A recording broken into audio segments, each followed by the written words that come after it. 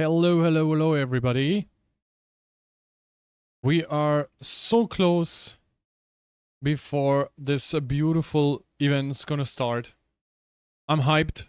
Honestly, I'm very, very hyped. It's gonna be my first casting of any kind of the sort, so I'm pretty hyped, and I would love to see what's gonna happen and who's gonna take the first day of our Tactician'S crown into their hands.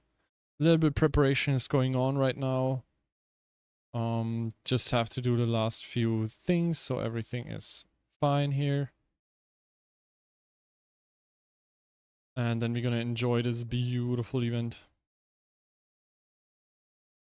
That's the stream. Maybe we can make there's a little bit of music here. I'm not gonna make it too loud because I don't wanna have it like crazy blasting into our ears. Microphone is hopefully fine. Background audio is hopefully also fine. Maybe we can make ourselves a little bit louder. A little bit louder. Yeah. Maybe actually 0, so it's actually fine. But music is loud. I don't like loud background music, so maybe make it a little bit less. So our contestants are already here presented and everything, but we're gonna go through the stats for a short moment before the event starts. We have the point system. Who gets first gets 8 points, who gets 8 get 1 point. Everything in between the points will just be exchanged.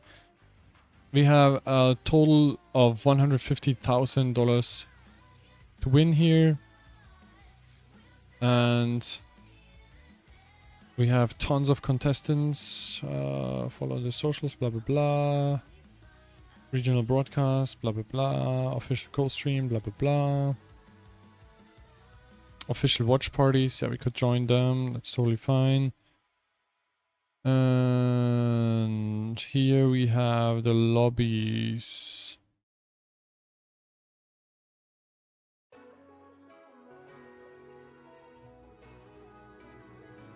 So half an hour, then it will start. That's good. So we have in total 4 lobbies. These are offline. Yeah, we're gonna do it like this. Okay, this. Oh, in lobby D, gotta put here. We're gonna go through all of them.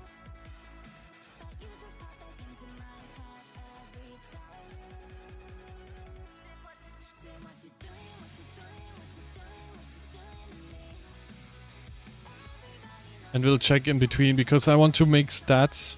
I want to see which comps are being played. And want to later, like, I want to hold these things. Obviously, makes sense. And categorize them. So we're gonna make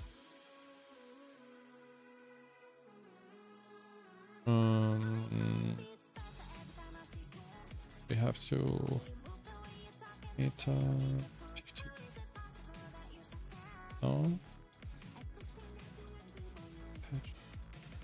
My god, I don't know the name of the document anymore. Anyways, Google Sheets. Ah, here. Ah. Google Sheets.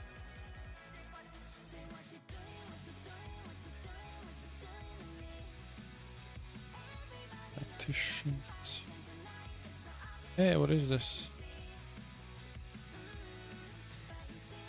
And then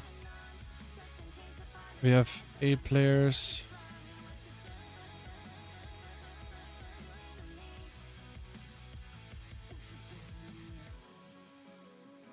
We have 4 lobbies with 8 players, which means 32 in total.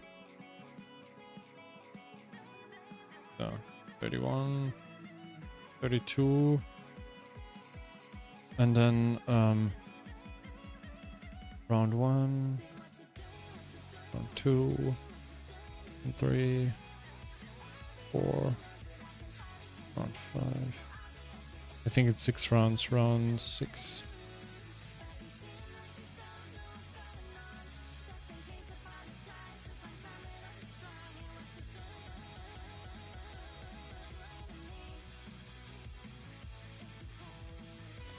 Hey, dude. You just hit Camille 3. What are you doing, man? How are you? I hope you're fine. So nice that you're here. Nice. We're gonna stream beautiful event soon. I'm gonna make commentary and analytics, like gonna make here, analyze which comps are being played and everything. I think that's gonna be great. Especially very valuable later for videos and analytics to see what the world champs are playing. Oh, we have to call this day one. Day one. Congrats to Camille 3, by the way. Guess who passed his driving exam? You did it! You actually did it! Oh, if you did, I think you did. Oh my god. I hope you did it. Yes. Oh, yes. Celebration. Oh my god. Congratulations, dude. Oh, that's so great. That's so great. How was your driving, the tester or the dude who did the exam or the lady, I don't know, whoever it was. How were they fascinated with your driving style? Oh, I'm so excited. Oh, you make party. Nice. Very good. There's a mosquito, man. Bye. Yeah, bro. Yeah, my god. That's amazing. I remember how hyped I was when I got it. I went home like, Mom, Dad, I got it. I got it. I did it. I'm so happy. Oh my god. Yeah, he was nice. Oh, you're a lucky one. That's great. That's great. I'm happy for you. Nice. Okay, the event started. Is everything fine here? I think this is... You can use like this. Okay, lads and gents. The crown is starting. He was like Mr. Luke. You're a really good driver. You pass. Oh, nice. Oh, that's an amazing feedback. Mr. Luke. I love it. So your name is actually Luke, not Lucky, because your name actually reads also like Lucky. If I take it into English, hello everybody, and with replacing the first K with the C. And since you were my lucky charm, this is amazing. My name is Nekra, and I'm so happy for you, man. Congrats. Another set finale alongside these incredible friends of mine. We've got Beautiful. Mace, Clement, and Hupe-san joining us on the desk first. So, how you guys doing? Welcome back. Ready? I think we're fantastic. We're so eager to be back for such a great set. And honestly, it's crazy. I love the arena they built. So amazing. I've seen it in China already. When I watched the Chinese streams, so freaking amazing how they made everything, the decorations, everything beautiful. Of the competitive league here. Yeah, I love it. And Magic and Mayhem. So once again, and I love the set. Always, we have a surprise here. So now we have like a hologram, maybe the portal going... Do I need to make it a little bit louder? I totally love it. What do you think the portal is going to take us? Oh, yeah, I want some into the Sentinels. arcane. Yeah. Sentinel. Oh. Okay, Looking okay. forward. Yes, we're very excited to see what all of the competition is going to bring for us this weekend. And we're back better than ever, I would say, because we have even more competitors than we did last time. We went from 32 in Inkborn Fables Tactician's Crown to 40 now. yeah, I think this Yo, is so cool what? She because beat the TFT Eldritch community 10? Is ever growing. Whoa, always diversifying. okay. We're adding more and more regions. So strong, and now Camille the 3. What were the Tactician's Crown items? also reflects Oh my that. god. We have this increase of player, giving Against 11 10 spots Eldritch. for APAC and CN each, and 9 for EMEA and Americas. I would have bet for Eldritch, Big I change believe. here is we do have to concentrate those storylines, so we will be cutting players after game 6 and then every 2 games in game 2, in day 2. Yeah, and of course, day 3 will be once again checkmate. So 20-point checkmate. Whoever arrives to that spot, 1 win, and he takes it all. Oh, it's so exciting when we see these checkmate scenarios because as we've seen for the past couple of sets, His they shirt is gotta very be interesting somehow. 4 games as we take a look at how Title ended up winning his Tactician's Okay, Crown. yeah, or yeah, they can Quicksilver go a is little very bit important longer there, I if there believe. are multiple players Or that CC put people in check. of, I'm thinking back to when we had the Wally big Bear Vegas Open where we had entrance so and many then, players okay, that but- hit that checkpoint and it was just going to take 1 to take the lobby. Nice. Truly one of the Very best nice. checkmates I think we ever had at that Vegas Open. It was What are these so people good. We had blabbering? like 7 Don't games. blabber. I don't remember. I hope we get a We're gonna lot keep this here weekend. working on our remember list. So we have almost, it was 6 ended, rounds, but I Kevin believe. Parker took it to the win, and then we had the additional game that was so great to watch. It was so much fun, and so maybe we get a chance to see a little reminiscence of that as we look forward to the final day of competition. But we have a lot to get We to have before 5 that. lobbies. And even before we got here this weekend, we had another new addition to our format no, we have for 9 the rounds. Tactician'S Crown, where we had players draft No. their opponents. No, in we their have 6 lobbies for rounds. the Yeah, first 6 2 rounds, day games. 1. That's right. We have It's gonna be 5 a lobbies competing huge today, event. and the players that got a chance Yeah, to it's so start the blabbering, draft right? were Oh my our god, so 4 annoying. regional final winners, as well as Dish Soap as Babbity the babbity reigning babbity boo. Tactician's Crown. Okay, And then so we have to that check was here the very lobbies because interesting things that you happened see, when we take a look these at are the what Asian was winners. cherry-picked Iron things Bog, that had man, been I can tell your story. I wanted to make a video about him. Mind-boggling how he came from nowhere and suddenly dominated last patch. So crazy how he grew and exploded. And title here is, he was very long rank 1 in the world, so actually here the favorites, I would say. Milk, I think he's from NA. What do we have? Dish Soap. Darkest is Europe.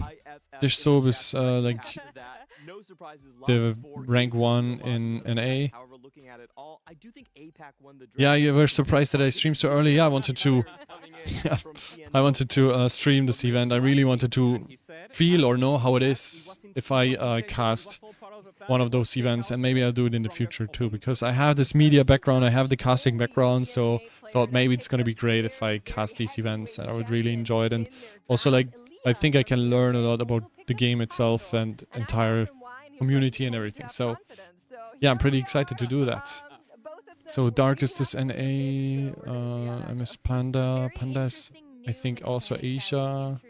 Legis are Asia. Jan Black Sheep, Gear is Volterix. Volterix is EMEA, like Europe. Robin Songs, NA. Sneaky Abuser is Europe.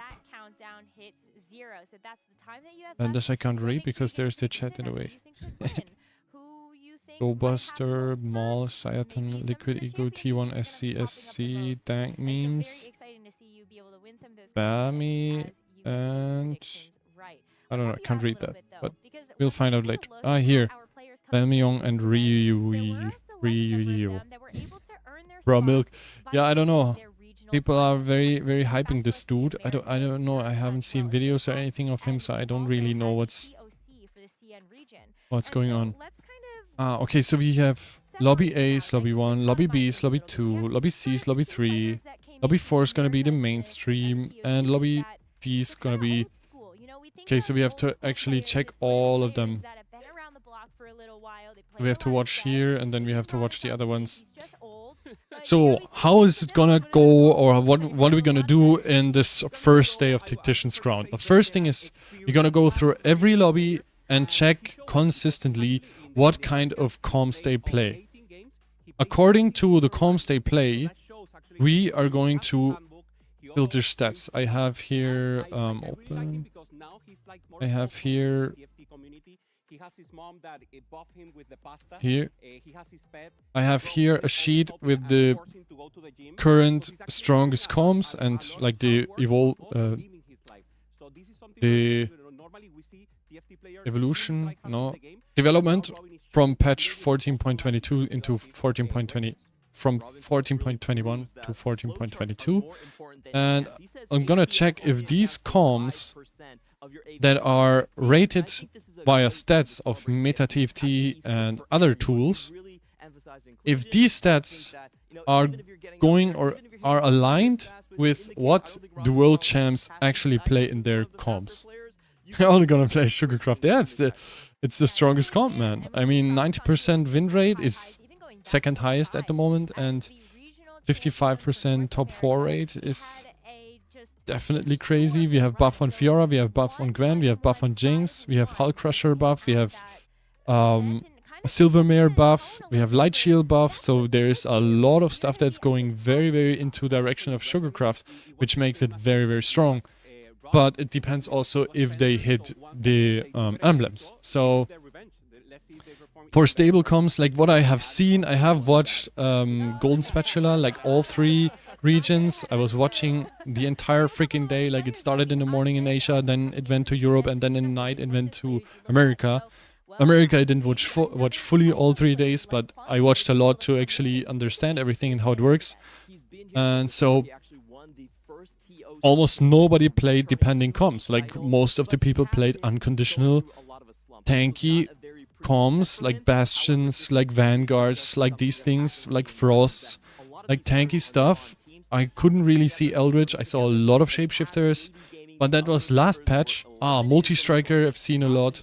So these comms were actually played a lot, and really, really less or almost not, never I've seen conditional comms. So it's going to be very interesting to see in the Golden Spet and the Tactician's Crown now if people actually play the comms that are very, very high rated in our stat tools, or are they going to pull something completely different and going to surprise us with that? And that's going to be very interesting, and that's why I'm going to have this sheet here to actually see which comms are picked in every round. And then we have, in the end, we have a nice overview what comms are played, what are these comms.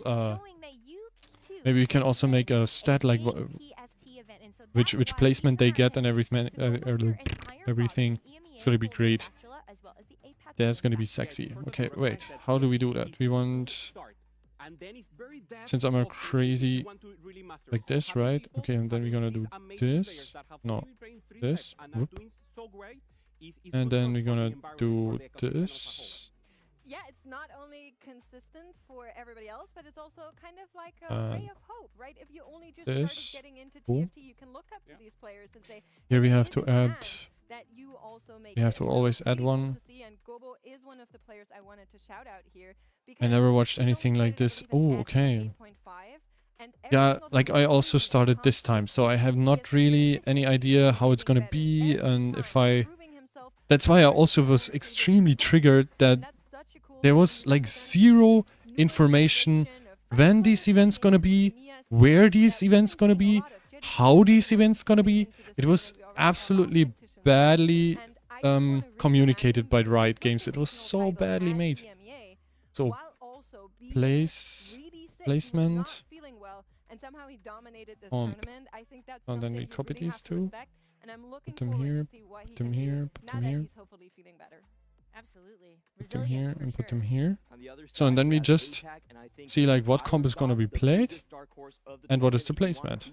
And that's what's gonna be.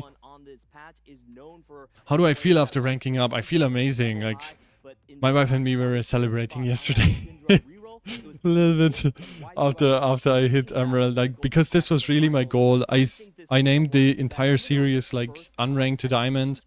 And it was my first time ranking in TFT, so I was very, very hyped to when we reached Emerald. That was crazy, and it's like only one tier away from Diamond, and I'm very, very confident that next season, like with the new set, I can hit Masters. So yeah, exactly. I've Diamond ranked. That was the goal. Oh yeah, I think for now, like I'll thank you for the tip. Actually, amazing. I think I'm gonna change these things anyways. Then maybe I can do that. TFT ranked. SG is also not correct then at the moment. Support main we also don't need. TFT English Diamond ranked, and then we need to Tactician'S Crown. Whoops, Crown. Oops, Crown. That's also kind of a really difficult comp Bro. to be able to play because it's a lot of 3 costs. It's very expensive to be able Tactician'S to Cup. put the full field together. And so, I'm excited to see how that's going to go.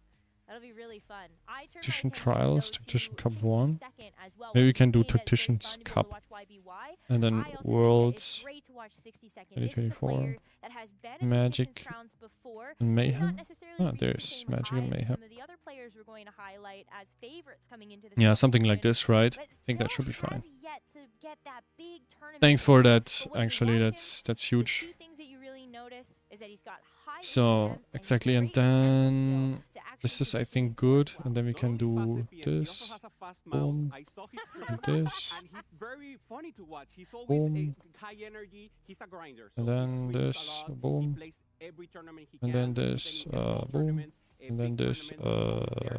And what's boom. interesting is that now he came here by the JOC, And then here we're which is gonna the do it like mobile this, version. because So this we is day have 2 done then, before so we're gonna do by the tomorrow. JOC, the regular TFT Then we need to make tournament, and another now one. being here No, on wait. the other patch shows Here, the resilience, right? roll He's above, taking any whoop. opportunity Clement that he has to actually achieve So, and then the call opportunity to get a crown. this Absolutely. I think day we're talking 1. about players that could potentially Day just 1. take the crown home. And Oops. overall, Ziyue is the most favorite player And to then place like, highly in the make CM this a little region. bit bigger. 60 seconds, he's coming in as the old guard, and because we've Maybe seen his 30. detail-oriented Boom. starter Oh, beautiful. playstyle, That's we still amazing, have him right? as a favorite to come out on top.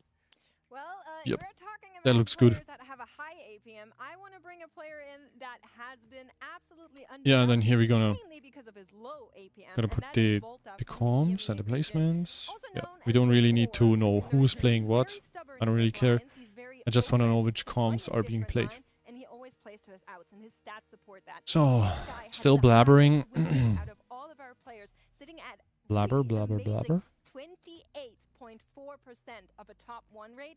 We've never seen something like this at the Tactician's Crown. Are they before. live now? Ah, Volta they're is live now. incredibly fun Okay. To talk to and watch, so I'm really looking forward to see what he can do at his Yeah, first but time. I think I think she's paid. Especially in a It's like me. if you're able to make that It's like final me. I call, also have to Miller's blabber. gonna be the smart pick. Yeah, Miller's it's gonna be the final player I really still wanna bring 15 up here, minutes, even so quickly, because I think when you take a look at some of we the have to more wait a little bit well-known longer. We have to. players from the Americas, I mean, we can do anything or everything else. Meanwhile, we can actually do this. Like we can check here the comms again. We can go to Meta TFT. What is if there's any changes now? Because this I made yesterday.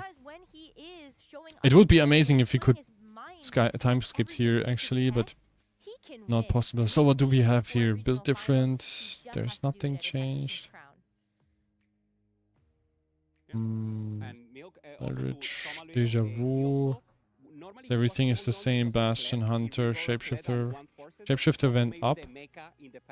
But now I really feel that he has a lot of lines. So he's re-rolling so much. Here, and he knows Shapeshifter. exactly Here, the path. So he's Shapeshifter like a Fast little 9 better, Emblem. but also a perfect 18. So having those two together with the genius mind, that I really think 19% win rate. Placement 4.5. Okay, went up by 0. So these are just 8 players that we think have a Okay. great shot to be able to win the I know we have Tactician's already. Crown. We have a couple I made more this that we already. want to be able See, to highlight for you. 4.3. But before we do that, we do have a special guest Okay, so there's joining us not on any the big broadcast. changes. We've got Dobbs, 51% our win rate. representative Yeah. from Brazil. Half my Thank you. codes don't So, work in Dobbs, real can you hear life. me okay? How are you? Yeah, true story, man. But I think we can just The Zephyr, yeah. what is happening now? Now they interview I somebody? guess I 8 seconds Zephyred him. done. Yeah, Dobbs, 8 you seconds might be done. muted for me. Okay. Oh, We have there Zeus. you Okay. are.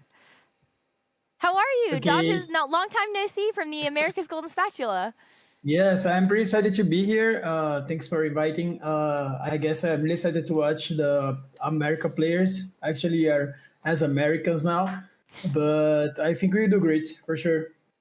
There are 2 players from Brazil I was hoping you could give us some insight on. We have Solvino and Ego Illusion. Still like that are babbity in babbity this field babbity of boom. competition. What can you tell us about them? How as much players useless and stuff can you people? tell us? Actually, which Yeah, is not really I interesting. mean, from Bio, Like, how can we actually stall some more time? the Americas with him. I like the play style. Okay, we don't really need to listen to that. So yeah, here it would be great if more people would watch. So actually we could have a nice discussion, could make some nice theories about the upcoming event and everything. But I think it's gonna change when we have more people in the stream. I think actually we're gonna see a lot of Sugarcraft and a lot of Chrono.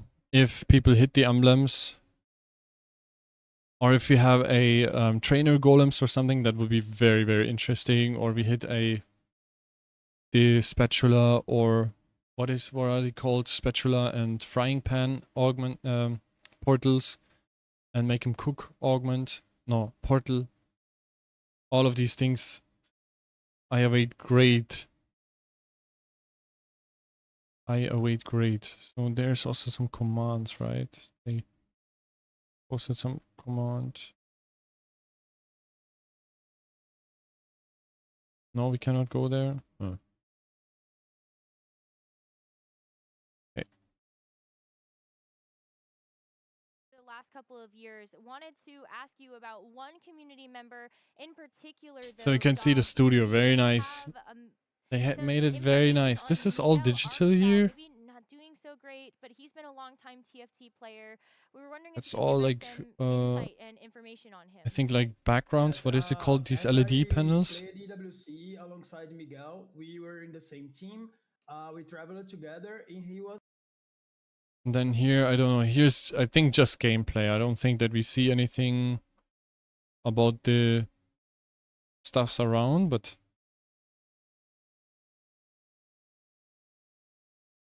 Yeah, TWM. TWM is Asia. These are Asian looks event, I don't know. TWM is Asia stream. What is this? Magic and Mayhem Tactician's Crown Flux event. Might be Japanese or something. Okay, nice. Nice.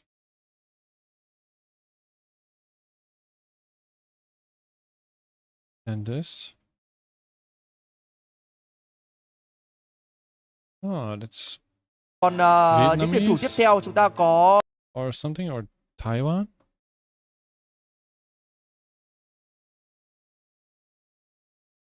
And OTP lol.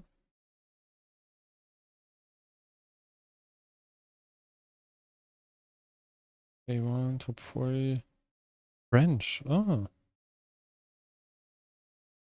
Okay.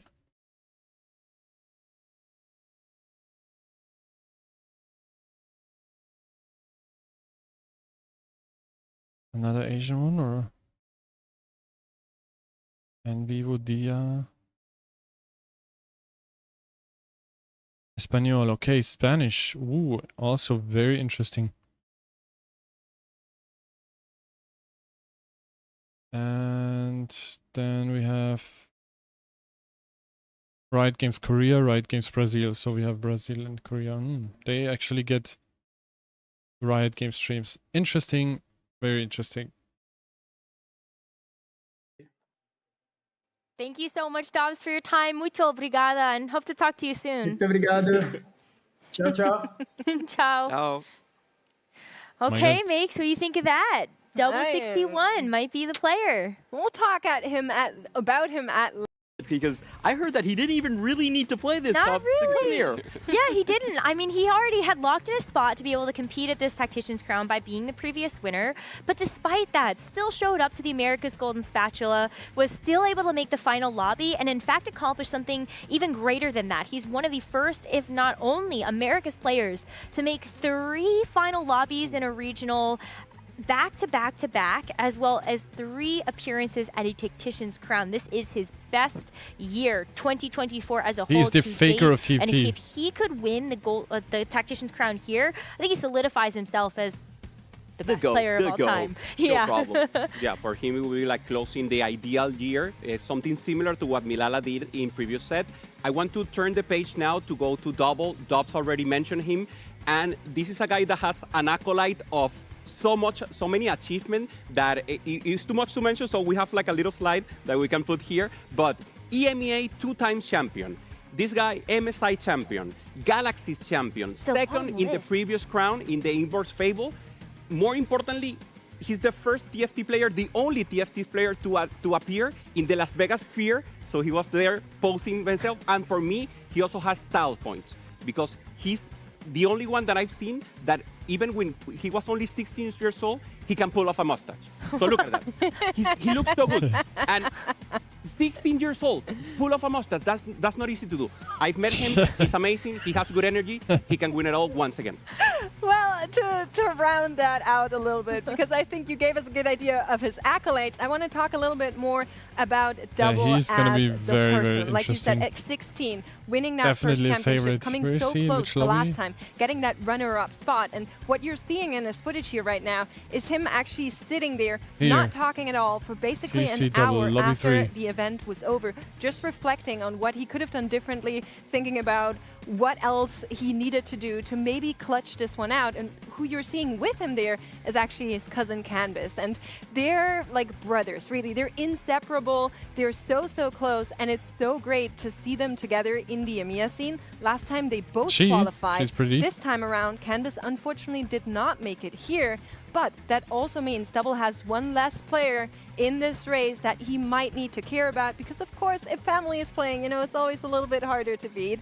This time around, we're getting Double 61 unleashed, and I'm so ready for it. Could be a little bittersweet at times, but maybe a player that is kind of consistently above the rest, especially when it comes down to his home region, is Tidal. I mean, Tidal came in, had that historical performance of being able to win a Tactician's crown in 4 games, but it goes beyond that, because he was already showing himself as the GOAT of Japan. He's been able to win a ton of Japan finals, and even when all of the regions merged into being a singular APAC region, he's still found himself in the final lobbies of these APAC Golden Spatula. Double 61. Title this Tactician's crown is really about flipping the switch, because the way he played in our cup Remix Rumble is Ryu. He played all the very niche Voluntary Forge with Jungler, Flancy, Tidal, Lilo. Ah no, here winners. Oh, Dish Soap. Ah yeah, Dish Soap won last year. Yeah, exactly. Milana, Tidal. Tidal is this Japanese dude, which is very interesting. I would actually love to see more from this dude. Rare play. And thus far, he's been doing great at it. Zhongji, Liluo. These are Chinese players, right? Yo, what is this? LJ Walking. Okay, 8 LJ Walking and double 61. Ah, he won. He won Galaxy's championship. The first one he won. Okay, interesting. He started this entire CN dynasty coming in from set 5 onwards, and he has. So there are some players actually doing some really great job, and almost everybody is competing since the beginning. Went online. He kind of fell on the wayside, and there was a very touching moment in the last. Both Voltaire's French players, both French players, very interesting. In League of Legends, they suck, but it seems like here they're pretty decent. Being outdated. He was always a great innovator, great at the start of the set. Okay. Wasn't able to take it late. This time around, though, I think something is changing. He did find a great moment, shutting down Tucci in the final tournament to finally make it back here. But, you know, it'd be very easy to tell you that this is going to be a second coming of the CN reign. However, I think a realistic, fair approach to Hwanmi is 2,560 USD. Back into a top half finish. I am more than happy for that as a Hwanmi fan myself. Yeah, I really have fun for that second comment you just made. So the winner actually makes 470,000 bucks out of this. So it's amazing, and once again, this is a possibility for CN to recover that spot that they had, and also he's still, when you country said, representation. He's lower down in expectations, players are still watching his stream, are still trying to learn from him, and the different lines he can achieve are always amazing. So I think he will have. Where's Japan?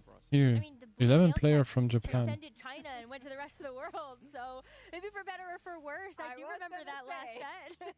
Where's Ironbog?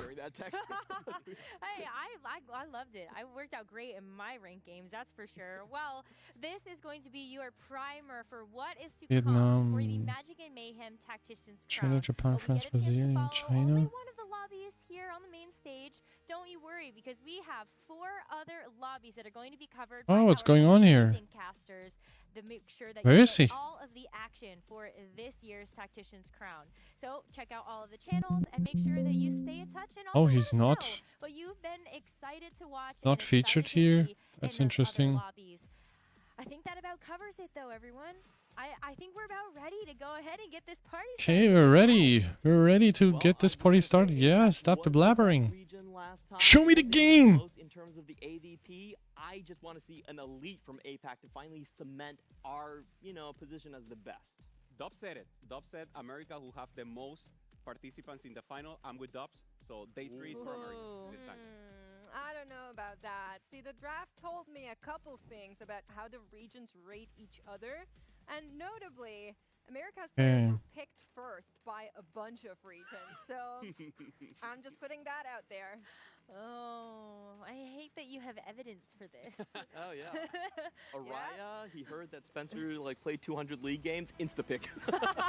There we This is the go. mental damage before you get into the TFT, where your mental's got to be as strong as possible. Let's show you the first game, though, that we're going to be covering on the main broadcast. This is the arena in China, I believe. Maybe mental damage in action. So here. crazy, they Rakan made this and huge Barnier gonna arena both be in this lobby too, very with heavy all the hitters, decorations, everything is alongside going some players crazy. It that was we expect so to do amazing very to well see. at this Tactician'S Okay, Yeah, once again, love to see the camera of the players, the expression. we're gonna make them a little bit less noisy. Or something amazing. Here we're not gonna play any sound at all. These are not even online yet. For giving us this chance. They are online. Going for 3 champions and They're streaming. Oh, I love this portal. You know, it's very easygoing, and a lot of times there's no big differences here. But you can actually get pairs at the start of this. And talking about the 1 cost that can give you a lead, it's really going to be Blitzcrank and those 2 1-cost mages that we have to look for. They're still blabbering. Ash, though, I feel like Ash has some They're also blabbering. If you wanted to More use the blabbering. trigger reroll, then you already have 2 Ashes. Here's actually something going on. We didn't see as much out of Okay, so they started already. How are you feeling about the lack of multi-striker reroll that So you're gonna mute them here. They're all. True as well. Also for Americas, you see You want to mute all of them? one of our Brazilian players. Of course,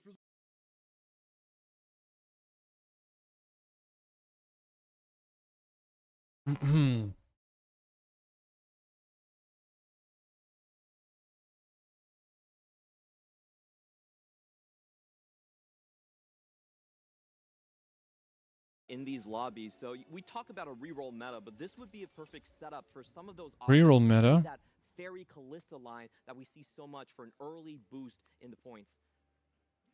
Okay, that could be magician, mages here, but also shapeshifter. Here we also have shapeshifter build up, bastion.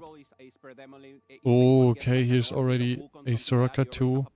So for example, here you already have the Soraka 2, so obviously you want to play reroll mages here. Yeah, people are going to be holding a lot of champions. You want to play reroll mages? Why, That first why would you is gonna come. play reroll the mages? Okay, he's definitely gonna play reroll mages. He sold his Veigar. That's a lot of gold. Okay, he's not interested. Too expensive for now. He's not interested. So we're gonna get Spider that Queen first got bug offense fixed. start. That means a Oh, lot of there's Deja offense Vu. that could potentially swing the tide of Very battle, give you sadly not that potential great boost. anymore. Also, of course, the emblems are a big thing here to look for. Ooh, we do have Learning to Spell in the bottom in a mage start for Kolo. That's huge. One of the best gold combat augments. I'm seeing a wandering trainer being picked up by Og, and I am immediately curious what's on that. We'll take a I closer got so look many, so many of seconds when shimmer Bastion augments here. gets Here. Bastion. Okay, he took all the shimmers. Oh. Actually, what is that? Double Rumble here already For on the Og, field. he's one of our players that's the first time at Double Tactician'S, Wukong and Jinx already. right here. Holy. He's from the east. Right, that's his name. There we go. Oh, it's So not Vanguard. Bastion. It's Oh. We have Vanguard and Chrono being. How do you feel about that? I really like it. You have Vanguard, you have Chrono. Chrono you have Vanguard. the Shoujin That's Killer actually play. amazing because Vanguard will stall him Play Blaster, you can until play he can Wings hit the Bar, 4 you Chrono. have, Very interesting here. that Very good. Rakan, Vanguard frontline, and then you have That's a very strong team for early game. He didn't even pick yet. Tempo wandering trainer, but it's not one with high cap. You really want to look for Fairy or maybe Portal that gives you those chances to instantly win out the lobby. See what the other comes. Okay, here's augment selection. Been started. Golden finale. Okay, so we know what's gonna be played here. Maybe you can add here augment. Not augment, I mean portal. Man, I'm always We saw him with the saying the mage wrong start thing, in so Learning to Spell, but he maybe actually one has no below. physical item, so he has to go into a different Then path. He probably has scouted, and portal. usually we see this Oops. in the Ezreal line, which is the most common one for the use of Gold Collector. You can execute the back line and instantly get all We don't know. We don't know the. Has Stars Are Born, so Doesn't you're really looking matter, at actually. automatically upgrading the first for 1 or 2 costs that you get. Okay, stars. For the casting. That'd be huge. it is huge once he finds it, but right now he's not playing to the strength of that augment, right? I think this is gonna be a multi-striker comp here. It looks pretty much like multi-striker. If he finds a Kassadin or an Akali got buffed, Kassadin got buffed. That's gonna be very interesting for him here. Okay, couldn't find any other multi-striker besides Ashe. No, I mean, he has a lot of gold. There's a possibility to... There's no possibility now to do the lose streak because he won. But yeah. Chrono Vanguard for Vanguard. Double Chrono. Nice. Triple Frost. Oh, yeah. Econ augment if you don't tempo out with the Rising Star. So definitely see the same situation there. Double Bastion Witchcraft, which is... Oh, also he took... This is one of the most commonly played reroll compositions across the region. It's going to be Bastion R restart. But the story is the same. But I don't know, like Bastion is just not that strong without 8 Bastion. So you would have to hit 8 Bastion to actually do a pretty decent job here. You are playing on those reroll lines. Usually you want this early tempo from the stars are born. I mean late game, later on. I mean early game, Bastion is sick with 6 Bastion, for example. But in the early game it loses power if you don't hit 8 Bastion. Tiers are going to be very important here. We already see 2 lines that need the tiers, so we're going to take a look. Everyone, Killa actually Bastion Witchcraft. even with the gold collector. Oh. This is lobby 1. Lobby 1. Great way to secure the lose streak. We have Prismatic Augment start. Looking at like Sobio, who currently has 1 2 cost, Very. everything else 1 cost 1 star. Frost Blaster Vanguard. So sometimes this open forward makes sense, and I suspect we're going to see a bunch of it. I do have bad news for Augfens, though, because if I'm seeing correctly, Juanmi actually picked up Shields Erupt. They are still in minion rounds, and here's high horsepower, okay. It could be, yeah. He has the Eldritch. There's a chance where he goes for the Syndra, because we have seen the Syndra reroll as a possibility. Maybe not in the first day, but... Ah, so we have APAC and China is their own. I didn't know that. That's very interesting to know. So it's 4 regions, actually. 4 regions. We have EMEA, APAC, and CN for China. Once you get that 15 stacks, you have okay, Vanguard. and that allows you to actually tempo into your Vanguard augment. And the biggest way that we actually see that Syndra be as powerful as it is once you Vanguard is going to be very contested in this. You need mana generation. You want to be able to make sure that you're casting enough, and that's in this setup. with the tempo in the lobby. And I'm really happy to report that actually all of our 8 players... Oh, if Frost cannot kill units, Frost is pretty bad. Frost need to kill units so they actually have the extra bonus, otherwise Frost is just with a little bit extra stats. That sucks for him, that his units couldn't really kill at least one there. Everyone has found their own distinct way to play. That might be pivot into Eldritch. Hunter, Jinx, most likely. Trying to get that Jinx as early as possible. Pair of Wukons, so Jinx is missing right now, and great possibilities for him to actually improve very early the board. I thought I saw Stinky Abuser with a pair of Wukong also. Yeah, Stinky Abuser does have the Jinx line. I will say A-Ray also like was a streamer I found before I knew about the events and everything, and I was watching him. It's really interesting. So I think he's banking on something like a vertical hunter, or maybe going into the arcane blast. He's also streaming and everything. Also like came out of nowhere, was rank 2 or 3 or something for some time. Sounds like a tree. Definitely is here, in my opinion, somebody who can pop off strongly. Still sounds like a I think if you have to explain it, I think it's not good. Oh, okay. I'm sorry. Arcane only my blasters, opinion. Arcane blasters. Okay, so Ari here. pretty good amount of copies on Zoe, but you're really looking at trying to get those 3-star 1-cost units so you can amp up this Ari's damage output. That's multi-striker. Ooh, okay, multi-striker with Freaky Friday. Hunter with Ezreal too. Could be pivot into Blaster if Hunter is contested. Bastion comp. I mean, they're right in the beginning, so there's not a lot of stuff going on yet. And they have also their first portal, so it's also not a lot of stuff going on. He's rolling now. He's gonna hit multiple Aries. Gonna hit the Zoes too. Oh, the entire board is 2-star. It's crazy. Roll about 50. I think so too, right? I like what Robin Songs is doing here. This is more standard line. Another Ari. Oh, he's so close to Ari3. Already 5 Aris here. 6 Zoes. 4 Poppies. He doesn't even have the space for all of his units. But there's a fully... fully itemized... He sold his Shen. That's crazy. He's gonna go for 1 cost reroll and then later go for Shen. Augments. Spin to win. Now he gets shimmers. Vanguard crest. Very interesting. High voltage for Bio can be a good possibility there.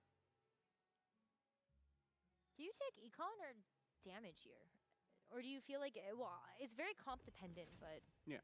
I definitely think combat is what most of them will be going for because we had such a good econ start. Sadly, we don't really know what they pick. It's very hard to see what they pick. Because we don't really see That's a huge hit. one of these augments popping up. Kula is actually going to be able to get the Seraphine, or Bio is going to get the Seraphine. Okay, that's a strong front line. Weak augment coming in from Kula. This is good on stage 2, but stage 3 you're really looking for something a little bit. Here's a Shen 2 already. So the Bastion player gonna have a very hard time. Vanguard also, like the ones who picked Vanguard augments, gonna have a very hard time to actually hit all of their augments in very good spots. Oh, we have 4 Sugarcraft emblem. That's good. Interesting. Double Jinx. At this point, knowing that you have the Seraphine 3 is really nice. You're a couple copies away from getting the Rumble. Okay, fairy pick. It's just all about Double fairy augment, fairy emblem. Gonna be interesting, yeah. Definitely viable to play. Triple mages. I mean, they're in the beginning, so we cannot really see what's going on here. Suddenly you're in a real problem. And one of these contention players is, of course, Spencer, who is on that Ari line. You're seeing how close we are. Fiora. Whoa. Picked up that spell slinger, so is going to get extra value out of that, but hasn't found the upgrades just yet. They could be coming quite similar. Oh my god, there's almost Ari3. 1 Ari, 1 Zoe away. He's still losing, and well, so he hasn't hit yet. Yeah, no, so yes, hitting is definitely an important. Cool, we can see here how much gold they'll get. And the rolls and... Ooh, okay. Very nice. The gold value of all their units. Oh my god, he even took Vanguard Crest. Because he cannot hit this many Vanguards. Makes sense to pick Vanguards then.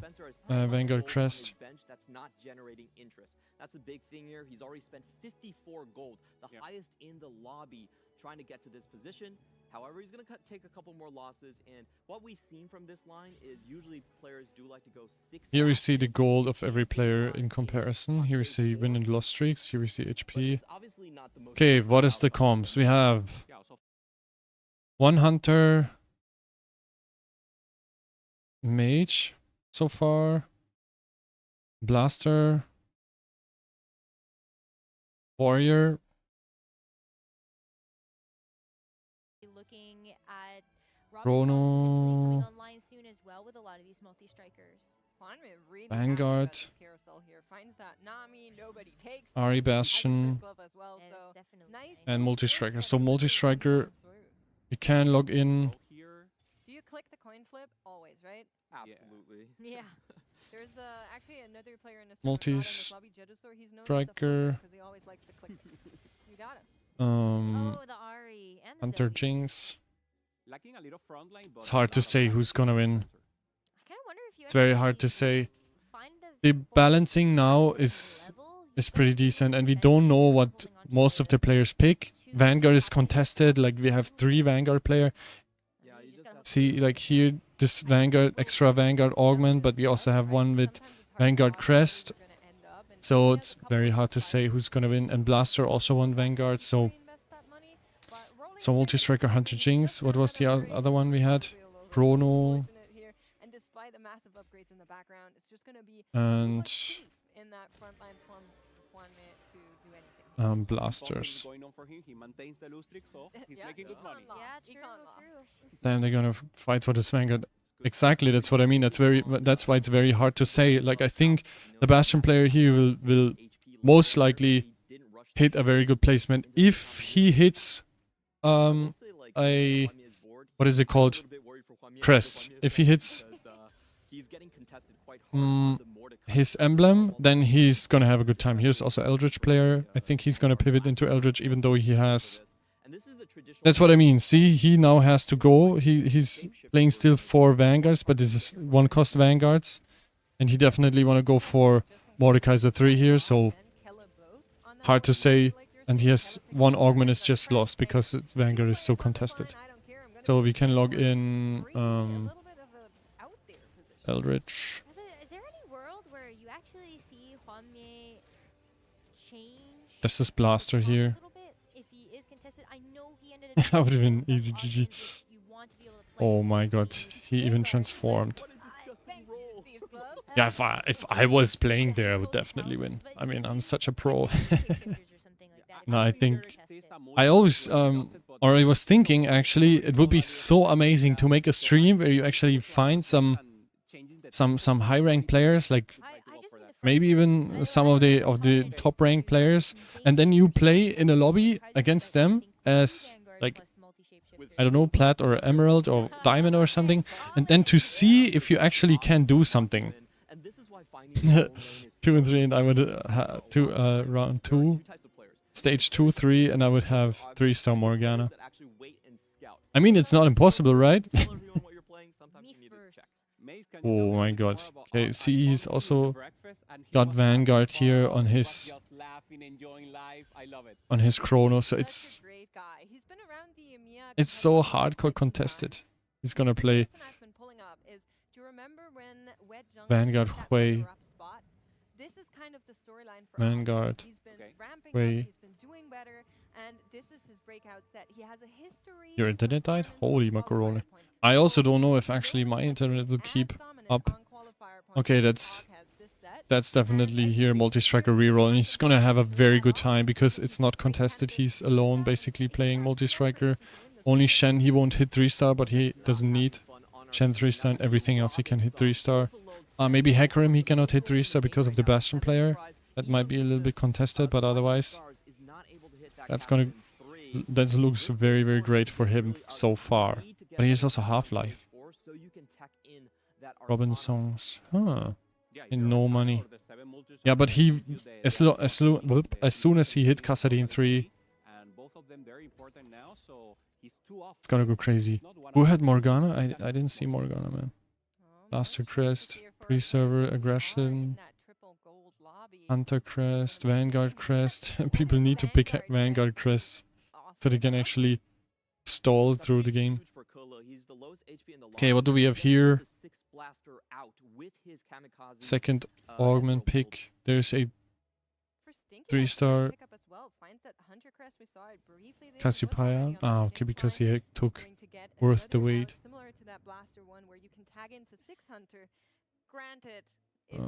That's Multi-Striker. Okay, 6, 7. Then we have Multi-Striker. Guy who fought with this Multi-Striker. He had a... Yeah, that's exactly what you want to do with the Ezreal, right? You want to access the backline, maybe dash it out. He already found Smolder. Yeah, I mean, he's level 8, so if people are level 7, 8, then they already can hit. Oh my god. He actually wins against this Smolder. Yo. It was close though. I wish I was that good. Yeah, me too, obviously, but someday we're gonna be there, man. very risky and exhilarating build to pull out. So that's Mage Vanguard. Well, something that's not very exhilarating is looking Man, at I need to what actually is fix being my tabs sold here. for copies of Mordekaiser. There's one in the shop that Mage thinks we've abandoned the Vanguard. idea to ever Reroll. make that happen due to the three-way contest. What is Now this? he's looking for Multi-stroker? other routes, maybe getting that Tom Kennedy Multi-strokers. and trying to make that your fortitude for this front line. And of course, that Syndra 3 would really be nice. Oh, right he now. found Karma too. Copies off. That's gotta hurt knowing that everybody else in the lobby is starting to hit. Yeah, it will be tough for him now. He's very healthy in If I ever get to Diamond just because this game likes me. Robin got the catch 3. Nah, I think Finally, after actually to learn about the game and to increase, it's not that I don't think this is impossible. Robin songs in the game. And the climbing, I would say, is also easier than in LoL, for example. Keepers, or you really want press the attack. Those are the ones he'd be Can he win he's against behind this? Tempo, still on level 6. Oh, And Nami even hit this right now, Ashe. it's He will very lose. important because he's playing for placements now. Everybody's watching. Cassidy being able to walk onto the back line is My god, Kassadin. I told you, Kassadin, if he's 3-star, it's gonna go crazy. It's so fucking powerful. They buffed Akali, they buffed Ashe, and they buffed Kassadin. All three multi-striker units, the low-cost ones, are crazy. Okay, so we have Bastion reroll. Need to be quick here. Maybe we can pause it for a second. We can actually write down. We have Mage Vanguard. Mage Vanguard. We have Hunter Jinx. We have Multi-Striker. We have Blaster. Yeah, Blaster. Ari. We have Eldritch. Chrono. Ari Bastion. No. Bastion Ari, that's it.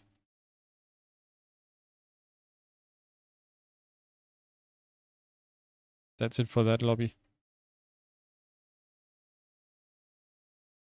The lobby is probably That's why I was winning with multi-strokers today. vertical trades. You got 6 Hunter, 6 Blaster on the other side. F and multi-strokers.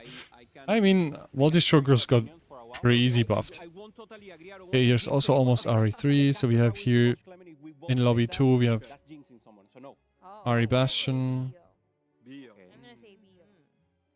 I think the Ari Vanguard Bastion. Mages is very, very strong. And I'm holding out hope. What is this? Incantor? Nah, shapeshifters? And now he's trying to look for a 3-star still lacking. Oh, Witchcraft. Witchcraft. Got a 3-star. He's popping off. He's actually going to the back. Huge charm. No, he misses. He had a charm with full 3 cost and doesn't find a single one. But there it is. He knew. Still He knew, comes he knew. online. Witchcraft. Well, he has to. It feels so bad to watch that roll down because Killer had to roll past a ton of. Oh, now we have the players. comps I here. know that We Ezreal have is more important in this comp, but you Blaster, can't Vanguard. Look at that and go. But what if I could have all of it? Well, you can't. You have 6 gold to work That's with. so sad. We have You can just see the sheer power of what were you calling it? Bastion Ari. We have Hunter. So good. He got like Hunter Jinx. almost to a third of HP. Yeah. And then boom, fully Alright. healed, and that's what you got. We have multi-strikers. Killer is winning the lobby. You're I right. love how We you have zero reaction from him too. Sugarcraft. That Ezreal just annihilates the entire backline. He's like, yep. Another day in the Sugarcraft. This is a bit of a CN special because this is actually one of the strongest comps in JOC. They play a different meta. Mage that Vanguard. comes from that But I think I circuit. wrote this down already. Oh, Attack Mage over Vanguard to reroll. the And crown. what is that? Checking in with Bio. So this board, I'm a little Vanguard. for just because of how many Incantor? Vanguard players we have. It's great that we found the Rumble 3 for Bio. So that Vanguard. solidifies that front line a Incantor. lot more. But you were Nice. saying you can roll for the Blitzcrank. Currently, we don't even have Blitzcrank 2. So Oh, you don't need it now. well, It- now it's it's past. too late, but it's just kind of speaking to how much we're lacking on that front line, right? Because there's so many other players in the Vanguards. I fear a bit that Bio might be falling off now that the So, other ones are coming online. He did get a Mordekaiser then from this- the dwarves, so maybe maybe that's something that you could actually slot in over something like the Blitzcrank. Maybe This hold a couple lobby. more copies for later, but that is a huge hit for 1 Stinky. second. So now your predictions looks a lot better. Yeah. Super Real, now Stinky here with the Wujinx. Well, just to remind everybody, Stinky was the player that didn't pre-submit a list for the draft and then wasn't there and then random rolled Juanye into this lobby and was very confident about it for some reason. Now we know why. And poor Robin Songs is at the bottom of the HP, even though he was trying to avoid that. He hit late. We saw the roll down and he didn't catch Okay, the enough. so we now have he Honeymancy has 10 points, reroll. so he has it Interesting. now. He doesn't have the Ash 3-star that normally is the one who Honeymancy reroll. to go fully for the 2 cost. So it's not looking good. That Wukong just We have unkillable. multi-strikers. Multi-strike is just crazy. Multi-strokers. That double gargoyle.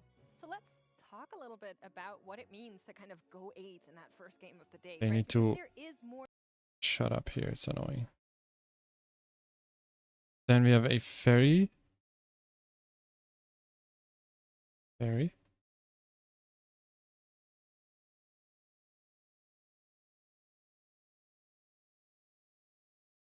Anda is also one of the highest ranked players.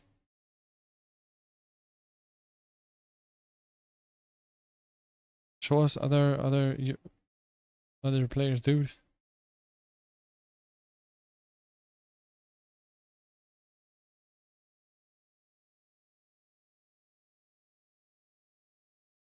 Hello. Okay, what is that?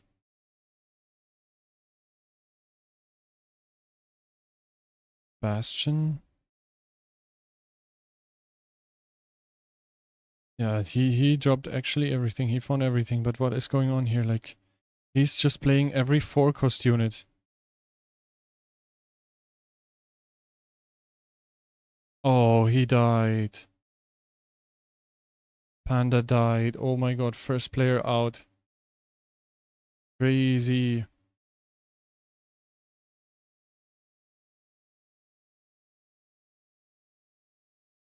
Here we have high horsepower versus Bastion with emblem. Okay, but we need to be careful, otherwise we're gonna lose the track here. 24, we can do this. Oops, no. Oop. High horsepower. Yeah, he died. He lost. He actually lost. So we have Blaster, Vanguards. My god, second player out. Blaster, Vanguard.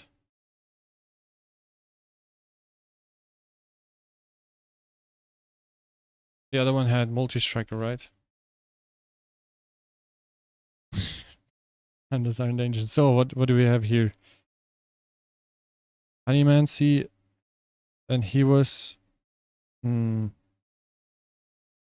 okay, Witchy Wallop. That's Bastion, Witchy Wallop. Then we have, he's just playing everything high end. Fairy, I think we already wrote down. Oh, Fairy. Multi-striker, Vanguard, Jinx Hunter.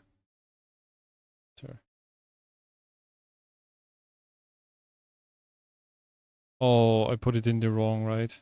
Yeah. So this is wrong here. One we don't know, one we couldn't really track.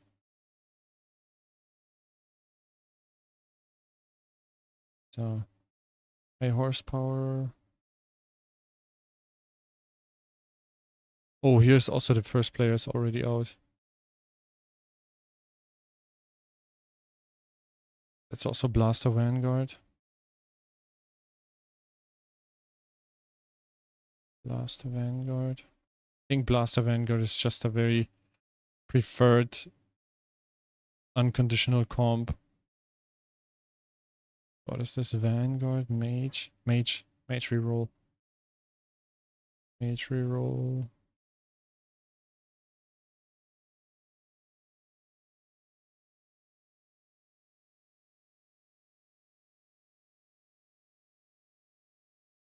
He's also first player already out.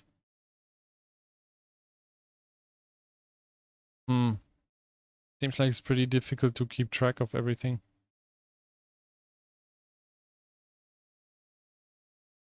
Would have been nice to actually know like what's going on with the different comps. To see like what is actually being played. I mean, often they also just play comps that... We have stopped everything here. So Portal, we have one Portal player here in Lobby 3. Lobby 3?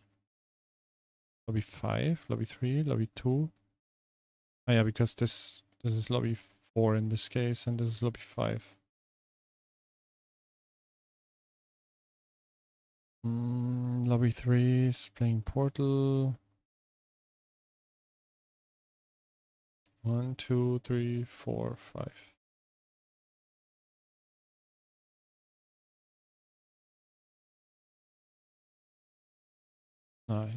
This Portal.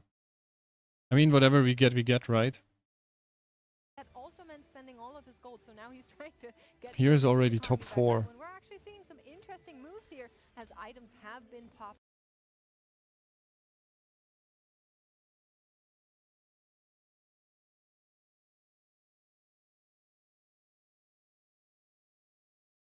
Six Sugarcraft. With double emblem.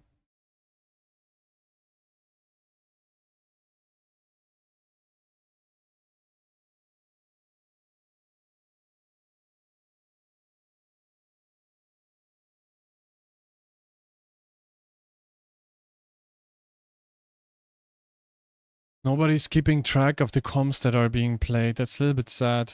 Would be amazing to know what's being played and what is actually dominating.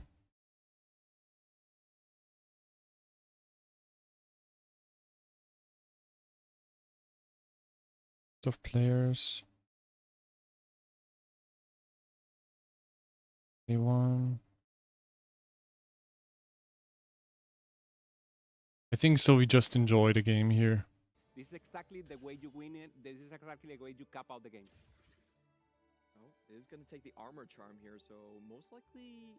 Oh, I wonder what... True damage. Oh, true Also, damage. this is a little bit, I don't know, annoying because we cannot see the trades and they're not switching through.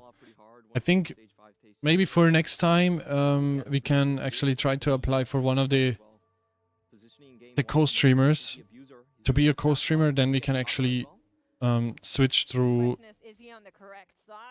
everything ourselves and we don't need anybody. Like, we don't have to wait for them to show us actually what's going on. Because this is a little bit annoying that we have to wait. Helping so much. And Wukong held out so much, taking out here Spencer. So great win here for Stinky Abuser. There's nothing going on. Yeah, Wu Jinx is one of the highest win rate reroll comps we have. Very difficult to come online, but I think a couple of big things that we There's a blabbering here.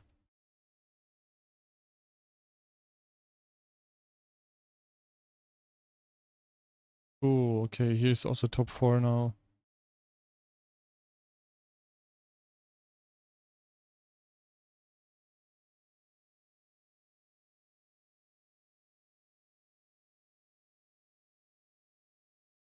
Everything 3-star.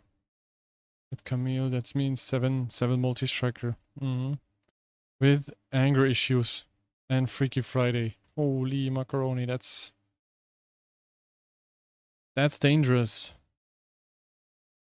He doesn't even have items on his Kalista.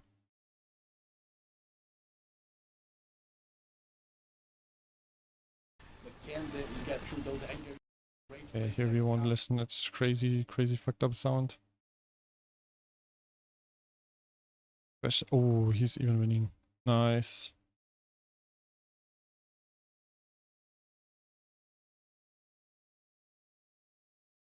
There we have the comms. Yeah, Sugarcraft, multi-striker, mage reroll.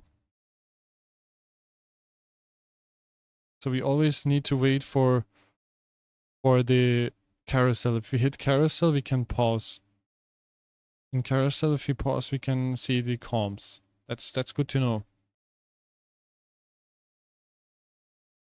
A little bit sad that they won't show the comms that are played by other people, like that they throw them out there and we don't know what's going on with them.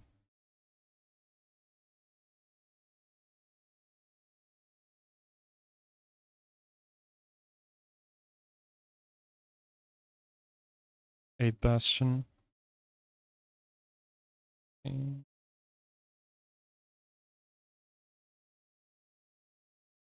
Oh, here, Hang Sing. Oh, oh, what? Holy macaroni, that was close.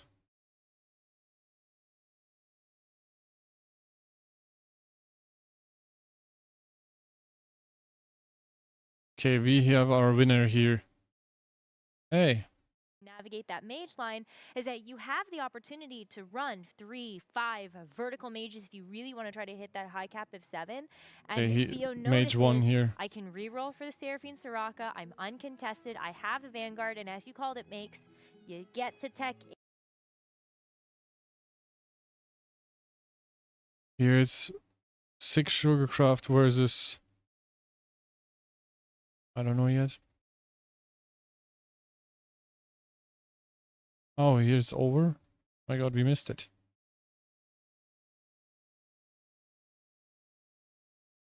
Multi-striker versus 6 Sugarcraft. Yeah, 6 Sugarcraft win. Easy. Easy game, easy life. Sugarcraft first, multi-striker second. Here we don't know. Missed it. Can listen maybe. Especially in this meta where you have so much CC, so much frontline that you're playing against. We talked about the shapeshifters as being like the primary choice of frontline right now, which is so strong right now. You don't even have to reroll them. It's very multi-striker versus bots, just being stable and being like providing a lot of frontline with fairly low costs. And you can carry the Casio with Rage Blades until you find the smaller. You can carry like the Hunter units, like the Nomzi, for example, as well. It's Karma, there's a lot but of it's not... opportunities to go fast 9 with the shapeshifters as your frontline option. But I don't think we had an angle for it in this game, so that's why we didn't see it. But I wouldn't be too surprised if we see it later on today. Yeah, I definitely think we will be getting it at some point. It's high horsepower still in the game. Today. And I agree it's with lobby both 5. Because usually the preferred way is to play for the Kassadin reroll and maybe the Bastion. I mean, not the Bastion. I don't know about you, but for some 5, reason, but somehow you missed one. Bastion. It's just, I don't know, my brain's just wired a bit weirdly. But I mean, if you're gonna get category 5, that is one of Ash's best orbits, like why not?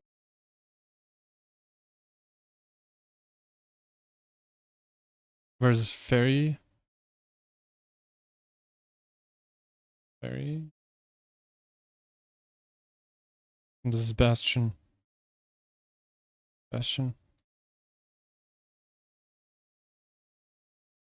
Where do we have it? Here. So he's out. Oh, he survived 1 HP. The Honeymancy player survived with 1 HP. I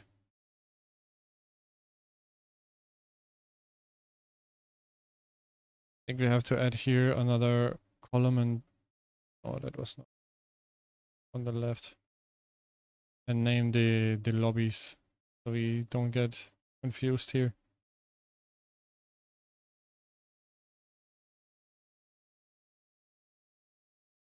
Multi-striker, Fairy, and Vanguard. Vanguard.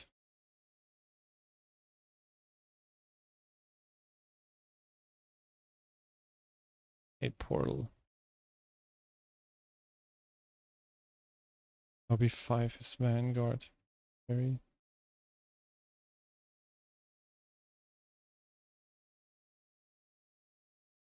Vanguard, Arcane. Arcana, actually, not Arcane.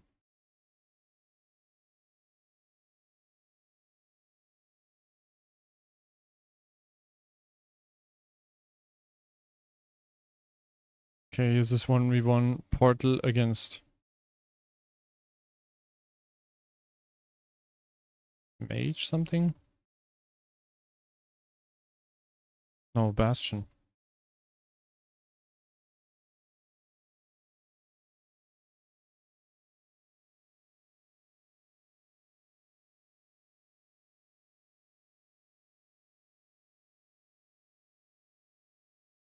Portal versus Bastion.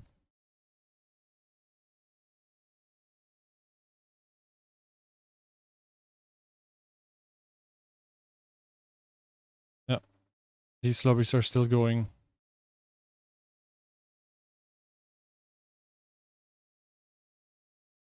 Oh, Rice doesn't deal any damage. Oh, okay, to backline he deals enough damage. Okay. 1 HP. And here we have Fairy versus Vanguards. Boom, and Vanguards win. And lobby 5. Oh.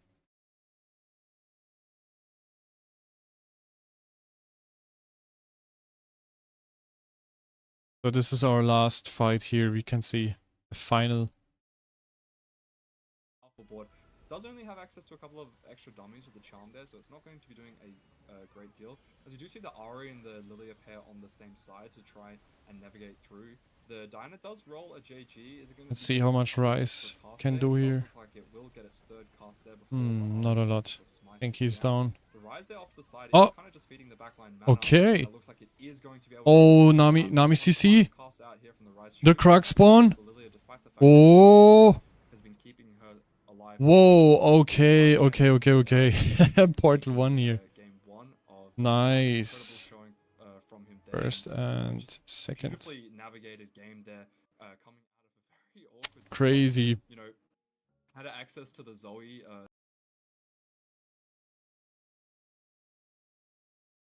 Crazy. Now we need to finish here. Give them names. Make together. Lobby 1. What is this? So can we make it like this? Make it like this. Yay. And then do this. And then do this. Aha. Hello. Lobby 2, lobby 3. Lobby 1, lobby 2, lobby 3, lobby 4, lobby 5.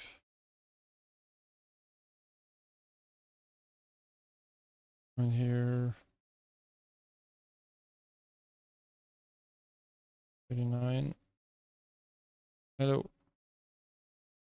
40. 41 now. You go away.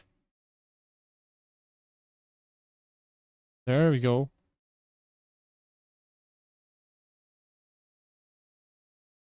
So we don't get anything mixed up here. Then we make this into an extra so we can switch faster.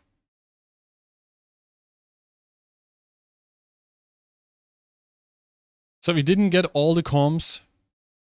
We didn't find all comms, but that's okay. Vanguard Hui Multi-Striker, Sugarcraft, Bastion. Okay, it's very... Vanguard has 2 wins here, but that's okay. We don't know a lot yet. I hope this actually pays off. That would be very great. To see from him to be able to make it far in this Tactician's crown. Yeah, and he's also one of our youngest players here, a mere 18 years old, which is insane to already play on such a high-skill global ground. And I'm really looking forward to see what else he and also Kubikson can do, both of our Polish players at 18 years old. It's amazing to see, once again, we already talked about this narrative of new players coming into TFT, or even not new, young players. So it's like a mix. It's like all new that we already saw, but also people that start playing, and if they are in the correct ecosystem, in the correct environment, you need to have a friend that knows TFT. You can really ramp up so fast and get the game into the maximum expression. So I want to see more of that. Well, chat, don't worry. We're going to be your friend that knows about TFT. So after this event, surely you'll all be pros. I need help. I would not promise that. I need help, but these players do not. See what's Let's going go on ahead here? and take a look at our next 8 players that are going to be taking the main stage here for game number 2. And this is also a very, very exciting lobby. Yeah, so this now is they go for lobby 1. And I So we have the mentioned same it in lobby pre-show now? in Lobby passing. A? We have yet so now they're another gonna cast the crazy exact draft same. pick Why would they in do here. that? Why would they If not you stay didn't with... hear it before, players were able to draft their own lobbies one Lobby. after another. Ilya got picked rather early on, surprisingly late for That's where I weird, think isn't it? people should have valued him based on his performance in globals or in regionals. Because they say lobby 4 and there's nobody So, that casting really lobby is a 4 now. Big, big pick. And look at those placements. We Why can is it actually so see their dumb? point totals right now from that first game. Yeah, great placement. Why don't they You have should be anybody proud, for Meg. streaming I'm on already lobby dancing. 4, So amazing. man? Milk also with a second place. Man, 7 it's points so for him. badly Very, very good. organized. And Iron Man. Holy macaroni, Dark why Horse would they do sure is that? not performing right now. No, that's the 8th. That's the total That's the number of 8th? points. Oh, Points. it's placements, right? Placements, right? Yeah, you went first. No? See? No. A, No, B, C, D. We don't even get E. I It don't was think our we need dark to see horse you that way. coming into this, but you know, we might have ran. We don't even into get my one usual one. school I did wanna no direct the attention marks to the here. 3 CM players here because they all qualified through the JOC, and I know at Classic the start of the E. day, a lot of people will be asking, "What is the JOC?" Damn, that's so sad. It's so badly organized, like so not well made. Why would they not give us then here at least E so we can actually Us APAC players, we know they don't play usual TFT. That's why we pick them all in the draft. like watch it ourselves? Well, looks like So the now we will draft miss may have out on a deceived you, full because that is going full to lobby, be, quite because a they point decide on to the do board the here same for lobby those as CN they. players. Title, Or maybe they switch now. Maybe they watch good chunk of those as lobby APAC, but I'm seeing like E 60 now, second, Duyu, Hong Kong, which I don't actually believe home is gonna run in happen. this lobby, huh? That's Yeah, lobby I C, want to lobby touch the D, point you just said, Clement, 60 seconds. lobby B. It started now lobby with A. JOC, normally with other, but the good thing about Doju, for example, he's a veteran of JOC. Yes. So this is a guy that has played JOC since the start, and having that expertise in only mobile and getting here once again, I think it's pretty cool. I just need to say it again, because Ilya is the only EMEA player in that lobby, and he took a first place. It's not just that EMEA is coming out on top, it's that it's the only player in this lobby that's from EMEA that's coming out on top, and he's my dark horse. I think a lot of people rated EMEA very highly, though, as a region coming into this tournament. Maybe little hopium from sets past, but also there's a lot of statistics behind that where people were saying coming in with high first place rates, coming in with high AVPs, and the EMEA competition has consistently ramped up over the last couple of sets. Closing where my you do look at the windows. stats and you go, those have weight. Those have a lot of weight. Well, if it hadn't been for Dish Soap winning it all, EMEA would have actually won the average placement between the two regions. So we're playing the if game now. There is some was higher history AVP. between EMEA and Oh, Americas. you're only comparing with Yeah, kids. yeah, okay. yeah. Well, yeah, well, the region that won the Tactician'S okay, crown last okay. time, I don't know, it's been a while for you. That's true, but we have Title in this lobby as well, and as the APAC representative, let me make my case. So Okay. Please I do. think what the APAC has been is we were the best AVP in the last Tactician's Crown and wasn't even close. We were even better than the CN region by over a 0.2. How many players delta. were like 4 in the finals? Asta, there was 2 KR players. Why is I don't everybody remember. talking- I I think think it was 4. I remember APAC. Like, yeah. So I think this is the thing about APAC. Generally, it is known as the strongest region, but the top end is a little bit sparse. That I typically do agree with as well. You know, Title is a very strong player, but he's not really he's kind of a format player. We don't really know until the last day how he's going to show up there. The APAC ranking that we have is, you're going to be pretty happy with this, but it's going to be APAC, EMEA, Americas, and CN. That is the general view from our side. I think generally regions should have themselves first, right? So it makes sense for me for APAC to say, yeah, of course we rate ourselves the highest. And then for Americas to say we rate ourselves the highest, and so on and so forth. And I think we every do region rate does ourselves that. the highest. Yes. Thank you very much. You're welcome.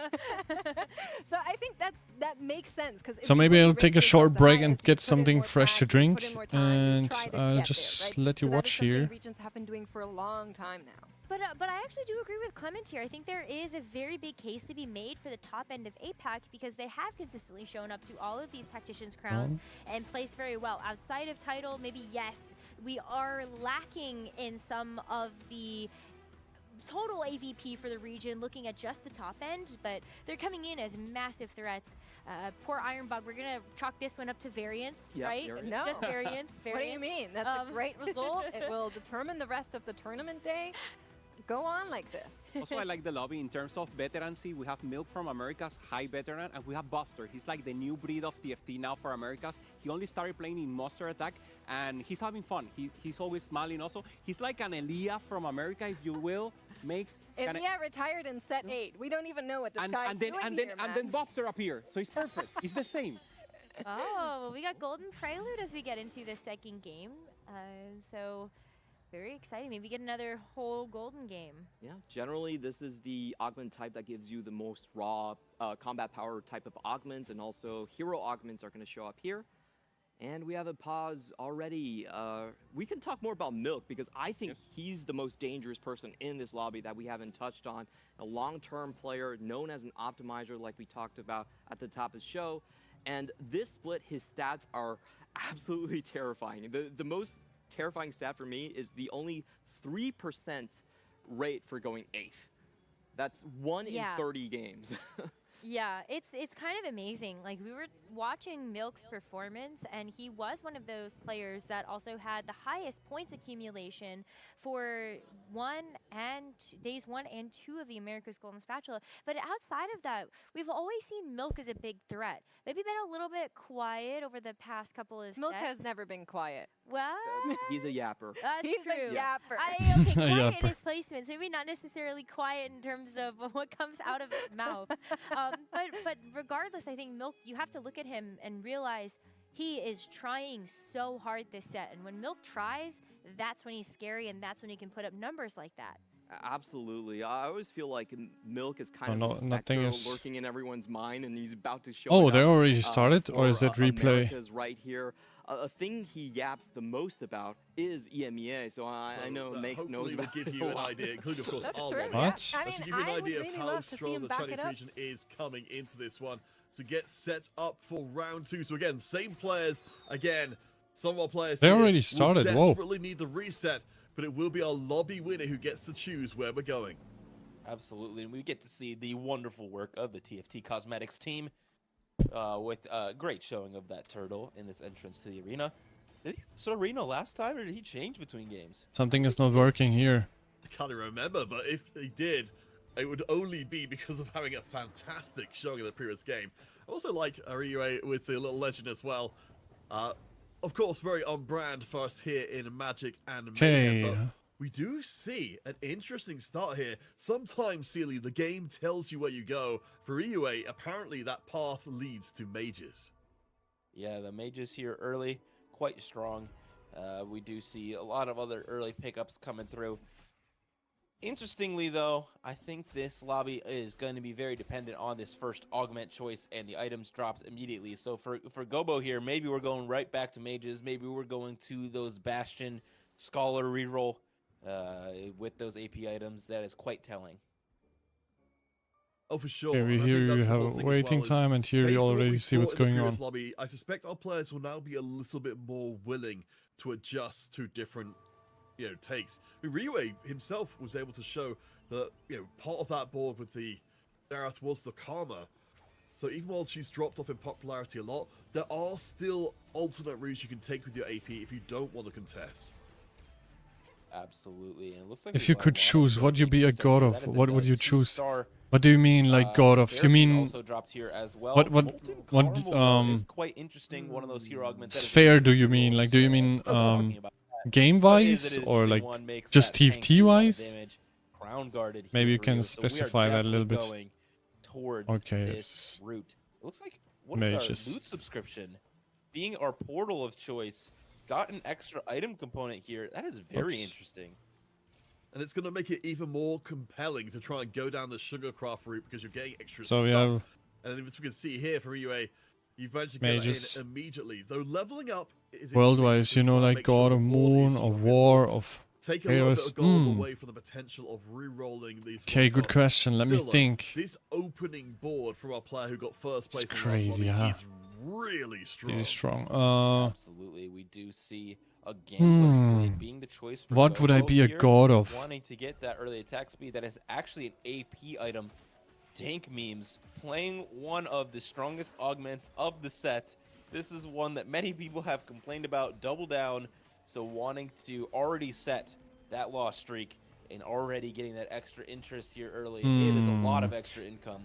But there's horsepower. I think I would go with like God of Peace. But oftentimes, I say that would be maybe the craziest, like to really have impact on. This really is two resources on other gods in that case. And the other one is your health bar. Like as long as your health bar doesn't hit mediate in between them. You are still make sure that fighting chance in the game.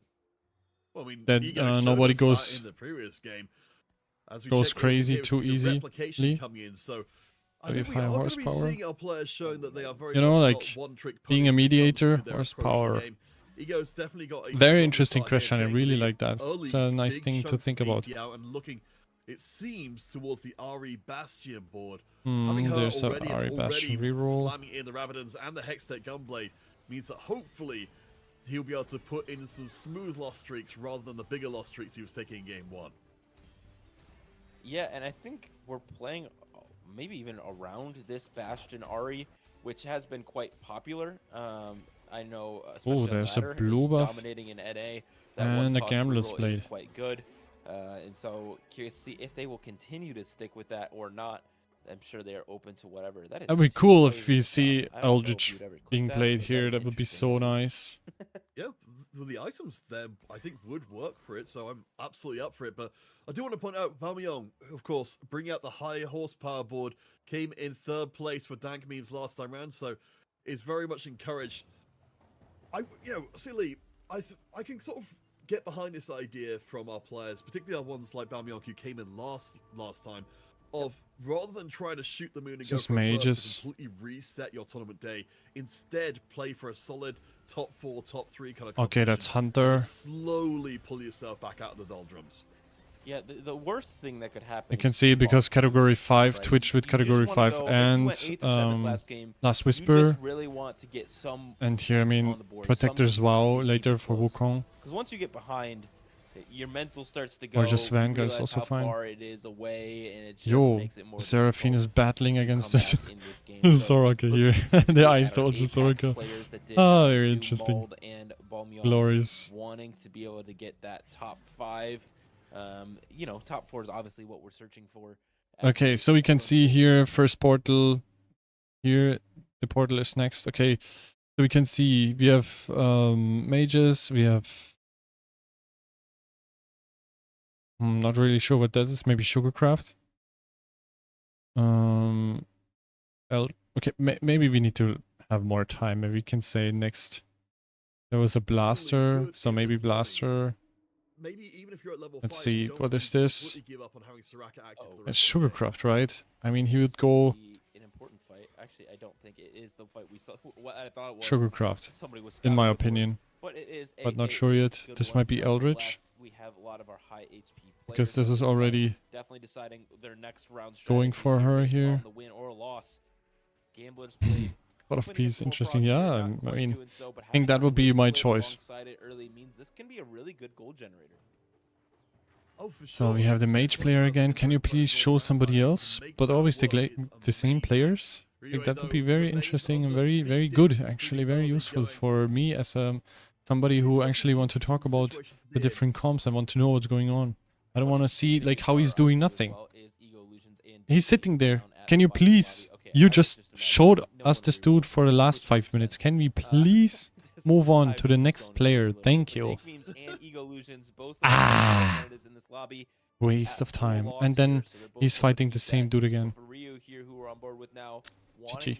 I think this is some Vanguard blaster board. Glimpse who it is who's contesting this mage line. So Rio Vanguard thought it was blaster. going to be a tough task to bring Soraka through online after moving up levels rather than rerolling. Okay. It's going to be Dang it, we doubly missed the so portal. now their That's opponent okay. there, who hopefully will get a chance to glimpse who they are in a second. Can we now see somebody else? Why do we have to watch the same player the entire time? Why? Keeping an eye on Dank means especially Now they show these two players again. Did take another loss here, which is great for them. This high horsepower with the Bloodthirster almost was enough to take that win as well. Not quite though. So Dank Memes is very, very, and let me repeat this one more time, very rich. Mages took, yeah, it's so annoying. Why would they do that? Why would they show the entire, like, just show me the entire lobby, not just 2 players or 3 players or 4 players. There's so many others. Point out someone we haven't talked about as of yet. Xiaotian, who came in 6th in the previous game, the other Chinese player in the lobby, has managed to Okay, get please, category now 5. show me something else. For some reason, we didn't get to see the They Wukong could Jinx so in this one, easily despite it being swap one of through our the lobbies powerful here compositions. instead of But this showing time the same round, players it's over and almost over again. guaranteed. Yeah, the Oh, that's a red buff. something that we saw Oh, every region. what? Okay, that's a Rage Blade and another I think Hurricane. That Wukong is very strong. Having a unit that could be basically your Wow, that's powerful. Oh, and the stream stopped. What is this shit? just makes Okay, it they're not really doing easy, anything. right? They Going started playing when you here. rely on First one unit. portal. The loot subscription coming in here is an upgraded 2 cost for all of our players. A So a little lot bit of higher force here. coming through. So if you're trying to stabilize, this game just gave you Bruh. a gift to help you. Oh boy. Yeah, I mean, Now we I'm missed curious to it. see which of our players A make the few. best use of that. Certainly, if they were re-rolling around the 2 costs, they're very happy indeed. But Ryue looks like They he's are got watching the something same different lobby. in They're mind. still So, blabbering. just saw him there, disgusted, throwing his Sorakas in the bin, knowing Okay. that Miles is contesting him, so he cannot let that work. Blasters. I And already putting said a that. Jinx Blaster onto the Vanguard, board, yep. I think, Sealy, we're going into And a this second is lobby with Ari people Bastion. contesting This a I 3-cost already reroll. said. Interesting to me, Hunter. the 3 cost rerolls have not been something that I've been looking at as super powerful. Obviously, that Jinx is quite good, but it looks like SCSC is also playing around blasters this game. Did take 3's company early. Obviously, use that specifically to get a Okay, lot these of people money again. income, and so they are going to be playing around the blasters, I presume. But here we go again. Prismatic second augment. I mean, we saw how powerful this was going to be from before. I'm curious to see which of our players can most ably. I would really love if they made a statistics of which comms were played. Would really love to know that. 4 Sugarcraft in the board, so I think he was probably fishing for something that would give a few more items. In this case, it goes for the crit instead, but I think we seeming like under other circumstances. Sugarcraft player, yeah. Vertical board, but without the Sugarcraft emblem, you'd need to get up to Sugarcraft 6. We might actually Sugarcraft. be seeing someone play Sugarcraft here without Sugarcraft +1, like you said. It's possible to play Sugarcraft without emblem. I do it all the time because I play Sugarcraft only. At that level, and has okay Gwen items and okay Bard items if that's your carry. It's really interesting to see a Spear of Sojin slammed alongside a BT. So I have no clue where this will end up, but obviously with last game, I trust Ryu to be able to make it work. Ego, though, on the other side, has that augment we've been talking a lot about, the Spellcaster's Toolbox. Yeah, that's going to be very powerful long term, but the immediate is suddenly belonging to the players who got... Oh, nice takedown onto Balmion. Balmion, of course, another player he took a significant prismatic organ, the Wait. prismatic ticket coming in. No, he has. The Balmion will be able to bring Thanks, now we can see him again. It's so amazing. Thank you for showing us the same players over and over and over and over and over and over and over and over and over and over and over and over and over and over and over again. Amazing. It's really nice to see the same players. Have that many copies. It's amazing. Especially the Lily 6 at this point. So great. Lobby 2. You're level 5 already, so you have Lobby 3, lobby 4. Okay, so they switched. And we're seeing they are not showing. They're now showing lobby 2, and they're showing lobby 1. Now they're game paused. Game 2. Ah, yeah, because they're show lobby 1. I think it's because the board There's something dying happened. too quickly. It's just like, yeah, I'm not in any kind of danger here, even though I'm supposed to be put in the front line for maximum mana generation. Okay, now we can check actually what's going on here. Goes down to sub 50. Ego in trouble as well. Of course, Dank did have the strong. So we have a Sugarcraft mage, like Sugarcraft board. We have Vanguard mage board.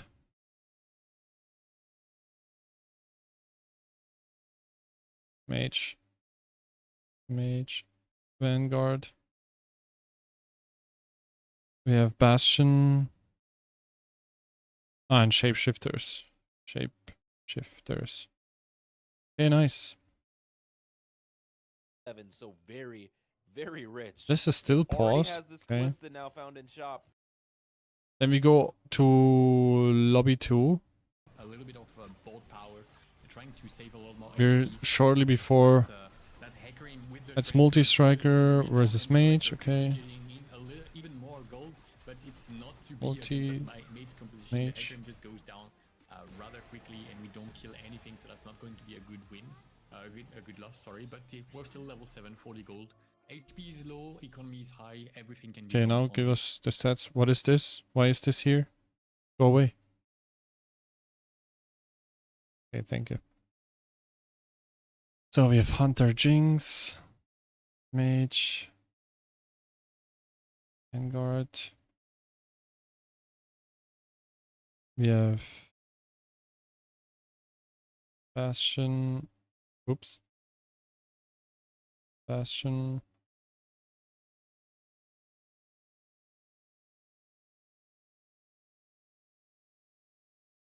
Witchcraft.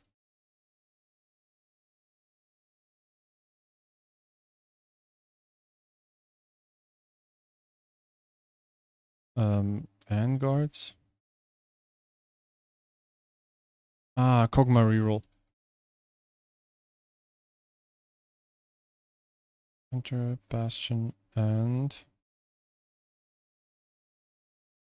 multi-striker Arcana.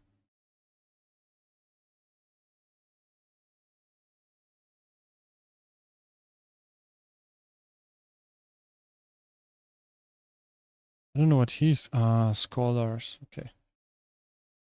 Hold up.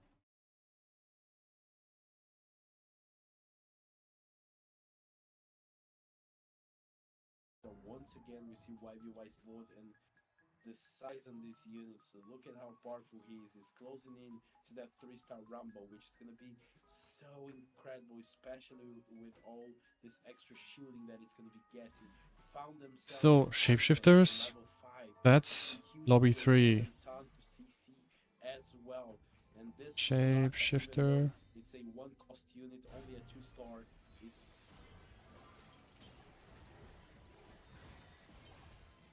Ooh, with Eldritch. Very interesting combination. Versus Hunter. Yeah, it seems like we've had a little bit of a technical issue. Hunter Kog'Maw reroll. We're here, yeah. The Soraka here is doing excellent work, especially with the Radiant Show.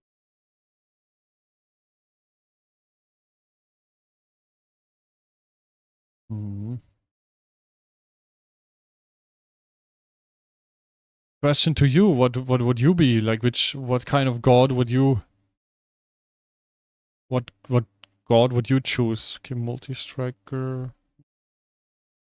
No, not multi-arcana, multi-striker.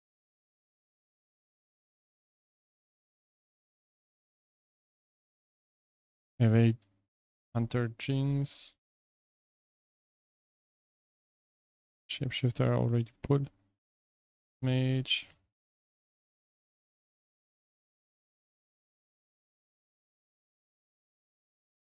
That's witchcraft. Craft.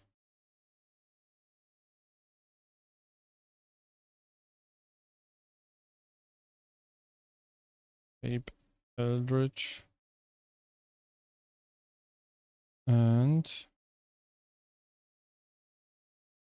I think he's not in a very good position as some Animancy. Animancy Vagar.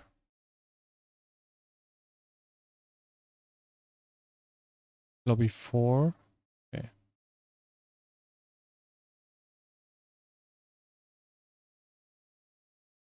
Scholar. It's going to be really, really tough, and it looks like Fairy. he's going to be able to go up against Orc before he actually comes online. You can see that he has slammed the Fairy Spat, but hasn't really managed to hold on. People actually commit on these comps without the emblems. It's crazy. That's all good because we're going to have a lot of HP. I don't find emblems early and then still... So pretty decent to just take one more loss here and then probably do a 4-1 all in. Maybe catch a couple of players off guard if anyone's looking nice. to this game, as he's going to have a lot more money to work with on 4-1. It's crazy. Mordekaiser and Rice have darn good items. Okay, here we have Fairy, another Fairy player versus Shapeshifter. Fairy multi versus Shapeshifters.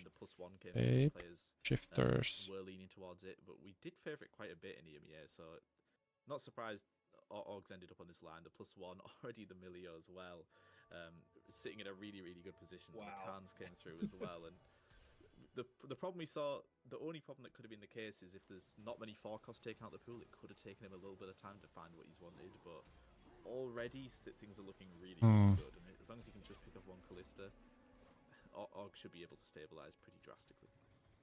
Doesn't manage to get the Rage Blade, but I think that's perfectly fine because the component that okay. Oh my goodness, what are these shops we're getting? Whoa, he had crazy good shops. He found already 2 Milios, 2 Rakans. He got his Callista for triple multi-striker. That's looking very good for him. Holy. He did get access to another bow, which means that he can leave one bow open for the Rage Blade and just lock in towards that LW now. Which means that okay. True Biss, I would say. Warmog's definitely what you want on your Rakan. Is that fast? It's a very nice positioning. We have a Jinx Hunter player here. Right now is perfectly fine. Jinx Hunter. Now all he really needs to do is get a Rage Blade, and if he really wants to, he can maybe get a Gargoyles later online. But these are pretty much all the items that you need, and I like the fact that he's showing restraint here. Makes 40 gold. Could be tempted to roll a little bit more. That's crazy strong, that board. 7 Fairy. Out of nowhere. Oh, it's lagging. But his losses aren't going to be that bad. What? He's losing. Nah. Oh, Zillion stun. Oh my god, Zillion stun just took him. Holy. They're on the loss streak there and is only going to be losing 1. Okay, augment choice here. Making 40 gold there, of course. So it looks like from his spot, as long as he hits relatively soon, he is going to be able to go 9. And I am curious to see if he's going to take the Rage Blade here, and it does look like he opts into taking the Rod. You know, does lock in his guaranteed BIS on pretty much all of his units now. The only downside to this I could see is maybe missing out on a combat option, as I don't believe that the AP scaling is incredible. Rakan too. Horrible by any means. A lot of these champions can definitely use that, but I think it's definitely more about locking in that Rage Blade now. And if, you know, maybe he'll get a Milio on Carousel instead, or even go for a Camille pair. Okay. It looks good for him. The only downside is all this augment is really doing is just locking in the item, and Thankfully, Is it does even seem to be really tankiness. gonna be Even with really good. tankiness. I wonder if it just lowers his cap ever so But slightly. no combat augment. Potentially later on. Interesting. This is mages. Power coming out of the board, but I think Orgs realised I've been lost streaking for quite a while now. Yes, Mage Vanguard. really good losses, but I do need to start. Mage Vanguard. Seems like people like to play Vanguard better than Vex and everything. Like just play triple mage and then. Talisman does come through on the other side there, and it's Whoa, my lord! Holy this. if it is only by 1 unit, it's Oh. incredibly close here. I think Oh my god. maybe will Oh my be god. enough. Holy. With Talisman of Ascension and Sonya's. Hello, it's so great. What is this? Hello, go away stats. Yeah, definitely needs to start winning soon. 30 HP. Okay. Everybody took. I'd say at least 2 of these next couple rounds. Oh yeah, that's Scholar. Go up to level 9, but ideally if he can win Scholar pre-servers, that makes sense. it means that he can effectively Ooh, okay, he's going more frontline and drops down to 2 Scholars. sitting on that Milio pair, so he doesn't need that much gold when he gets to level 9, as he'll be quite close to I mean, he's not bound to Scholars. He can just play whatever he wants because there's no Scholar augment or anything. later.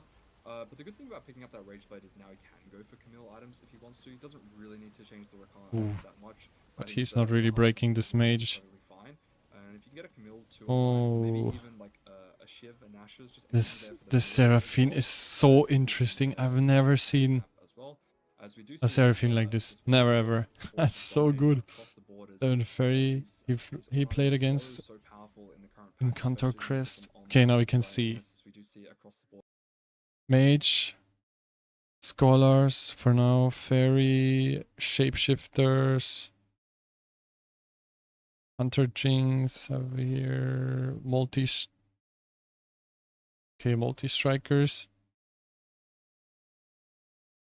Kog'Maw. We have two fairy. Yeah, fairy, multi, and Hunter. Hunter with Kog'Maw. Fairy. Crazy, very interesting lobby. But looks like they've managed to pivot their board into a. Okay, now who is missing? Only the first one because they're stopped. Okay, now they play again. Yeah, Milk already slamming items here. He's very committed here to that Ash slamming the last Whisper. So he's going for full physical damage here. See if it's enough against Doju. Doju's We pretty have multi-striker versus Bastion. Yeah. But he can also tell, pivot. He can also the pivot into person that Scholar. we were Let's showing see. Was not Doru. Yeah. It was not Doru. Yeah. It's very interesting to see what the best players in the world actually play. That they are not like sitting on these pre-made comps, but they are very flexible in their playstyle and combine different things together. Ooh, I want that. I want to see that caramelized comfort. Please give me that. Please give me that. Give me that. I want that. Did he take it? Not taken. Okay. I feel good for Americas. He didn't take it. Trade tracker being offered, top left corner. See, I was thinking trade tracker. Yeah, but trade tracker is it not impossible to reach? You could get trade tracker. Yeah, He took it? Trade Tracker is I can't see it. It's so bad. It's so. I don't know what they pick because we don't see. We only see what they hover. We don't see what they pick. Since we are a little Okay, we have a Hunter Jinx Classic. Whoops. Up and now. Hunter Jinx. And this is the win condition. Normally it's a comp that With Hunter Emblem, which is very interesting. Can go very wild in this. Then we have a Ari Bastion. Ari Bastion. Bastion. You took team builder, so you're gonna have a couple of those lesser champion duplicators to make sure that you can get the Ari and Zoe. This is actually the better way. I think this is actually very smart, not to try like every all the different lobbies at the same time, but just go step by step. Hunter Emblem onto someone like the Briar is going to be. Oh, they just started right now. Title doesn't have any How can it be? bows, Everybody has so this 100 is gonna be HP. the, decision point. Can he get a bow I think and something can he is play not the really Jinx, or working does in he have to their pivot into more of a high cost comp. Okay, Vanguard and Cantor, but is it really what they're going for? He got a good top 4. but you feel you feel the difference. Like she's not pumping up, she's not ramping up in the game, but she does significant Without damage. Chrono, I mean, Encounter got a little bit buffed. Little bit. After this fight, checking back in with Elia here. Now, obviously, it is 3-3, but you would at least TFT like to have a Patch. Syndra That was 2. 14 to 22. And he did roll a bit of a gold for it, judging by his econ.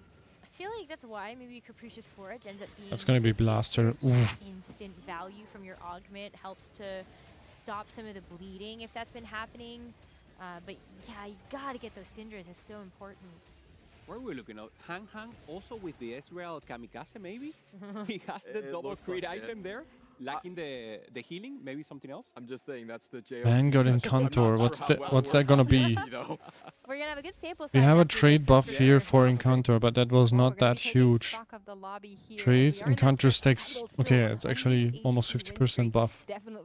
Okay, give us the comms here. HP, of course, and Hang do you some of these players that have Not really, right? Not really interested. Okay, here we have to wait. We can watch the other lobbies finishing. Reload.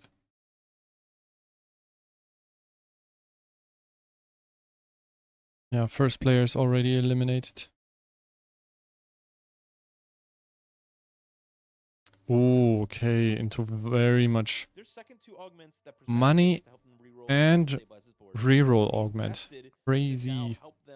But only has 6 bastions. Not sure if he can hit that in the end. Where he wanna be. Shapeshifter, Eldritch. He sticks with 4 shapeshifters. Oh, he's almost dead. Okay. Oh my god, one shot. Ezreal just one shot this lady. Holy. Oh my gosh. Gobo, the EMEA regional champion, is in major trouble. Bottom 4 into a bottom 7. Well, I mean, I guess there could be theoretically a worse situation, but Riot going out as well means that at least that means that the points will start to compress a little bit, and we don't have Riot running away. Why is it always a little bit laggy here then? SCSC is in danger as well. They did win their last round. 6 blasters. Stayed alive there. Dank memes Everything 2-star only. Oh, he gave the Bloodthirster to... Man, APAC though, making their strong comeback here in game number 2. This is what we called out and what we said needed to happen, and it is. Yeah, to have our top Blaster versus Berry. If this was, if we were in, say, the final day of the 1, competition, 2, lobby, that would be good, 3, 4, 5 Fairy. 5 Fairy. 3 multi-striker. He's losing. 3. SCSC is in major trouble here. The Blasters have been doing great work with the Fairy board. My lord, what is with this? Unstoppably strong. Holy, and he's dead. SCSC is taken out. He will be the last. Jax with double Randuins. Like we called out, the Rakan 2. Ooh, Sugarcraft cash out. I like that. That's somebody can tell that I'm a little bit fan of Sugarcraft. Gonna need to hit that Jinx 3. That Jinx 3 is incredibly important. Also a movable object. Yeah, he doesn't have Jinx 3 yet. One of our players from the Ooh, okay, he put him his Zillion here. That's interesting. Ezreal, Vex, that's money. Just a short, very short primer on the Chinese scene. We have the TOC, which is the PC qualifier, the JOC, which is everybody gets Spatula, which is kind of the remnants of interesting because there are no more components. Double Briar. He just hit Double Briar random. You're feeling pretty good about Dank Meme's chances of He's looking for Melio. I feel okay about it. I'm scared of Baomyong. Obviously, they lost 2 fights in a row, but Melio has full items. Interesting. Of a difference, and we're going to see that fight here that I was talking about. He doesn't have Camille yet. He's going to go for Camille itemization here now. As much HP as possible. But the thing is, here we want to keep an eye on this board. This Melio is spawning so many items, and this Rakan is not falling down very easily. But the high horsepower in the backline High horsepower. Lilia is smashing the Jax. Oh! She healed full. Oh, she died. 100 stacks. Oh! Ooh, close one. Very close. Oh boy, that's huge. And that means Bao Yong and Xiao Tian, as of that Okay, round, he has all 3 down to star a Jinx now. single life apiece. A hugely swinging tail end here. Of course, Mald and Bao Yong, they finished in 7th and 8th in the previous game. Them making top 4 at all is fantastic news, which will hopefully reset their tournament. Very cute. There is a Honeymancy emblem. I mean, it has 2 Honeymancies. 1 Honeymancy left. But in the next portal, they will also get not components, but they will get. But he could have waited with the emblem, actually, right? For his next cash out, or he will fall anyways. Yeah. Okay, maybe this gives him a little bit more power. He could have waited if he survives for cash outs. Okay, Jinx might melt the backline. Yes. Oh my god. Jinx hard carry. So he could have waited for the extra component he gets from his cash out. And then see if he can combine it with Spatula into something he can actually use. 4 cost transforms into 5 cost. Will he do that with his... Oh, he drops it. Top 3 here. Again, Mald's one of the players who desperately needs a strong finish. Dank Memes 4 win streak going into this late game. We're seeing this Jax with double run doing this somehow crazy. Oh, okay. 6 Vanguard, triple mage. Got the pillar. Right. I vote for mages here. At 6 Vanguard, is it really good against... Yeah. I think that's Charm Diff here. Charm Diff, he doesn't have Charm. He has... Yep, he down. On the other side though, Dank Memes on the win streak for the Americas. Uh-oh. Will he be able to keep it up? And he will not! Dank Memes is out. I know it's a 3-3, but like oh, okay. That he can win the whole he played against the copy, so he didn't lose. Oh, okay. Absolutely be the case. Now this puts Xiao Tian in a very, very good spot to take the win. You've seen them beat both of these boards now, and so it is going to come down to this final fight here. And I want to call out Mauled and Xiao Tian went 6th and 7th in the last game, and now have fought their way back up. Oh, okay. It seems like they both lost last rounds, like 6th and 7th position. Now they are actually demolishing the enemies. Players are like, okay, we can do it. We got this. Oh boy, you can see there. For the gold spend, Dank Memes spending so much money to get online and build that board out so quickly, but if we look at the gold value, you can see Xiao Tian's board is worth a ton more than we see on the other side, as you'd expect from a reroll board. Let's go around one more time. Xiao Tian and Mauled, the bottom finishers from last time round. One more brawl. Yeah, the 6 Vanguard though is quite strong. Vanguard defeats Jinx Hunter here. Is burning him, so they cannot heal anymore. The mages and the Vanguards are standing strong. The reroller in this lobby does come out victorious. GG, Mauled wins here. Those Vanguards. Great game. By Mauled, able to replace that 7th place. What do we have here? Hunter's out. Versus Shapeshifter. Arcana versus... Couldn't see, but Arcana won here. So it's Arcana versus Shapeshifters. With Encounter, Emblem. We have Zhonya's Rageblade and Archangel on Cassio. We have Mana Zane on Syndra here. 6 Shapeshifters, 4 Encounters. Very interesting combination. Haven't seen something like that before. This I really need to note down. But we want to see the final fight, right? It's not the final fight. But in Carousel we can then note it down. And this is mages. Arcana mages. Yeah. This is what people play nowadays. They don't play like anything. They actually go for vanguards as frontliners instead of mages. It's crazy. Okay. Can Seraphine win though? Boom. And boom. Oh, holy macaroni. That's... This Seraphine is huge. This Seraphine is huge. Even though he has everything 3-star. And they're gonna be picking Jolt Gauntlet and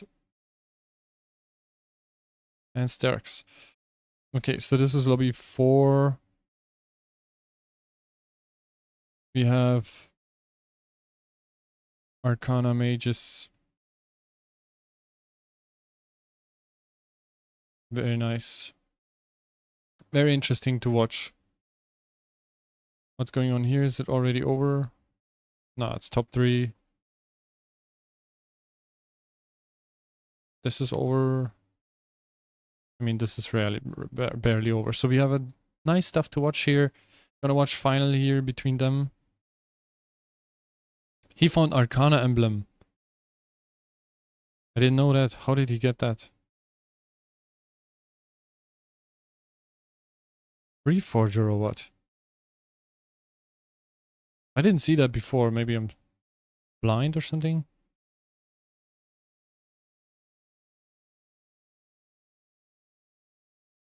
Now he gave items to Soraka. Oh, okay. He switched items from Seraphine to Soraka. This round, rerolls plus 3. He go level 10. He won that Zerath 2. He wants that Zerath 2. And he finds him. He finds Zerath 2. With frickin' Ludens. Ah, hell no. Ah, hell no. Yo, this Tahm Kench hits hard, huh? What the heck? Oh my god. This Tahm Kench, he's hitting so badly. Boom. Ult. Zerath ult. Oh my god. I've never seen comp like this. That's so fun. Mittens Soraka. Mittens Sonya's talisman Soraka. GG, very well played. 76 HP. Crazy.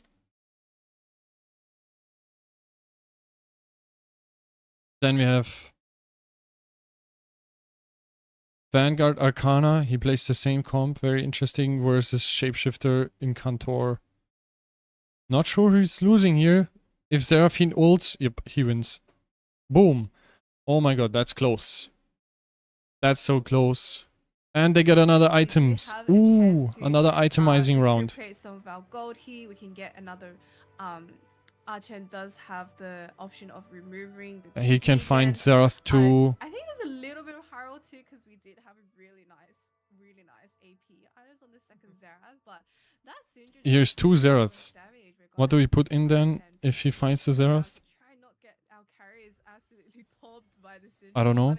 He has triple Arcana. He's only missing Hecarim, and he find Hecarim. Wow. Oh, he sold... Yeah, no, he didn't sell Hecarim. That's crazy, actually. If he can find Champion Duplicator... but he rolled it. He rolled it.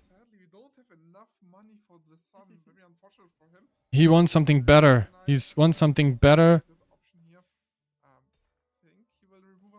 Oh, okay, he's gonna golden remover as well is crazy. Having the golden remover to try and but he couldn't find. Most people have 1 or 2 removers, but he couldn't. Maybe he doesn't want Zerath 2 because he has 2 fully itemized Zerath here. So maybe Zerath 1R is way stronger than Zerath 2R. But can he win this? Can he win this? His front line is down.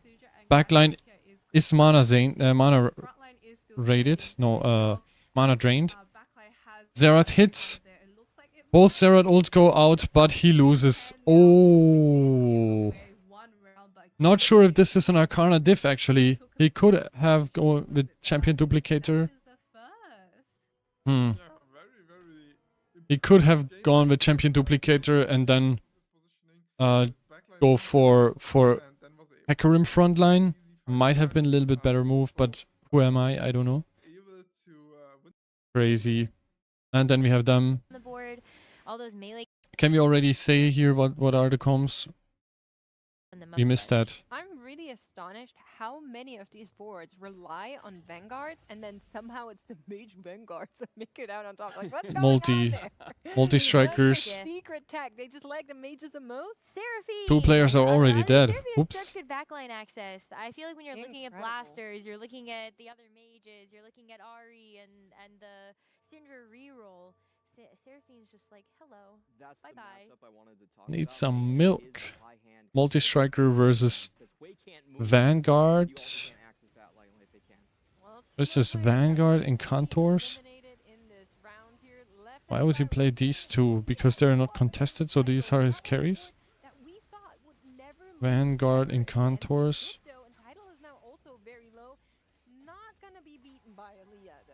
And he lost. And this is 2 Jinx lobbies. 2 Jinx. Okay, Hunter Jinx. Looks like Hunter Jinx and Hunter Jinx Briar. So interesting. This comp is contested and still makes top 4. It doesn't matter. It just doesn't matter. It's also Shapeshifter here. 4 Shapeshifters. And Yumi on Briar, that's a very interesting comp. I sure hope she would have a friend because she's massive, sitting at 1,600. Yumi, Briar. Wait, what am I doing? But can he win? It's this Japanese dude I was talking about. He was rank 1 worldwide for some time. And he does it, right? Yes, he actually wins. Oh my god, and secures his place here. Wow. Very strong. Vanguard Arcana. I will say a Briar like this one is probably the biggest counter. Vanguard Arcana. So we have double Vanguards again. He better again. So at this point, 2 comms we won't see. We missed 2 comms, sadly. This is strong, this board, even though he doesn't have Jinx. 6 Bastion? Ari Bastion, I said 0 to 2. You got it. That was my window. I did. Do it for me. With Ascension. Oh, that's good. Hey, we want to see the other ones. We want to see the other player. We saw him already. We want to see the other players. There might be comps we have not seen yet. He's trying to find Nasus 2 here. Nasus 2, there he is. Boom, he's still looking for a third Olaf here. What do we do with these items? He's gonna build Jinx, okay. He's gonna remove...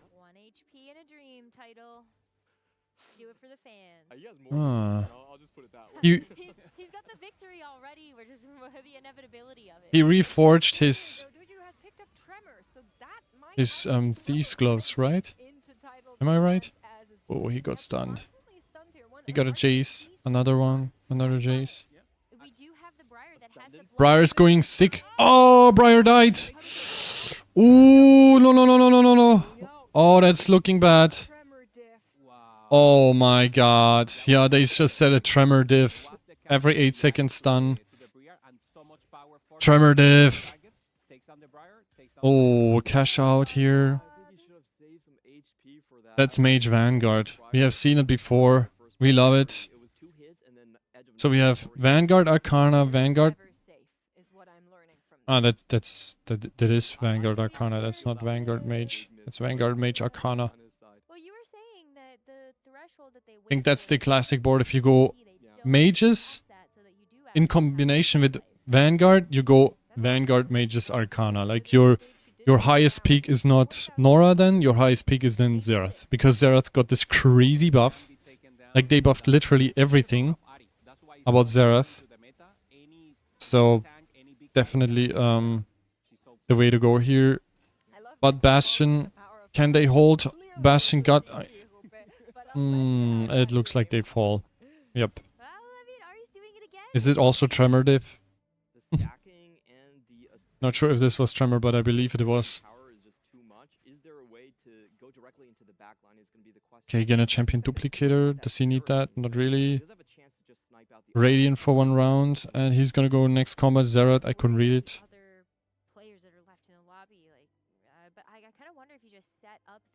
He got all of 2 now. And that's the other one. We had Hunter Jinx and Hunter Jinx Briar. Yeah. So we couldn't see 2 comps. We couldn't see. Seems like they lost. They didn't really choose anything, and then they lost. It's usually what happens if you wait too long, or if you have not really an angle to go for. My God, Seraphine, such immense damages. Boom! Oh my lord.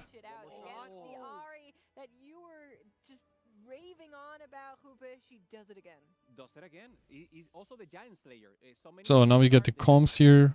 Ah, both players died. Okay, we have Mages, Arcana versus Bastion. I would just like to point out that there are 11 CN players that are in the Tactician's Crown. Yep. There could be very interesting, these comps. Like I believe that Bastion is not that strong anymore. Like without 8 Bastion, I feel like Bastion is not strong, but they make it work. They make it work because they go hardcore for all these 2 and 1 costs, 3-star, and then play like a late game augment. You always see these strong late game augments here. Where's my mouse actually? Ah, here. With Ascension, so there's actually... Okay, Poppy versus... Ascended Poppies? Triple Ascended Poppy. Oh! Oh no! Ah, Seraphine is attacking the... No! What? Oh my god, what? Yo, Seraphine attacked the... So funny! Oh my lord! She attacked the scapegoat. Okay, that's tower. That can... Ah, it's done. I believe it's done. He's done. He doesn't have gold.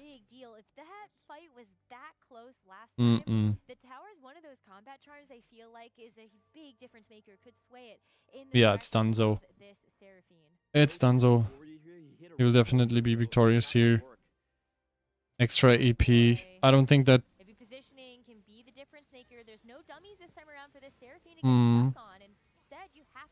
Seraphine is already casting on Ahri. Okay. He's tanking a lot. Ascension is coming in. Xerath is knocked up. Frontliners are dead. If Xerath can hit... Oh! Damn, that's close. That's close. 1 and 2 HP. 1 and 2 HP. What is that? That's cinema. Congrats to your pick'ems, by the way, everybody. If you got a winner on 0 to 2 HP. Oh my lord. Not with title. We thought different, but it is going to happen in this lobby right here. Do we have any other lobby running still? No, it's done. Okay.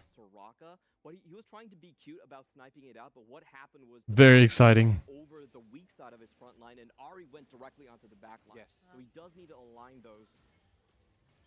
The best case scenario is he does get the align and the snipe, but that's going to be very difficult. We'll see if he can get it on both ends.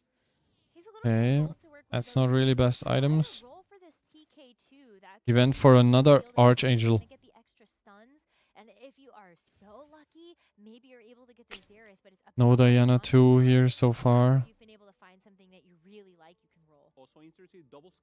He reforged into a Deathblade. That's Now that's the tech right there. Deathblade is not very good. I would have stick to Archangel, but what do you do? I think it's over anyways. I think he's aligned right now. Okay, that's Meteor Shower. The Poppy to just walk into the back line. They're not going to get the back line snipe, and I do favor 60-second a little bit here. There's a big stun onto the Seraphine though, so she hasn't been able to do as much damage as you'd like, but the Ahri's so low. Ahri is so freaking low, but okay. These puppies lose. Oh, okay. Okay. 60-second won this one. Holy macaroni. That's what that game just told me. Bias. 4 Vanguards, 3 Arcana. Made it happen here.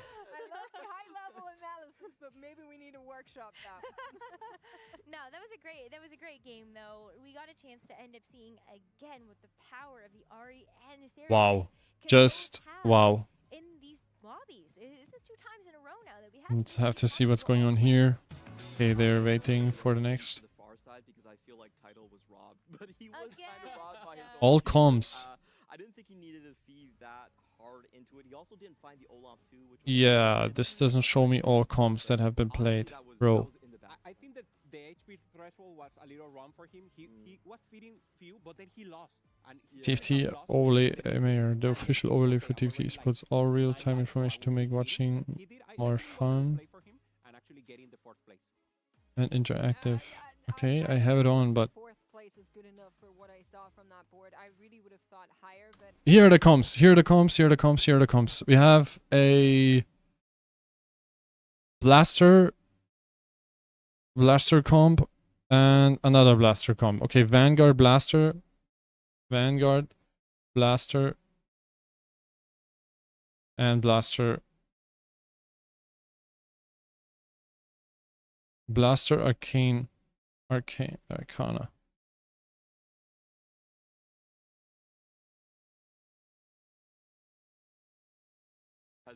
This is the best, like, crazy.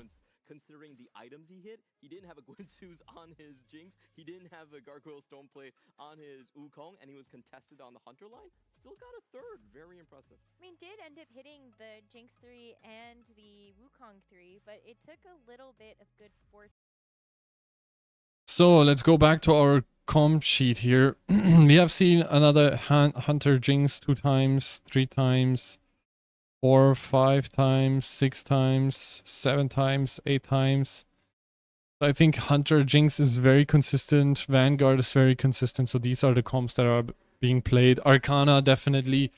Always a good choice. I mean, we have here...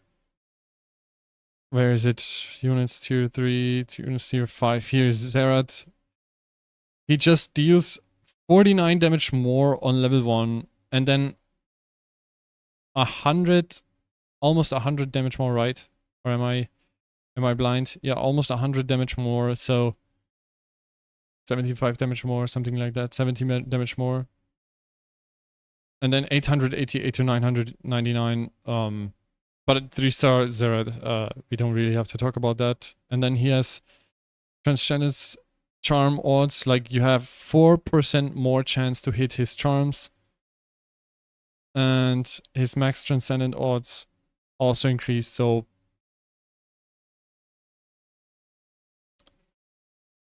yeah, it's pretty viable. Even though they reduced TK's HP last patch, it's just Zerad is just very, very powerful. Very nice to see it though, because in the Golden Spatula we only saw whole lots of Jinx and whole lots of shapeshifters. So it's nice to see Arcana again in the meta. Because of this positioning that we see scouted out here, it's going to, before the fight starts, Olaf is going to be targeting this Lilia. But what happens actually is the Nunu is going to walk forward into here, and so the Olaf will retarget and jump to get a little bit of extra damage. It's still on the same side of the Jinx, actually, so you get that early Hunter proc, you get that damage ramping in the fight. Yeah, and it all comes down to the fact that Olaf getting that jump, once he has the retargeting, he jumps to a unit and he gets that empowered auto attack, right? He gets the additional damage. The comp played on both sides here, Jinx and Ahri. Both are playing for the same win condition. Whose front line will crumble first? And this is a perfect example of the smallest of edges, just a little bit of damage in the beginning of the fight is oftentimes going to be the difference maker. You can see it here. That Wukong was 1 HP, but the Olaf makes it through. Spencer falls, Stinky Abuser, I think really heads up play. Yeah, absolutely. It just shows the difference between good players and great players being able to make those little micro adjustments, and that's the difference of a fight. Huge. Wow, thank you so much for breaking that down. We got a chance to see a lot of Hunter compositions in the last couple of games, and I feel like that positioning is going to come into play a lot as we get a chance to see more vertical Hunters with that emblem and also the Wukong Jinx reroll. Going to be fun. Yeah, absolutely. Stinky Abuser eliminating Huan Mi in game 1 after picking him was a great meme. Yeah, you're already next lobby starting. My Aaliyah in that first game. You just had to be there. Oh, my man Black Sheep there in the bottom hurts for me. I did also the dreadlocks here for him. Oh, like they got another, He's not another working 5 out, minutes. So bad news there. 2 Americas in the bottom. And Ironbot making a big leak as well as Panda. Jistop also there. Now into the top half. Ningli took a 7th after being at the top of the standings with a first in that first game. Yeah, also Ego and Midfit started strong with a 2nd and then getting an 8th. Very, very tough for them. Ooh, Maul the Darkest. Yeah, I'm actually really excited to see Darkest, after that rough start, find a first place. Those kind of comebacks are going to be so important for this entire tournament weekend. But of course, let's take a look at our lobby leaders or tournament leaders thus far in Achen on the very top there with a first and a second. This has to be the greatest comeback if Achen can actually make it into the finals. He was 2-time TOC, but didn't have a good showing the first time he was here in set 3. If an old guard player can come back, that would be amazing for the rejuvenation of hope in CN. That would be awesome. My eyes are getting drawn to Gear PYM actually being in that second Big position right now. We actually didn't expect that. We were talking about it. He got a good spot. Obviously, it's a good set for him, but this is truly a surprise, Clement. Yeah, I think he was the only player that didn't make it into the top 8 still to show up here. Sure. So it was a bit of he's known as playing some very weird lines, and I wonder if he showed his Warwick yet. Ooh, Warwick reroll. Maybe not another thing that we had maybe on our bingo card, but more to come, as this is just 2 games in the first day of the Magic and Mayhem Tactician's Crown. We're going to reseed those lobbies and get back to you with games 3 and 4 after this break. Give him the Warwick. Reseating the lobbies.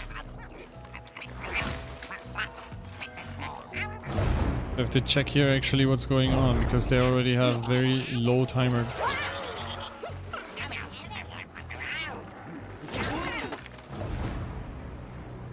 Meanwhile, maybe I can make some advertisement for my YouTube channel. I have a video down.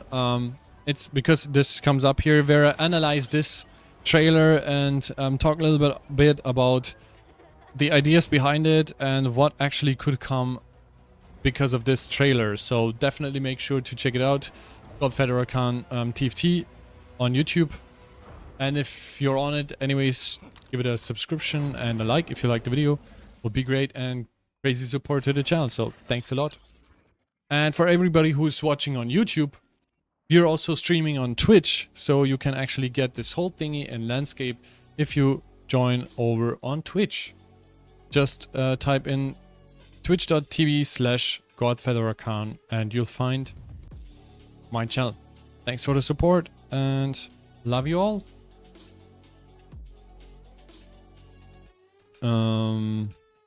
We have a little bit of messy stuff here.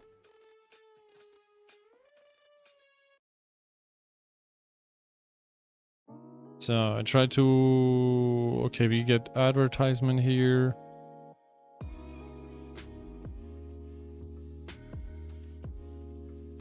Back to our comms.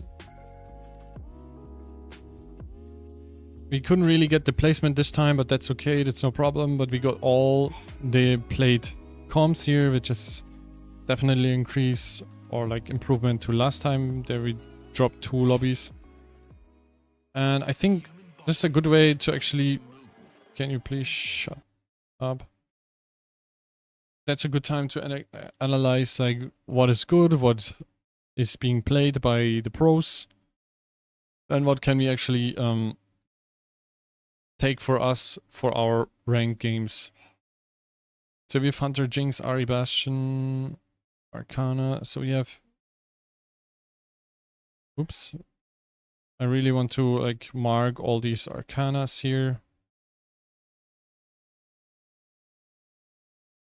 For Bastion, Mage. Shift Hunter, Multi, Shapeshifter. Here's another Mage Vanguard. It's also ending in...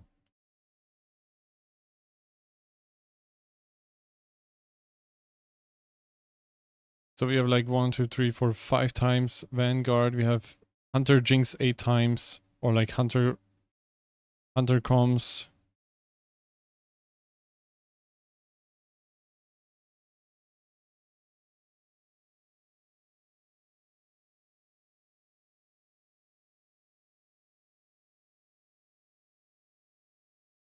There's also... Oops, wrong color.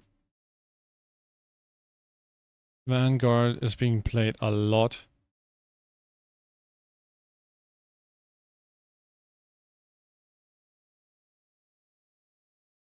Auto Mage, Shapeshifter, Bastion, Witchcraft Mage. Okay, this we have seen the first game a little bit more. Multi... Oh, there's another Arcana. Totally missed that one.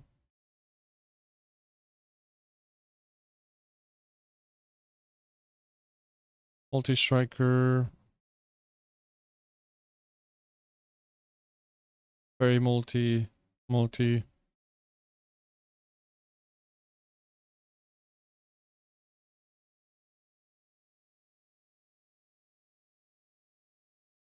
So I think actually the most played comms, or like the ones players really go for, is Hunter comms and Vanguard or Arcana. These ones I would believe are the most viable at the moment. So do we already have the game starting? No, we're waiting.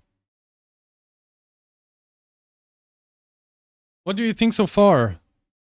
You can also quickly go in our tournament overview here and see what's going on. There's nothing updated yet. List of players, day 1 in lobbies. Here we have it.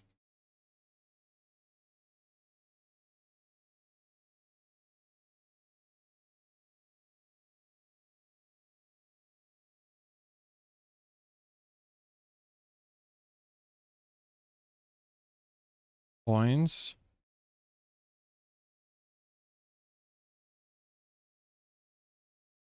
Okay, he's really one of my my hidden champs. Like I really think he can do something here this round. Title overall pretty good performance. These are the ones like from APAC, which I was really surprised to see them. They're top players. TFT, what is it called? I have it somewhere here. Top stats. Leaderboards. That's Iron Bog.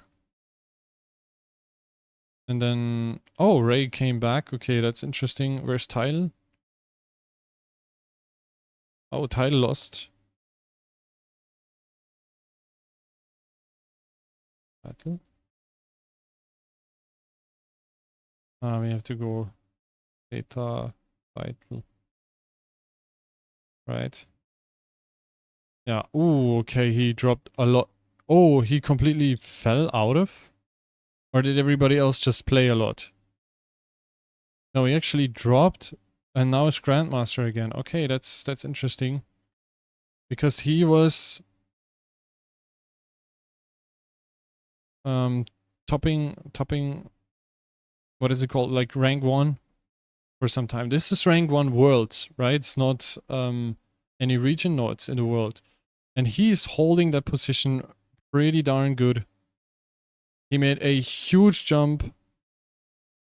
His performance overall is insane, and his last 100 games show that he came from nowhere and suddenly he's like boom, exploding. And his top plate comms is exactly this Vanguard Arcana comms, and he's performing very, very well on that. And I'm gonna make a YouTube video about that because this is a very interesting phenomena.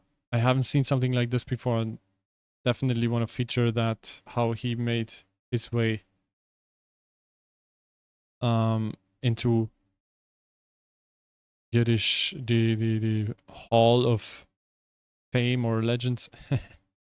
So the next game started here already. Okay, so we in this lobby we are first. We have lobby 5.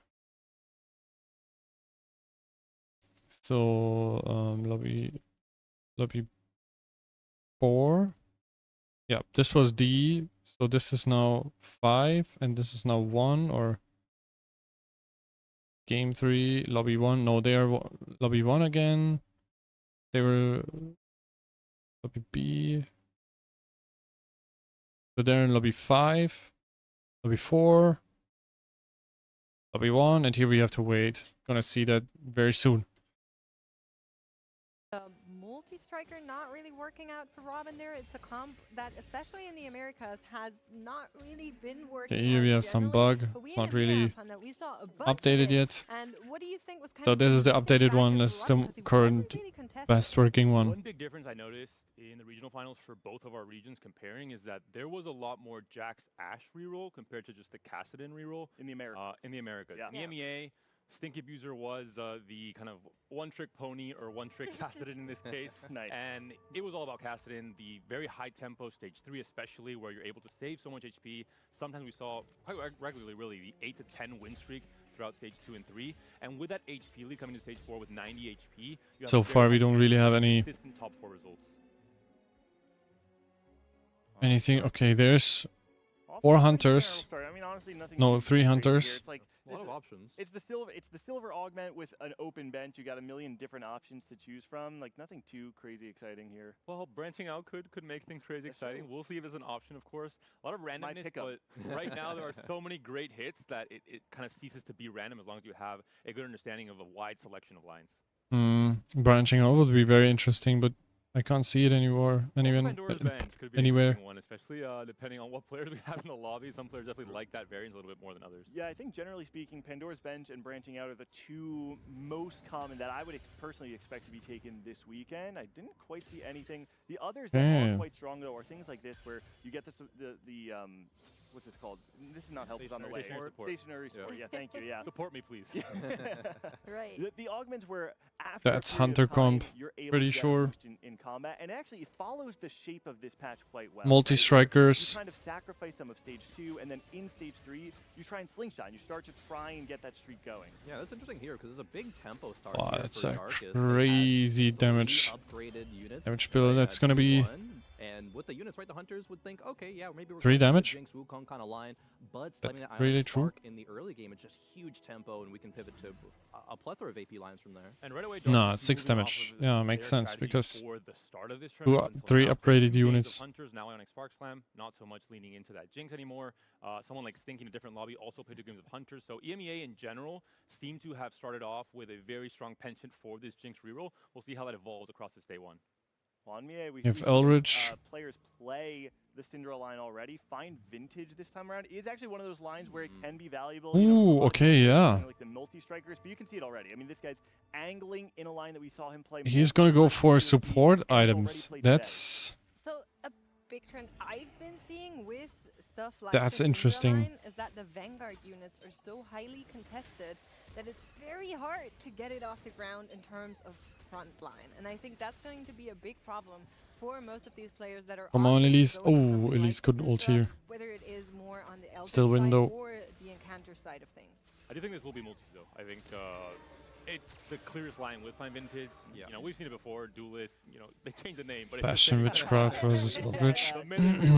Really Okay, another one who could go for Hunter, so we might have contested Hunters here. In that case, Syndra, I think with Fine Vintage, you're too slow to start with someone that has the skill. This looks pretty much crazy committed for Hunter, even though he has Pandora's items. Early, right? Not having a mana item like a Shojin blue buff, something like that. Very interesting that he went for that.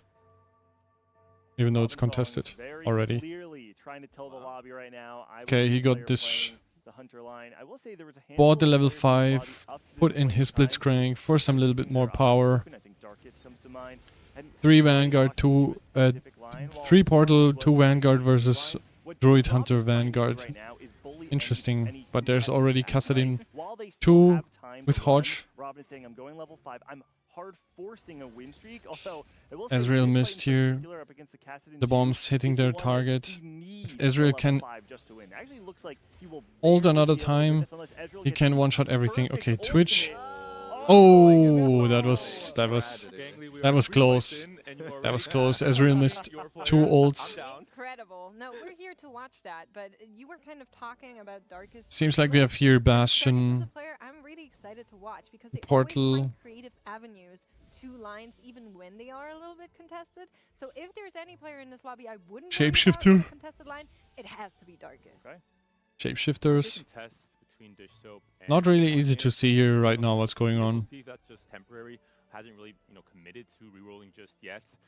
No real other contested teams like Gobo seems. So what do we have here?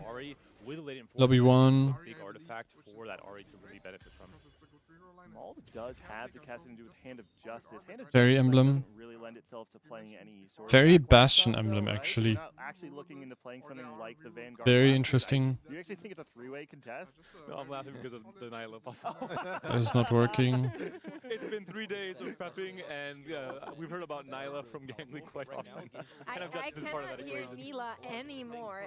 It's been incredible how many times this name has been uttered. Her icons have been shown. Gangly has been badgering players to run it even during her dinner. Like, I'm gonna need to stop. Is this not actually the moment though? 2-way contested multi-strikers, Hand of Justice slammed on stage 2. I mean, it could be if you still want to go sick. It's probably going to be that Kappa.com. Certainly a personal favorite of mine. Just up here playing very high tempo, right? With this opener, still is pretty open. We're talking about maybe Dish Soap would be that kind of 3-way contest, but Dish Soap Hykerim. Ooh. And the bonus burn. So he needed only one more auto attack. Can I pivot into for my specific spot? Dish Soap's comp knowledge is by far just some of the best in the world.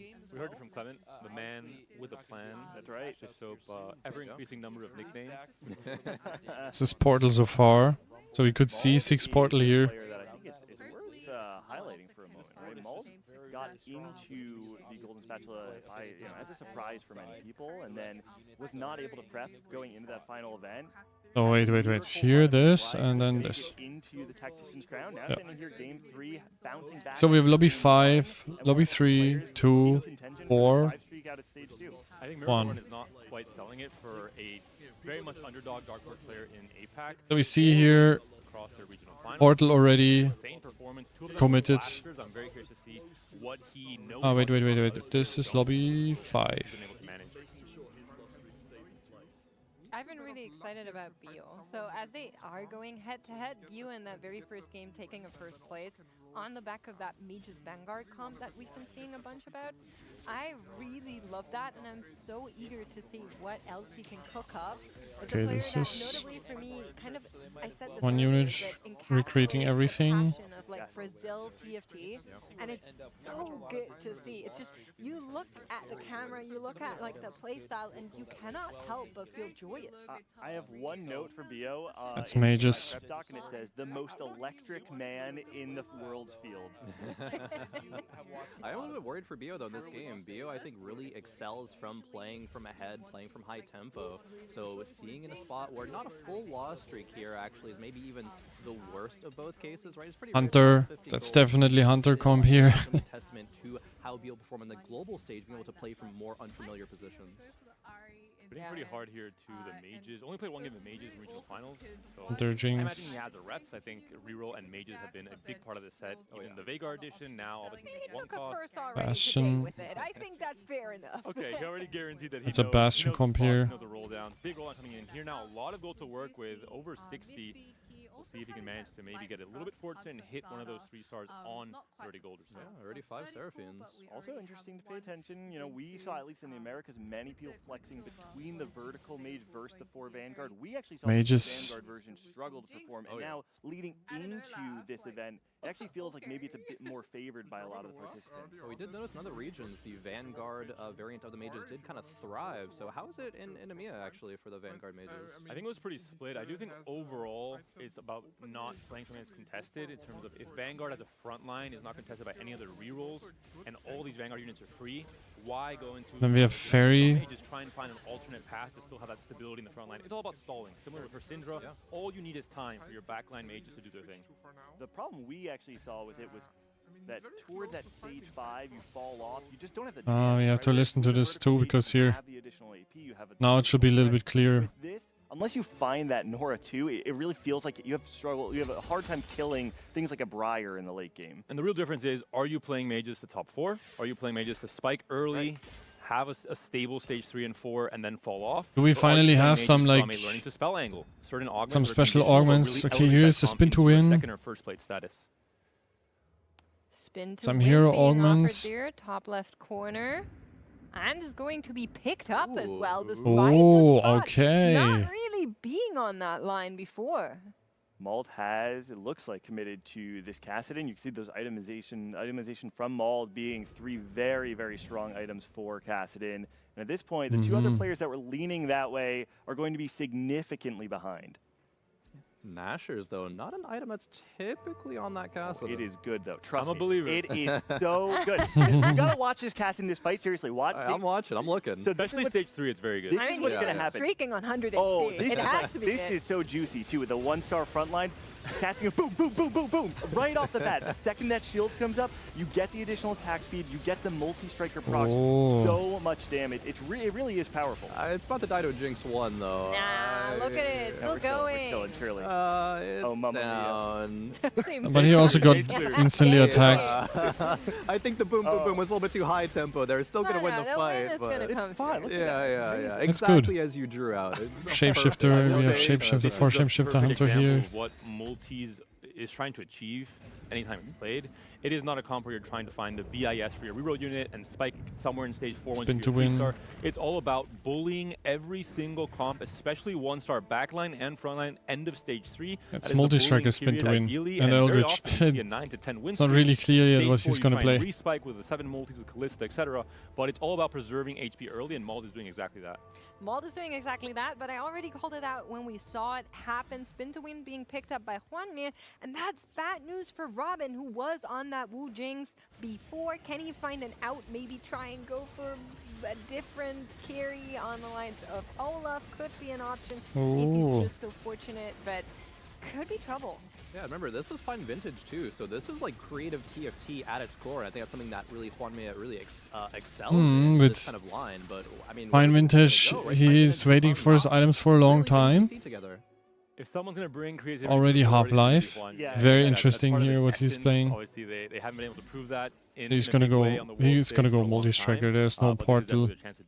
No portal anymore. Opposite end of that spectrum in terms of the playstyle. Okay, now we have to pause that for a second. We have a warrior sugar.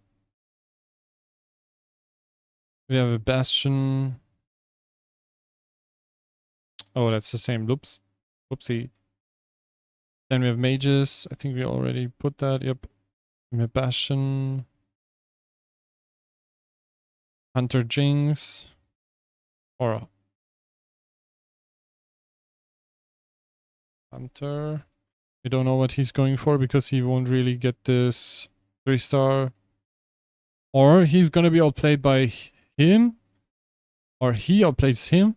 And he won't get 3-star Wukong. That would be fatal for him. And Shapeshifters. Shapeshifters. Okay, good.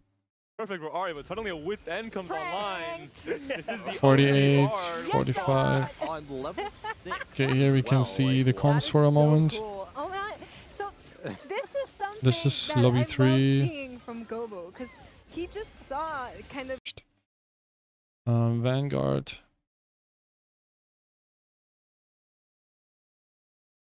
Vanguard Hui. We have shapeshifters, shapeshifter, Syndra. We have mages. We have multi. We have sugar.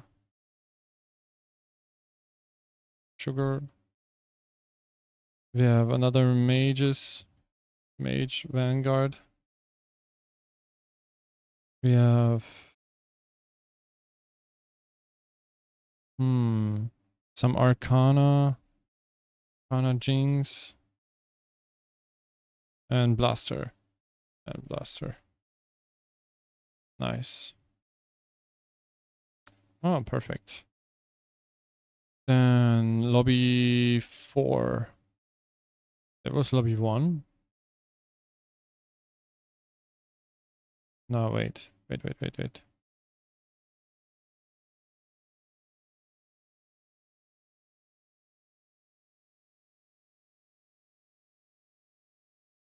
was lobby 4.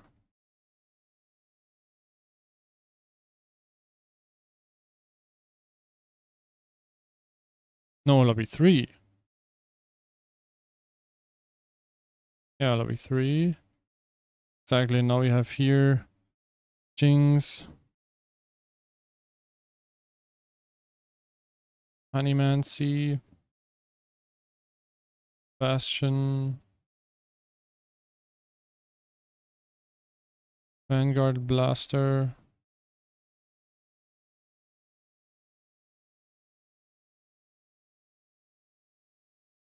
Bastion,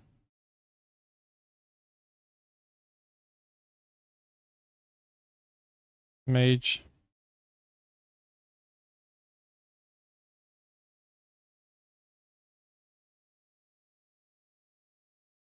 Bastion, Sugar. But this might change. So only lobby 2 is missing. This line contested is just Oh, and lobby 1, obviously. Okay, we have here.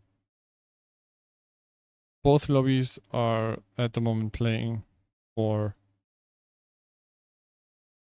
Okay, there's Bastion in lobby 2. Bastion. Where's this ferry?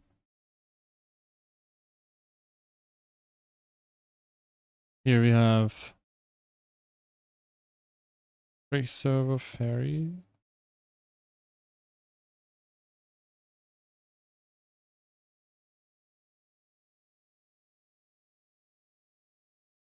He's looking for free servers. Free servers.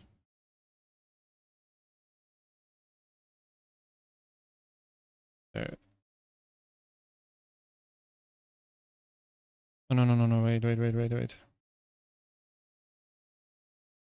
Here's gonna be pre-server.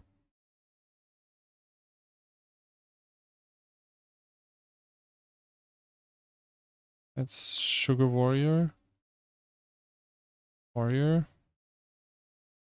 Scholar, Warrior, Scholar.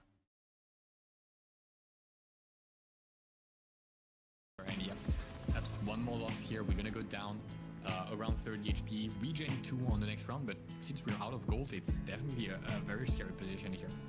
Very scary. Now we go to the 4-2 multi for the last one for game 3, and it is going to be a gold one to round things Hunter. up. See what players choose here. He needs to make his choices ASAP. Big Red that could provide him tons of items, and no, he need a dual kill, and that provides him smoother and Riot at least found himself the 2-star Rakan, which is really important.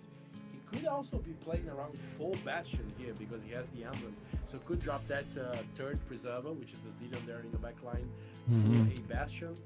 But Very Preserver. Hill can be very good as well. So we'll see which choice. Oh, that's... Which one would you go for? The 2 Preservers and that extra heal, or the 4th Bastion and tons of more frontline? Well, the issue with going for more Bastions here is that it actually doesn't make your Vanguard Rakan Blaster tankier, right? Because he's the one that carries the items, he's the one that is your main tank, and going up above Multi-striker does not give him any more resistances, and so that's I think the reason that he's staying with the 3 Preservers alongside the Chrono. That's a better way to improve his tankiness. And we can see that Dank Memes also hasn't hit, but has a little bit more powerful augment in the form of little bodies. So we have very pre-server versus very multi. On the board, but he's suffering to take down this Rakan. Now finally does. There is a powerful Camille on the other side though. That provides stun that CC, and Black Sheep loses on his 1v1 versus his contester in the form of Dank Memes. So that is not a good spot to be in. Yeah, lacking in upgrades on the side of Dank Memes, but crucially we have Camille and Milio on his side, meaning that when both are struggling to kill each other, the Milio makes a big difference, giving items to that. Even that 2-star Lydia with 3 items becomes much scarier. Okay, here we have Akali and Cassidon. Like I said, you have to really be hitting now. Come on. Okay, here we have the comps now for Lobby 2. We have Hunter Jinx. We have Bastion Ahri. We have Multi-Striker. We have Blaster. We have Vanguard Blaster, yeah. Shapeshifter. And we have Arcana.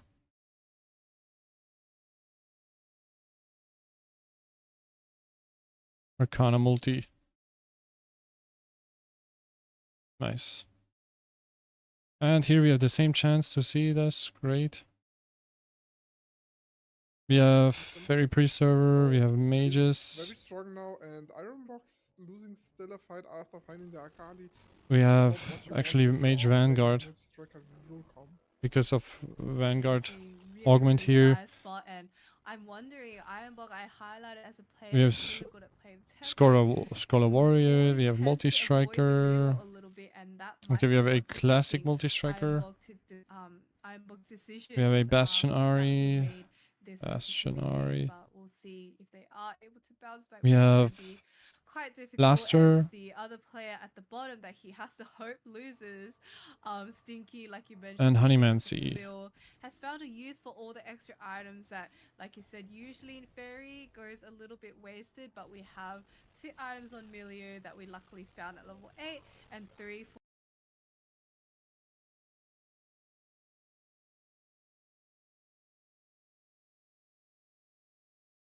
Okay, so here first one is eliminated. I think this is the one game that is furthest. Yeah, people are going down, so it's pretty even, but this is, I think, the first lobby that we're gonna see the biggest progression, and we also need to correct our lobbies, our suggestions here, or predictions.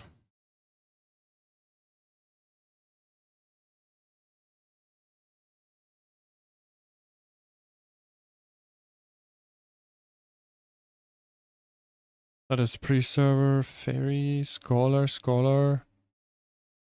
Vanguard. So it's only 4 Vanguards. This doesn't look very good. Zera though now?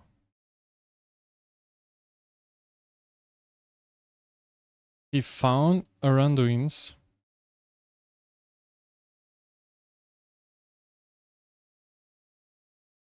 Ezreal doesn't really give anything to the comp. Casio also not really giving anything.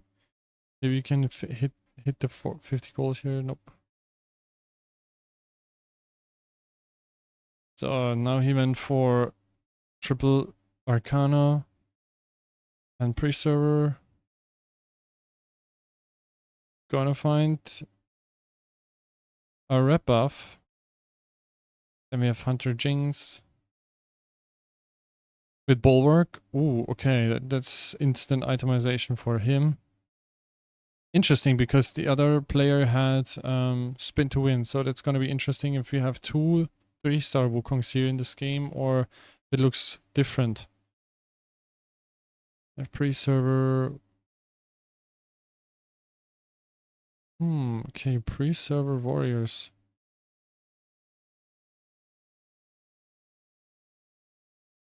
Pre-server, actually, pre-servers.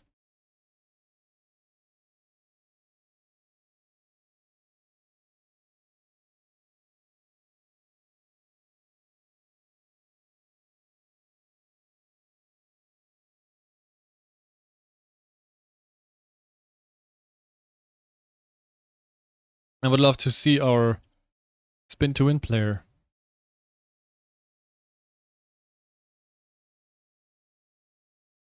Shapeshifter for Briar here. Chrono. Ooh, okay. That's Arcana Vanguard. Okay, we didn't really see this before, so we need to be careful like where he's coming from.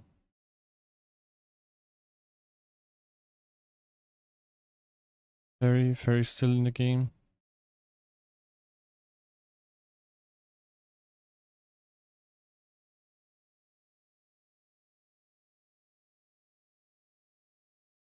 I don't know why people actually play Gwen without lifesteal.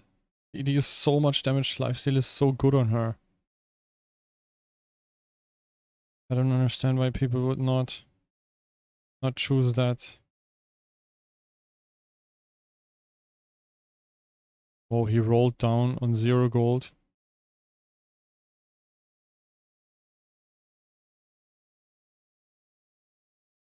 Come on, where is that spin to win player? Farmer with blue buff. Okay. And Morello.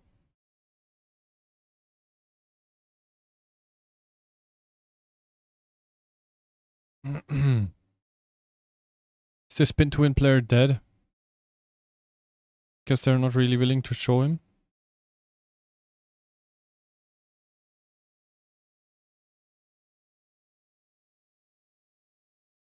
The Bloodthirster on the Mordekaiser. Boom. And boom. Oh my god. That Mordekaiser. Boom. Oh my lord. He's sustaining through all of this. And it's gonna be a 1v1 Soraka versus Bard. And Soraka loses this one. Okay. Where's our spin to win? Spin to win dead. Spin to win is dead. Okay, that's interesting. So we have Jinx Hunter, Multi-Striker,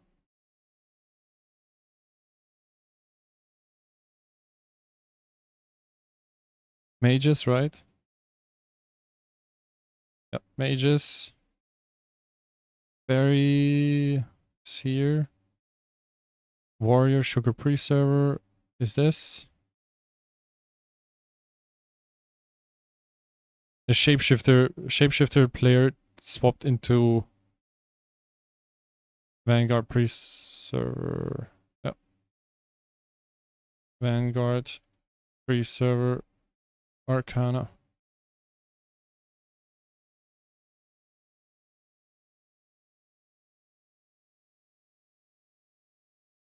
Mm-hmm. 3 players already eliminated.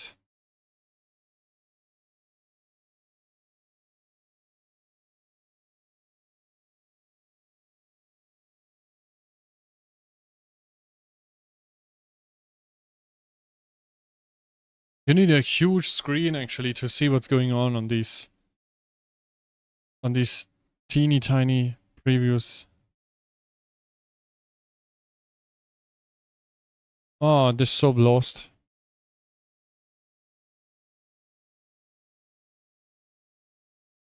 Yep, but their soap is out. That's interesting. I think he also has a lot of pressure because like everybody in AMER was like praising him and going crazy with him, so I'm not sure if he might have a little bit too much pressure. Oh, that's interesting positioning.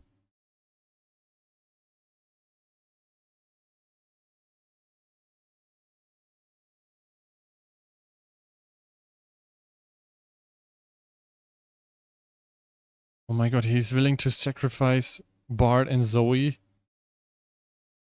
So the enemy units will split. Ooh, okay, Taric is like blocking all the Seraphine R.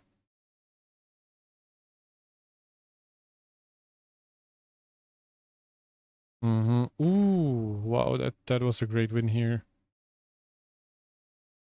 Can this Melio win against... Ooh, nope, he cannot. Oh! He's out. Ah, 3 HP. Darkness has 3 HP. Okay, but he makes it to another round here, to another stage. Not sure if this positioning is actually really smart. I'm not sure. Somehow it doesn't feel crazy smart. 4 Scholar.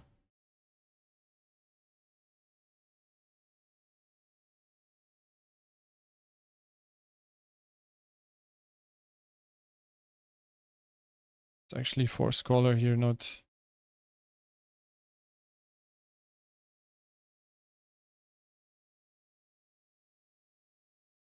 Not Bash, right?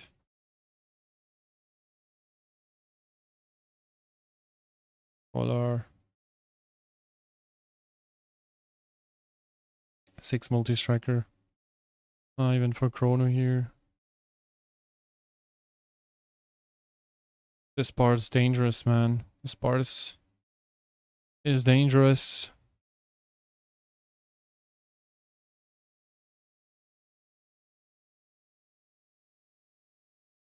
Diana with treasure chests.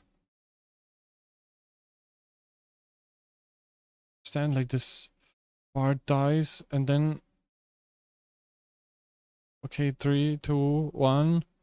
Okay, you get Ascension here, but will it be enough? Will it be enough? Darkest is out.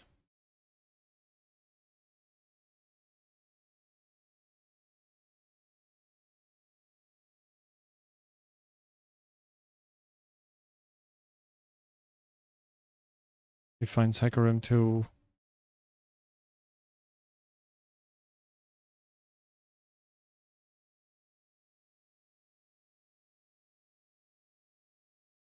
So bio. Vanguard Arcana.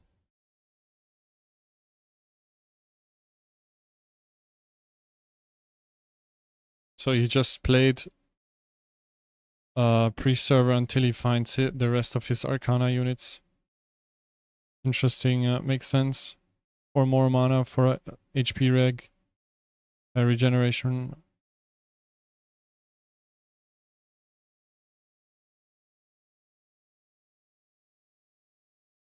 Okay, Zerad cast here. Oh, 2-star Zerad now. Okay, he's on a win streak. Gobuster. Level 9. Fine Serath.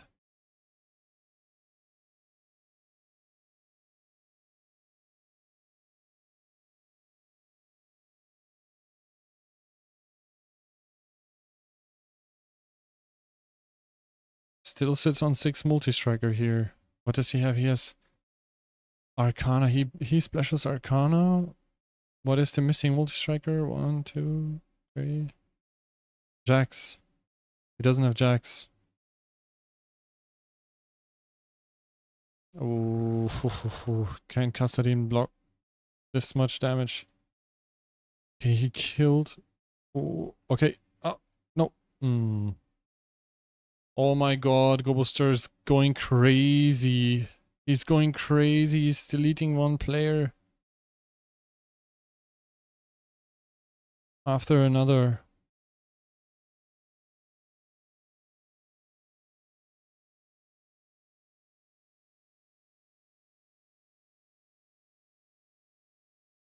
There's a fairy emblem, but do we really want that? Or if anybody goes for that. Okay, Giant Slayer.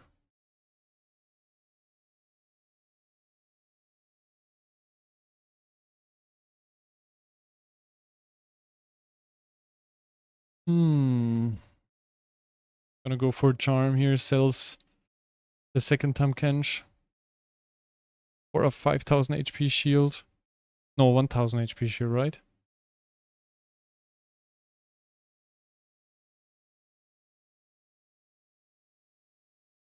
That's actually... Bard carry here is so interesting. They both have to play against Bard. That's going to be interesting. Okay, mages look like they're winning. Oh. Oh my god.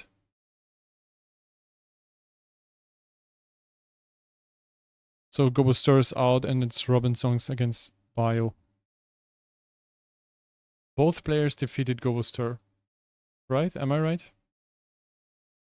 Yeah. Both defeated him. Here it was. And the stats. Oh, very, very interesting now.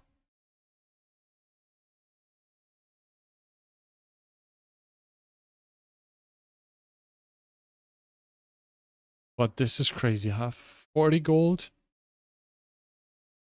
versus 1 gold. Both Sugarcraft cash out already running. And it's a Hunter Jinx versus Mages. Mana Reefed.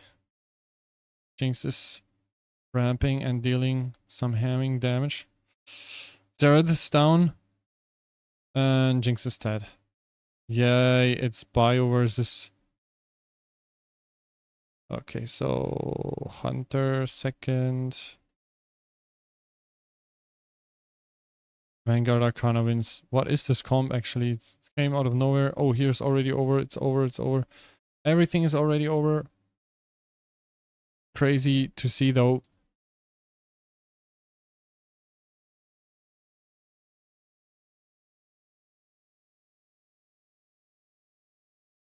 So now we're gonna have a short break.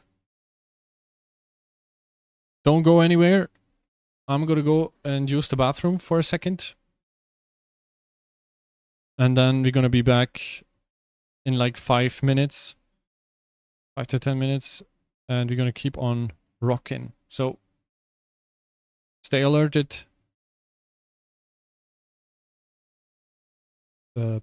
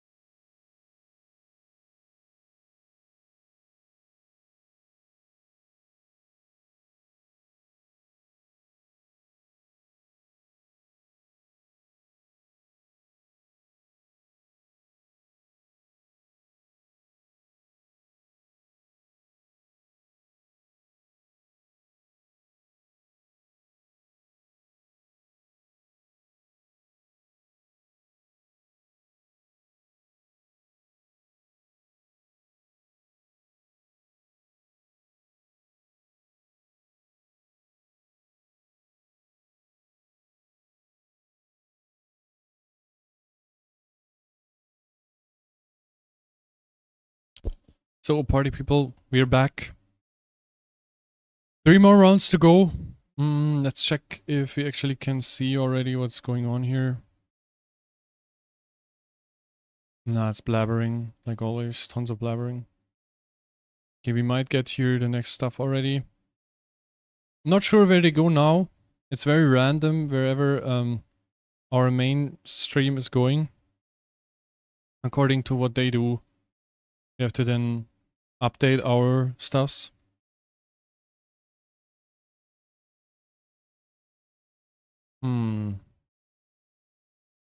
Still fetching details here, seems like it.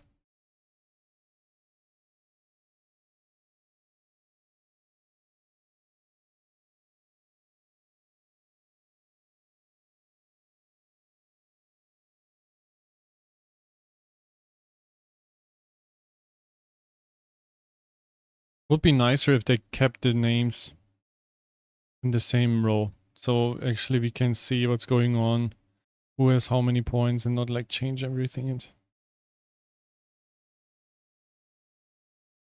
oh, no. Lobbies got changed, right?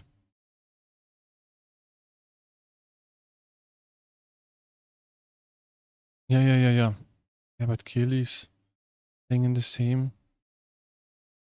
Here's Chucky. Chucky was before here. So a little bit swapping was there. That's why it doesn't make any sense. Okay, it makes sense. It makes sense that it doesn't make sense. And here we have the leaderboard. Oh, what? Third, second, first. He played a very solid game. Oh my god, 2 firsts.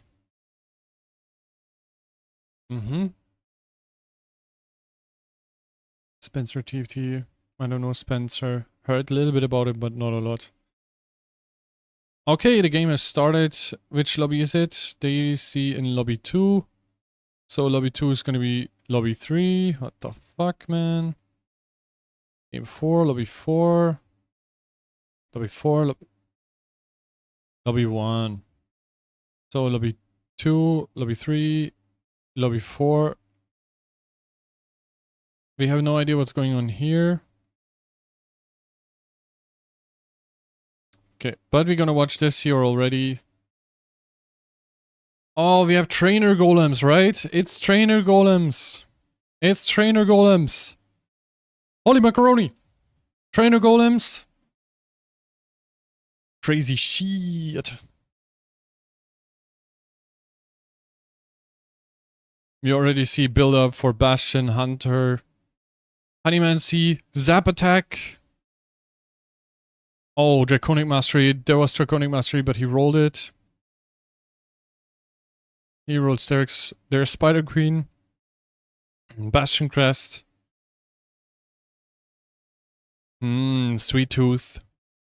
Not very good at the moment though. Deja Vu, Galio.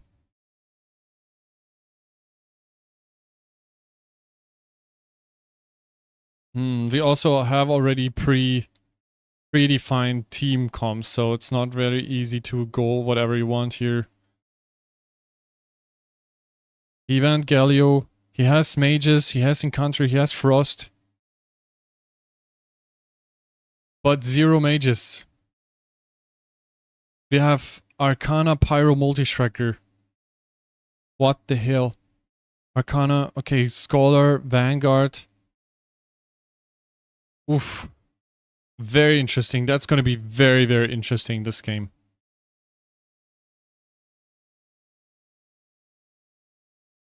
Okay, they started with Prismatics. That's normal, that's normal. Okay. So this is lobby 4. This is also lobby 4. I don't really understand what that means here.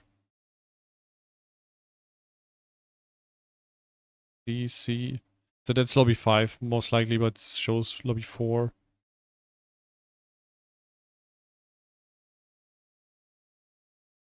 So we got Witchcraft Encounter, which is double buff for her. That's pretty good. That looks solid. That could be 4 Witchcraft here. But then he doesn't have front line. Black Sheep, is it? Camera looked different before. I think something got a little bit mixed up here, to be honest. Ooh, double item here. Hunter, Frost, Eldritch. Wow, that's interesting.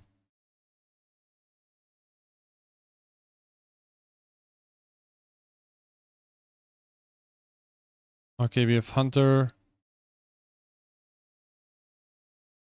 Frost, Eldritch. To check then, I think it's Jinx carry. Not sure yet. Net anti-heal instant. And he has Lemon, so he's actually improving his board with... or his XP actually with not having components on the board.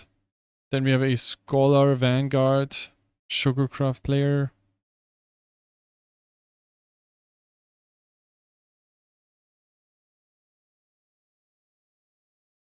Very interesting.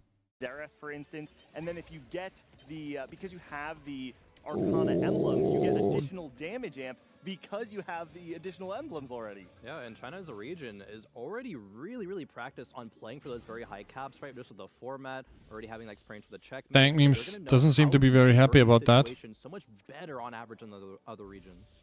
Well, with that carousel coming in, we're seeing everything that's going on in the lobby, and it is confirming that 60-second and Action both were trying to open fort for as long as possible. But we have Deja Vu,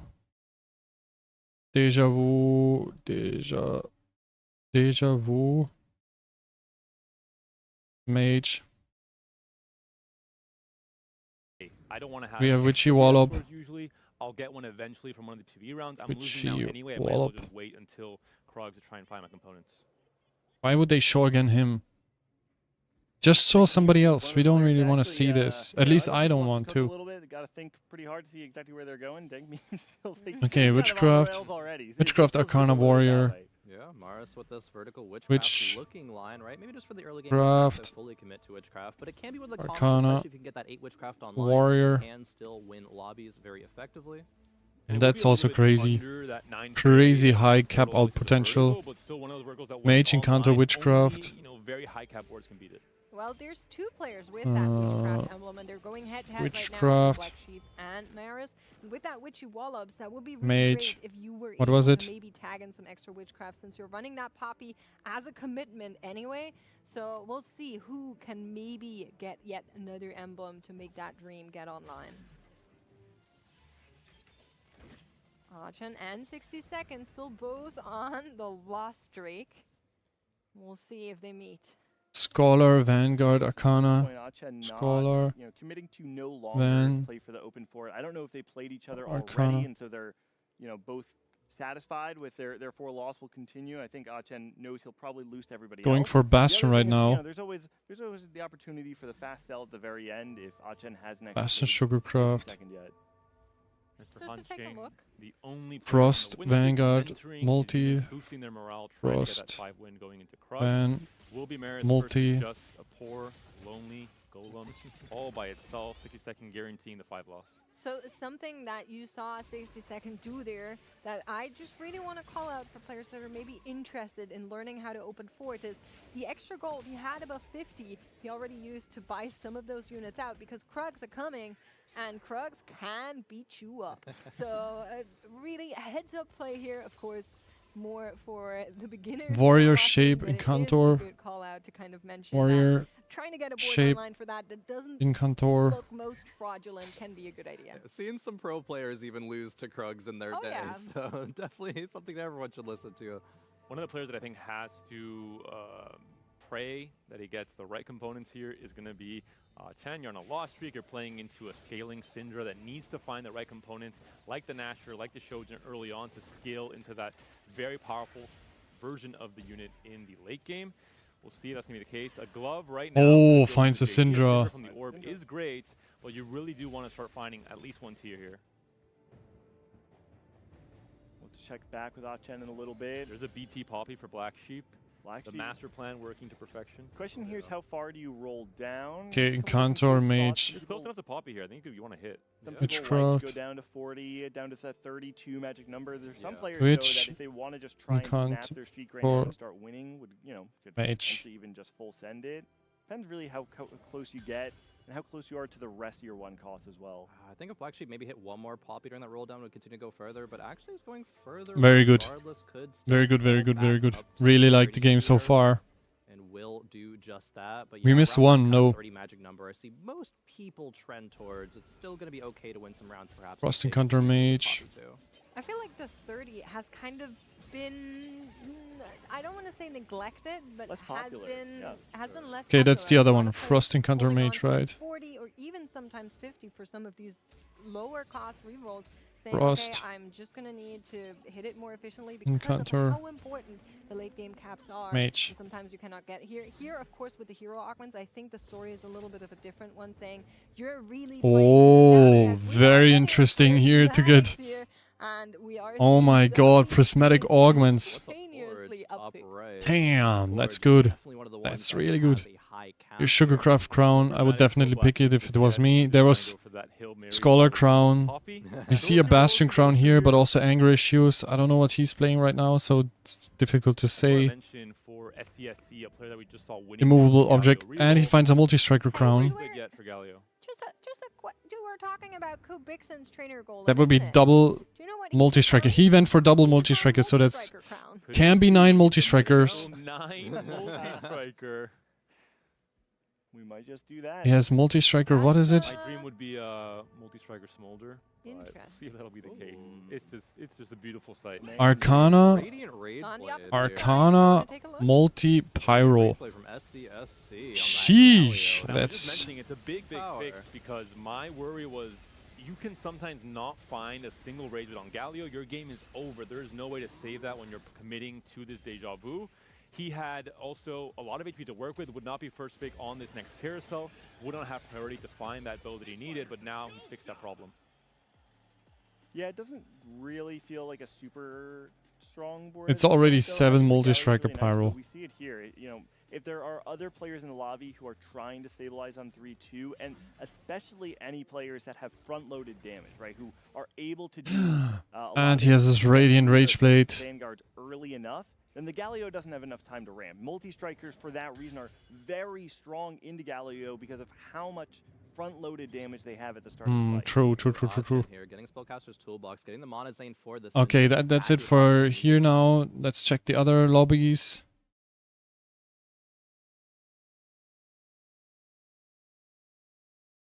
Ooh, 4 Vanguard and 2 Shields up. That's an easy choice. We have Vanguard Blaster. Vanguard Blaster. That's an easy choice, I would say. 99 HP. Win streaking. With a almost fully itemized fully itemized Hui here. Hui. I mean Hui. Otherwise we cannot really tell what other people are playing.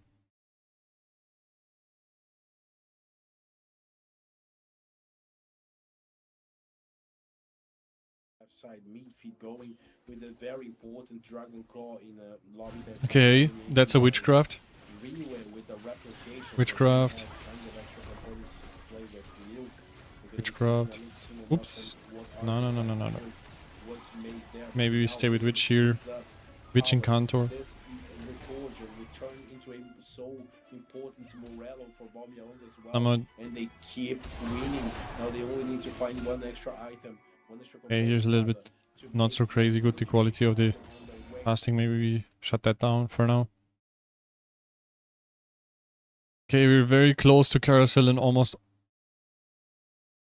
all lobbies.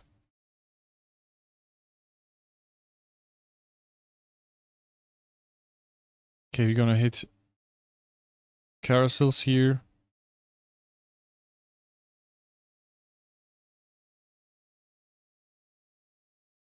And we hit carousel, and we hit carousel here. So we can check on the lobbies. We have lobby 3. We have Hunter Jinx, the classic one. We have a Bastion Ari.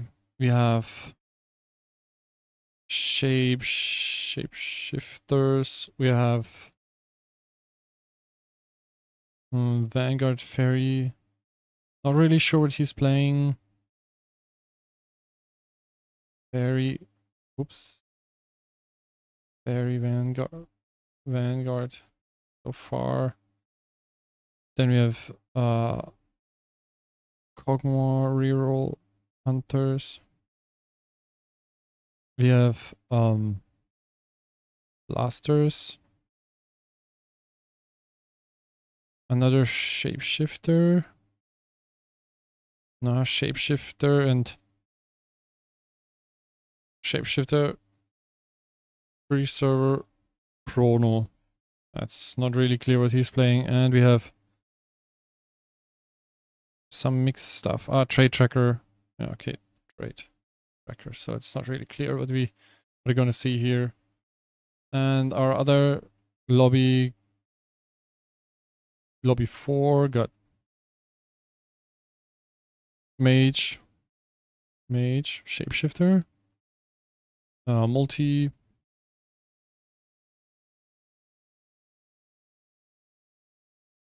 Frost, Blaster so far. We have something like Mage,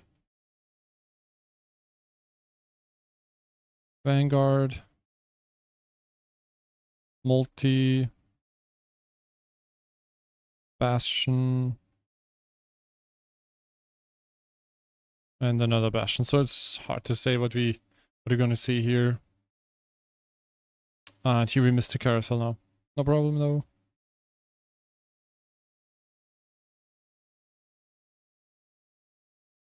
Sugarcraft emblem.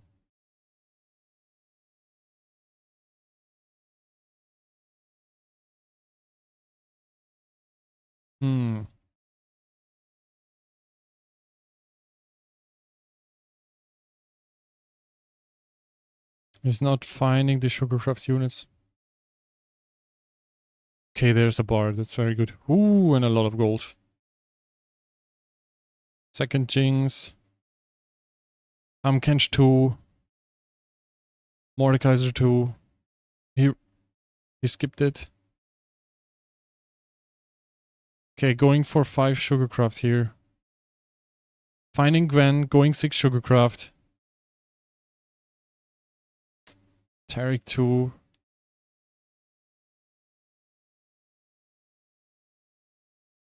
Going for second Arcana. Oh, and Bastion. Okay, very interesting. Very interesting, this choice here. Oh, that's crazy somehow. And who did he give Sugarcraft emblem to? He didn't place it? He didn't place it.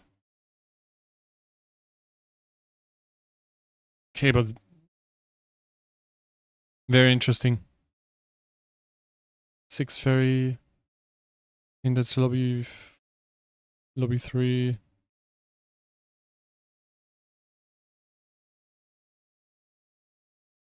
Oh.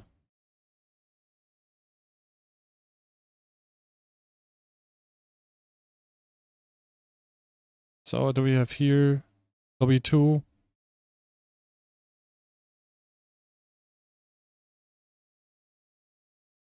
Bastion, like Ari classic.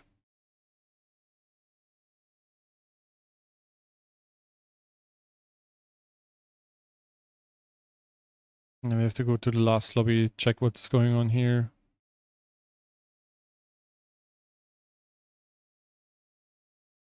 Mage, Sugar, Vanguard. That's the first thing I can see here. Back to lobby 2. Still on Bastion here. It's multi-striker. Reroll.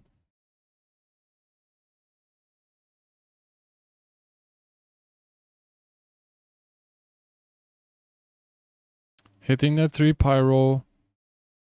And Arcana emblem. Holy shit. Holy shit. That's insane, bro. Oh my god, that's actually insane. Oh, and he's still losing. Holy macaroni.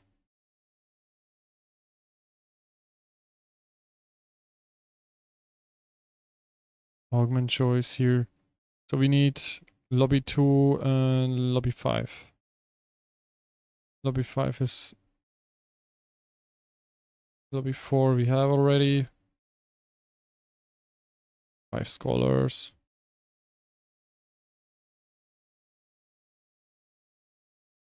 Scholar.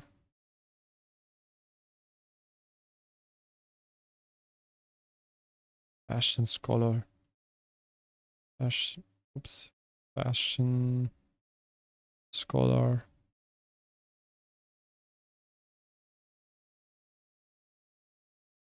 Oops. Auto.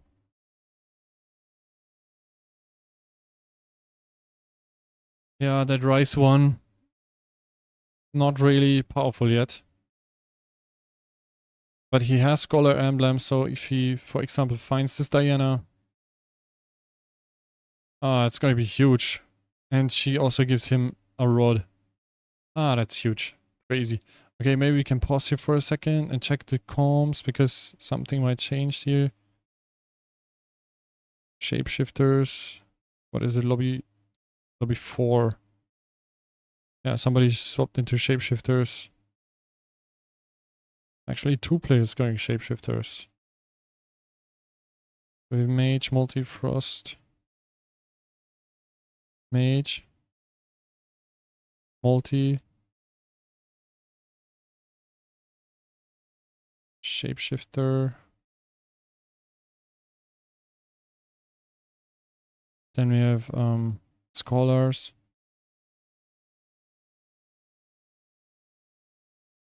That's him, Scholar Bastion. Then we have another multi-striker. Then Vanguard Blasters. Oops, cancel. Vanguard Blasters. And Bastion Ari. Arrow. Okay, also fine. I won't complain about that. Here we missed it. No problem. Need to check for lobby 5. We really want to see lobby 5. What's going on here?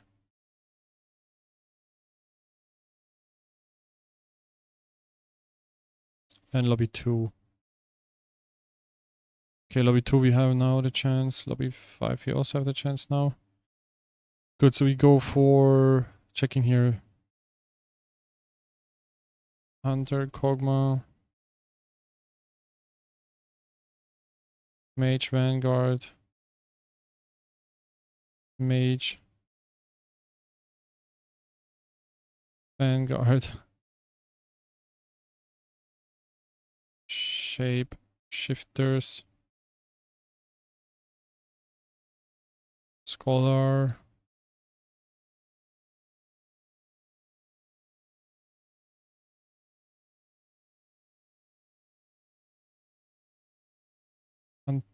Hunter, Jinx.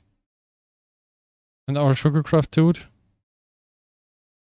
Who had the Sugarcraft emblems? Where is he?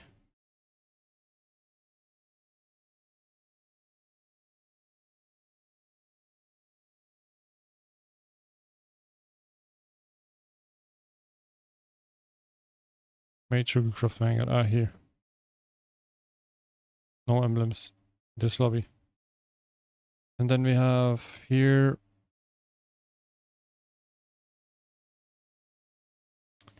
Vanguard Blaster.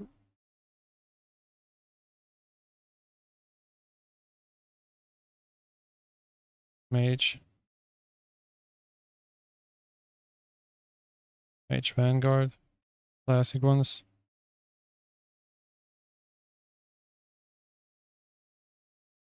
Bastion Ferry.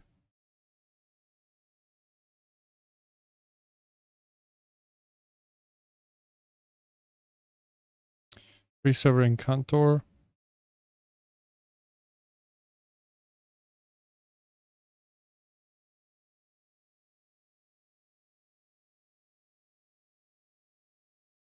Vanguard Mage. Vanguard Mage.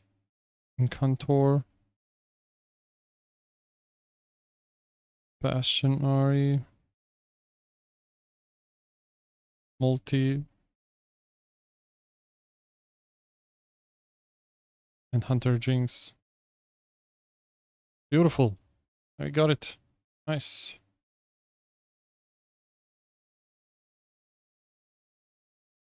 Need to keep going here so we can actually follow everything.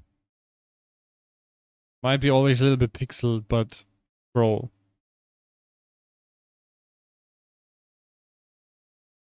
Computer cannot handle like 10,000 things at the same time, and I'm like stressing my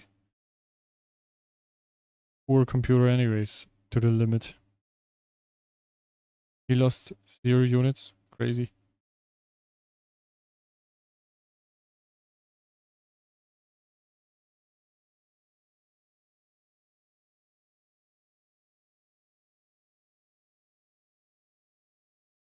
Dashes everywhere, so much damage there to take out all the rest of the units. Checking in with Dank Memes was kind of next in line here. Very early on locked themselves into Hunters. I think that was the logical choice back on this Trainer Golem, but not able to find the front line that's needed to make this Jinx happen. Also didn't find that Olaf tool or items for it, so is currently item carrying that Kog'Maw. It's all a little bit weird and unfortunate in terms of what has come together here, so I'm not surprised to see Dank Memes losing, but of course it is quite unfortunate as you are rolling into some of these boards that are just so much stronger now. If he had like one more Wukong, he has the blue Nico on his board. Can he do it? Can he do it? He's out. He's out. And Dank Memes taken out.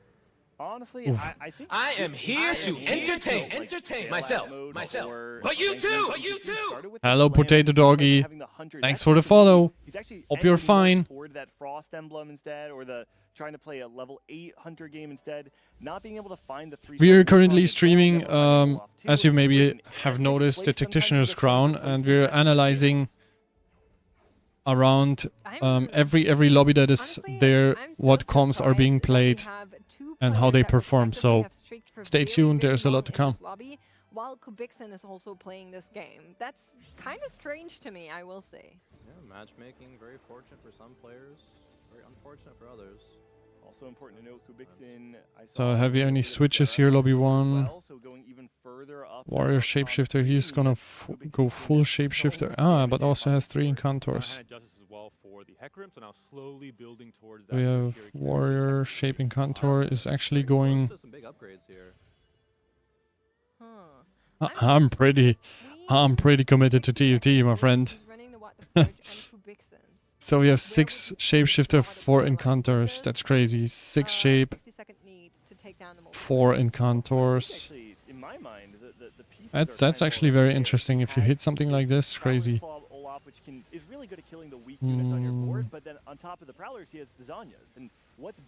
Oh, he's gonna go down here. The Zhonya's?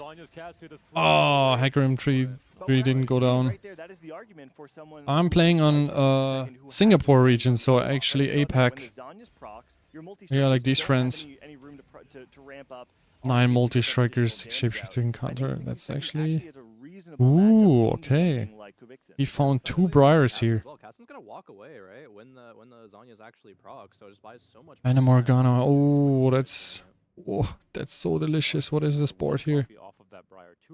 Crazy. He went for 1, 2 Chrono. We have 7 Frost. Frost Vanguard multi. We have 7 Frost. 7 Frost probably too valuable. You got your answer. Oh, there you go. Never mind. It's actually a very easy spot, I got you. Thank you. That's what explained. The 6 second did it for me. He totally dropped Vanguard. No, he has Vanguard with Warwick. And then multi-striker. Yeah, I'm at the moment I'm based in SG. True story. Let's check the other lobbies. What do we have here? Nothing so far. Nothing. This is already over. Holy. Oh, and this arrowed. Unlucky that this is already over. Maybe we can watch a little bit and see what they're blabbering. Deal with the likes of the Infinite Rage Blades there on towards the anger issues there on the multi-strikers. But I think it should be able to deal with most of the mage boards. Yeah, those Briars should be able to just skip that solo front line that often the mage. Thank you very much. Definitely gonna climb next season again. Back into game, thankfully. So absolutely up for that. So now we have the replay here. The Shapeshifters player did also have the hasn't used their lobby just yet as well. So it's worth noting that they do have the potential for the Briar 3-star, although they need to focus on staying alive for the time being. Yep, and as these Briars are shredding. 2 Briar 2. Looks like the Zhonya's is going to be tricking it for Holy a little bit, macaronis. just staying alive for a little bit longer, but unfortunately for Elia, the mage 2 fully itemized Briar 2, and he has another golden Nico on his bench, so they will definitely try to keep him from going for that Briar 3. Holy macaroni, that's crazy. There's also Smolder 2, 6 blasters. Very interesting. But do we have any other boards here? Are you also playing TFT?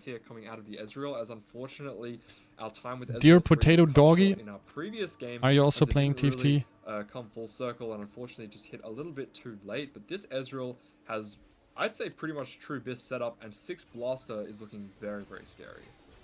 Yeah, and with the dummies coming through. Are you? Well, they're getting so much value in this particular round. Are you playing TFT? We didn't see too much of the Ezreal last time round. Unfortunately, the Nami wave does just hit onto it there to disrupt it. Ezreal could ult another time. Just barely gets the second cast off. Nora is oh alive, my god, Nora is in Zhonya's. Will the Varus. Nora just barely clutches out the round. And we did see there the power of the Ezreal. Maybe if that Nami wave hadn't quite hit, then it would have been able to clutch out that You're round. Singapore rank 1? Could go the other way if that. Bro, what? No way! Definitely super close. No way! Wait. Wait. Yeah, right. Oh my god! If you're wondering, I didn't get your name, man. Oh my god, yeah, you played in. Oh my god, I was watching you last in the Golden Spatula, right? Potato Doggy. Yo, man, am I missing something? Yo, bro, how are you? What the heck, man? Oh my god, yeah, I was watching you. Oh my god. I was in your chat, yeah, maybe. That's possible. Usually I talk to the streamers and ask very important and interesting stuff about the game, because I can learn so much. Oh, holy macaroni. Yeah, great to see you here, and thanks for passing by, man. That's going to be quite good because the rest Crazy. of the Rage Blades and the Radiant BT. Yeah, and had 3 unitemized units in the front line there as well, so getting a lot of use out of it. And unfortunately for Org here, there has been a player that has went all the way to 9 is able to get. Actually wanted to check if you have any. Exactly what you were wanting to play. Okay, here's very close now. The setup was they're already over. I would actually love to see where they're going and who's winning this lobby, but you might not see that. Maybe we can take screenshots so we can analyze later who won the lobby then. Which comp? Ah, wait, maybe we have to do like this. Both of them. I don't think there's many other matchups that we'll be able to get. We don't really know who's winning here. The Sugar that we talked about manages to actually pick up a very. Okay, here's top 2 now. Hang Zing versus Kubikson. We have that's Trainer Golem, so interesting. Oh my god, I've never seen Trainer Golem in a tournament. That's that's so legendary. It's so fun. 9 multi-strikers. Here, beautiful Arcana emblems with Herkaram 3. Holy. 3 Arcana, 3 Pyro, 9 multi-striker. Currently on a win streak. Versus 6 Golem, 5 Arcana. Let's see if... Oh my god, this Kassadin is gonna get melted here. Hecarim full HP. Not anymore though. Oh! Okay.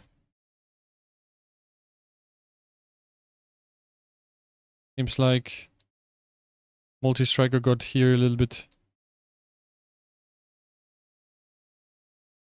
destroyed. So you're not playing in this tournament, right? Because otherwise you would be playing. But are you also casting it, or like how do you actually deal with this situation right now? It's so crazy that you're here, man. I'm so excited. Oh, you did? Oh man. I had really difficult time to actually understand what's going on. Like this last cup was so freaking, I don't know, wild. Like it is the first tournament I was watching or like following properly, not just watching a little bit and like only watching YouTube videos and replays. But it was so hard for me to actually understand what's going on, to understand all the different lobbies, to get access to all the lobbies and everything. It was so, I don't know, like it's just very badly communicated in my opinion by Riot Games. So it was a little bit difficult to understand APAC and then also like the other regions. I tried to watch all three regions. I watched even China in the beginning to understand like what's going on and to hopefully get some more information. But everything felt like completely cluttered and I don't know, like very, very bad organized. So it's very, very, yeah.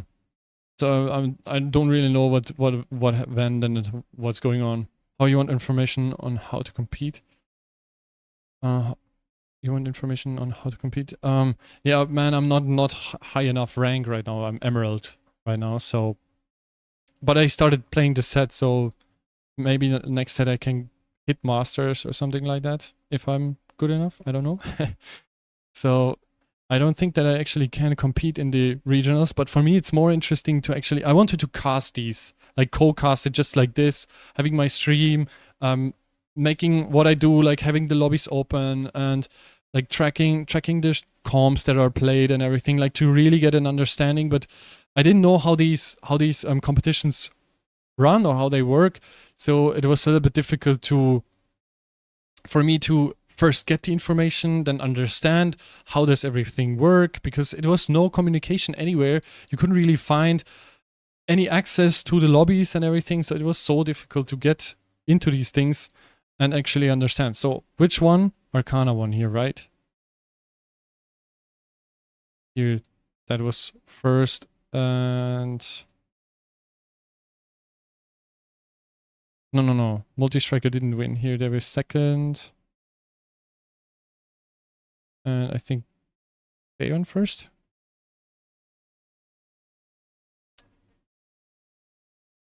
This channel usually streams APAC TC games. 3 stars. Am I missing something? Is it censored? Or you mean one of these channels here? Because I was watching TWM. Wait, I can show you maybe. Here, TWM was casting APAC, I believe. Yeah, exactly. There were 2 boys sitting and then blabbering and everything. Amy and Amir usually more broadcasts. Yeah. That's why I was very interested. That's actually was the basic idea I had why I wanted to cast, because I felt like APAC doesn't have English casting, and that's very sad because oh my god, there are so many good players and the best players in the world. Like if you look at the leaderboard, are actually Asian players and not necessarily like American players or European players. So I was like, okay, I want to cast that. How can I do that? And try to figure it out. And wanted to do an English casting, but all 3 days the cup was, I tried to figure it out, tried to find all the information when it starts and everything. Then was also Worlds, like League of Legends Worlds was on the last day or second day, I don't remember anymore. So it was so wild and everything. It's completely intransparent, so I had a little bit difficult time to actually get through all of it and understand what's going on. So yeah, but in future I'm definitely gonna definitely gonna cast these things. So what we have here, give us a little bit quality, a little bit more quality. Give me the quality.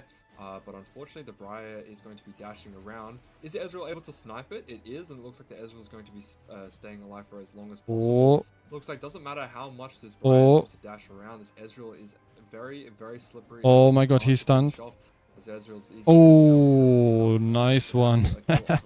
Beautiful against the copy. I thought 1v1 was every 3 player still alive, even though there was a fight now. Very interesting. Yeah, unfortunately, the matchmaking's definitely not when as they'd want. You can see Keller's won the last The 2 multi-strikers, rounds, won the last 3. blasters, so have avoided each other for the last couple of rounds, and YBY and shapeshifters are dominating. At least knocked each other out, because it's at the point now where yes, they're going to be. That's going over head-to-head, already. but YBY may also take a bigger loss in one of the. That's Ghost also matchups, over. so That's it would also be quite over. unfortunate if Oh he does end wait, up that's the dropping out wrong in third one. place here off the back of the matchmaking, but regardless, has had. Yeah, such an TWM I incredibly was strong watching, start but today for that this it's not picking really up another third here. They were already top of the standings. useful because it's basically not So really, really solid showing. but my language. I don't speak whatever language they talk.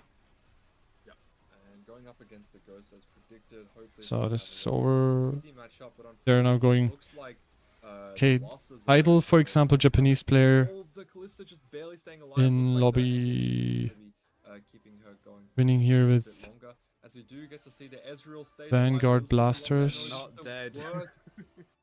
Worst case scenario for and 1v1, shapeshifters. because unfortunately they've avoided each other for so long that the Tiniest Titan has given Keller just enough HP. And My god, these 2 Briars. It's so crazy. that he needs to win this one. So going He for has that 6 final Briars. feed, And another Briar on his bench. okay, the thing is, he could sell board. he's only used the one off of the duplicator. Briar. 4 cost transforms into 5 cost. Oh no. It's just. Oh no, it would be so crazy if he hit Briar. I mean, they kept beating YB1 before. I would assume that. Ah, okay, he sold his Briar. Anyways, crazy board. Very strong. If that is the case, then unfortunately. Oh, there's YB1 might have just gotten matchmaking a Radiant so Bloodthirster. well, But it's over. But unfortunately, just the Ghost not going Keely loses. as he's going to be going up against a very. Okay, 1v1. This Ezreal's proven to be quite the force. It's We've seen Shapeshifter it, versus Blasters. Used a few times today, but definitely not to this success rate. And this is really showing the upper echelons of what exactly this Ezreal can do. Because at least coming into this, we'd seen a lot of the when you are re-rolling blasters, it's always been where sometimes the Ezreal's ran as a secondary carry alongside it, but not as much of the older Ezreal primary carry starting in the front line that we've seen before. But as of now, it's working out wonders, and I don't think it's going to have enough here. But we have seen this matchup go kind of either way, and Ezreal has done really, really well to be able to avoid the Briars and pick up snipe the Smolder in the backline on a few occasions.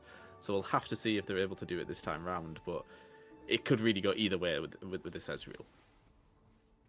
Yeah, most certainly we're going to get the final fight here. 6 HP, 5 HP. Ezreal's dashed over towards the corner. There, the Varus is going to be stunned up for quite some time. Does finally get the cast off, but the Briar has dropped her Zhonya's. Is going to be able to get the Kench, but not before Kench gets one final cast. A huge cast out from the Varus here, but now it's all up to Ezreal. Oh my god. Ezreal actually defeats. I don't think Smolder.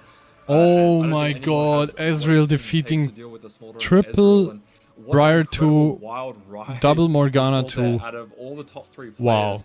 3 players falling at once earlier. Crazy, and, crazy, crazy. Lobby 4. The Ezreal and the Blaster players, and we saw before, I believe, Ezreal 3 going out in 8th just here, because previous players couldn't get the comp online. And but, second. you know, once wow, you get the crazy. right items, it looked like it could have been out in 3rd place there, but incredible finish and follow through there on the Ezreal. Here we have, I don't know which lobby it is. Power of that composition B. We are just going straight Lobby to break 2. this time round, but be sure to so join here us it back, was. we'll be able to break down everything we've just seen, and we'll have Vanguard another Blaster and crazy game. Shapeshifter. Vanguard Blaster first. Okay, no, they pivoted later into this. Anyways, crazy, crazy, crazy.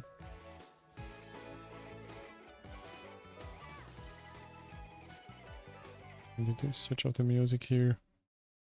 Okay, all lobbies are in waiting mode. We have the main lobby. All throughout those standings. Yeah, I mean, Dishope being in that bottom 8 is, I think he's the main character of our next lobby, right? He's going to be a player that we have to be able to focus on. And on the top end, though, I think every region kind of has So is it already in the Messiah relief, or maybe even a surprise. I think already Darkest updated? being here from EMEA is shocking many. Yeah, we have it already. Bio again with another first to make a #1 spot. No other Americas or EMEA representatives. Bio another first. He made another first. Oh. Everyone suddenly becoming Brazilian Whoa, fans. crazy. Two games, the one hope for the West. That's right.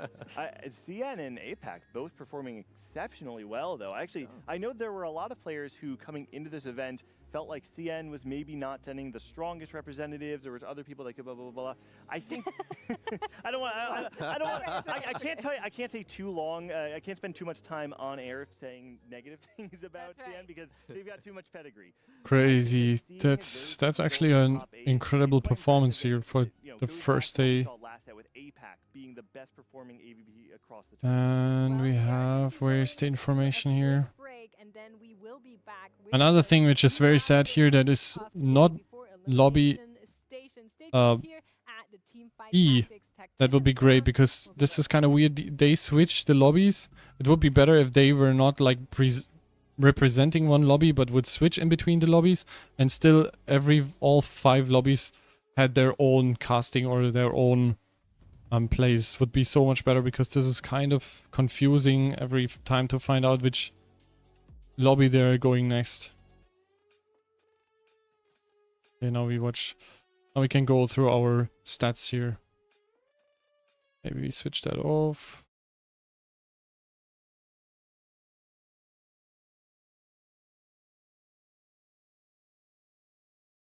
So again, we have a lot of Hunter representation. I mean, concerning that this was trainer golems, Hunter Jinx, Kog'Maw Hunters. We didn't see Hunter here, but we saw it here twice. So definitely Hunter is being played a lot. We had Deja Vu, we had Witchy Wallop in the trainer golem, so this 2 exceptional ones.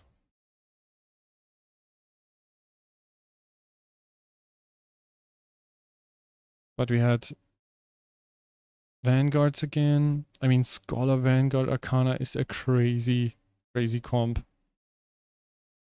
We have Vanguard, Mage Vanguard, Vanguard Mage Incantor, Fairy Vanguard, that's also very interesting. Vanguard Blaster and Vanguard. Here also Mage Vanguard and Mage Sugarcraft Vanguard. Everybody literally played the same. So I think the most played comps are actually Multi-Striker, double Multi-Striker here even, Multi-Striker Vanguard, and Hunter are the most played comps. I mean, throughout the entire set they performed very well. They still go under A here. Hunter Jinx lost 0.11 average placement. Vanguards are performing very well. You can splash it into everything. Sugarcraft, mages you can... Okay, they're playing 2, not a lot. Here we have 2 Vanguards. Okay, that's also not a lot. But for these you need special augments.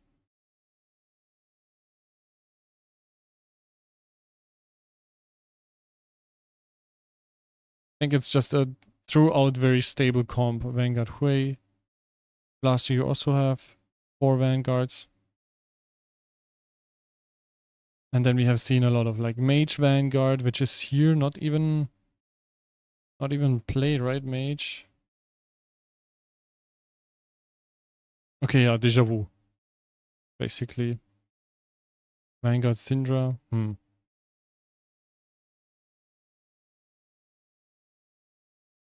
But mages just work very, very well with Vanguard. No matter if you have emblem or not. I think also because the classic augments of Vanguard are very, very, very, very, very strong.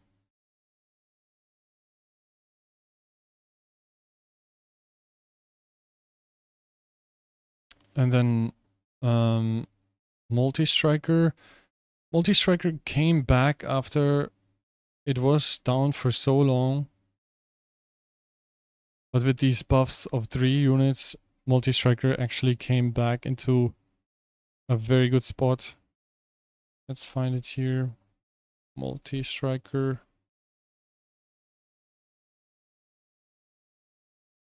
0.26 average placement over the last 3 days. Fairy Callista, a little bit worse.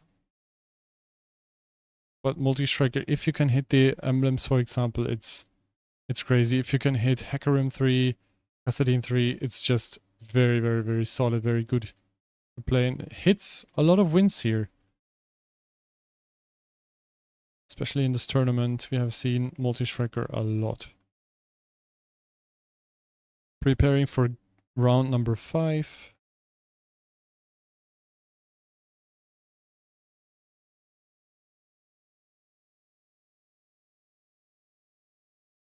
Maybe we can listen to him blabbering a little bit. Confirmed a player to be in contention to not only get top 8, but to win the entire Tactician's crown, right? Not only just a fantastic, ladder player, ladder warrior, right? Rank 1 global, has good tournament results, making it here. Title, obviously, right? So good. 5th Tactician's crown for title, coming back amongst these titans, right? The big top 4 and 1 to come So Chad, what's going on? One, right? Are you First 4 fine? games, be in that top Can we 8, make it through the huge next 2 contender games? Also to make it into that top 8 and make it back, maybe even the I'm first actually one pretty hyped, for a but I'm also 2-time hungry, title so winner.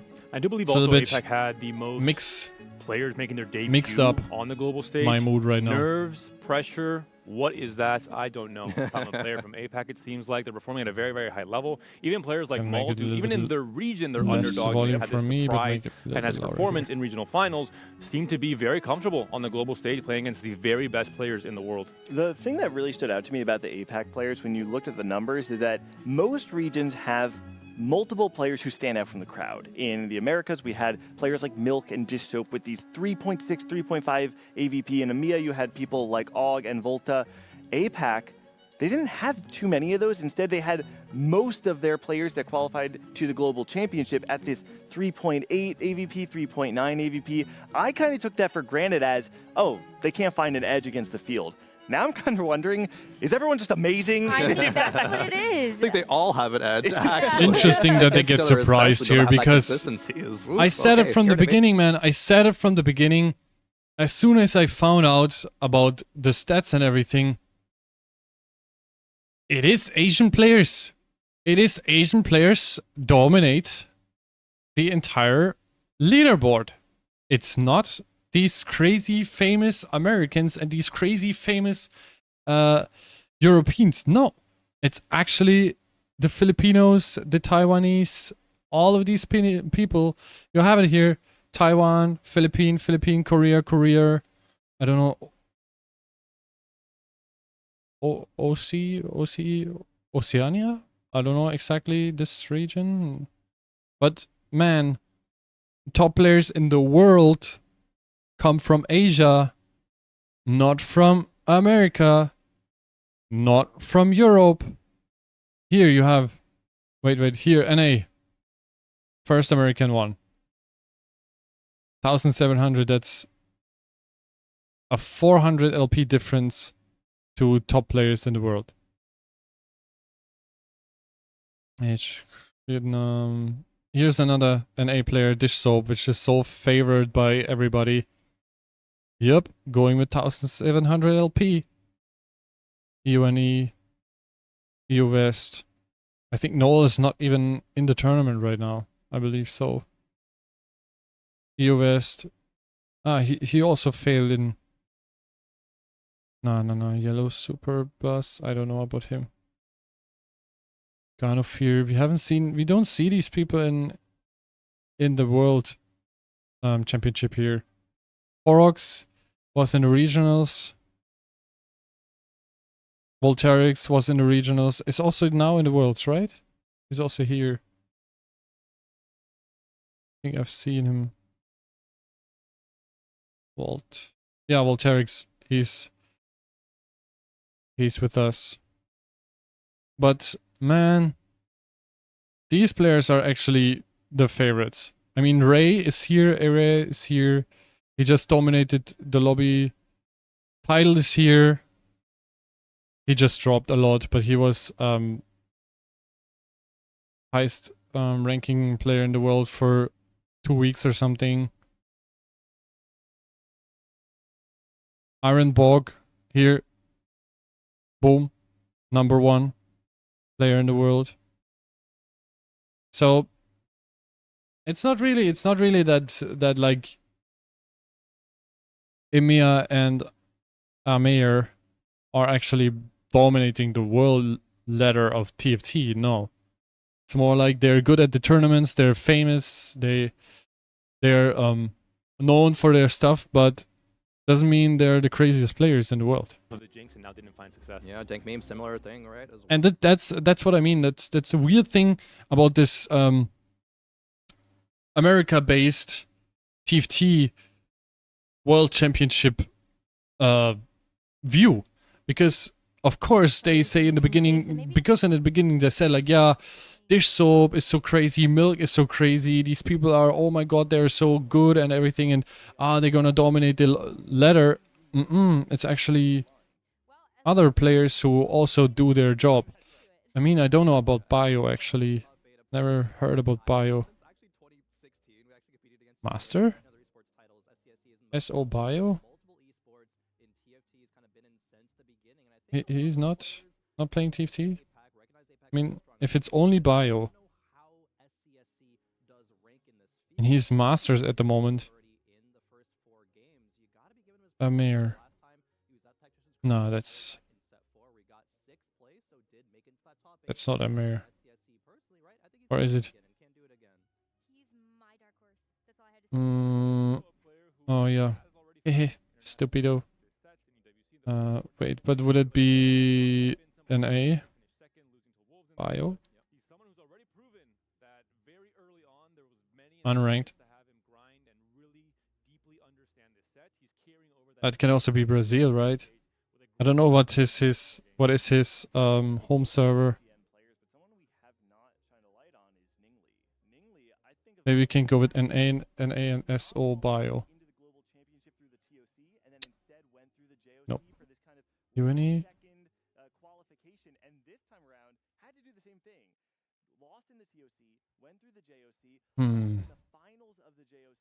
Korea.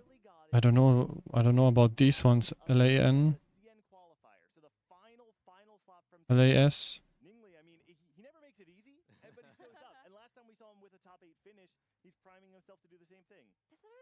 ME.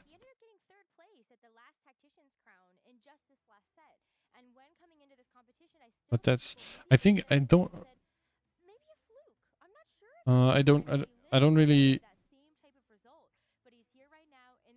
because this is TH and that's,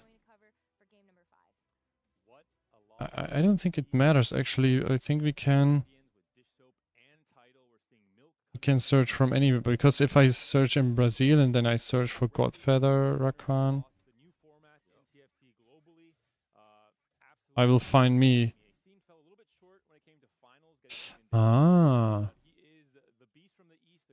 S. Now you need to know your soul bio.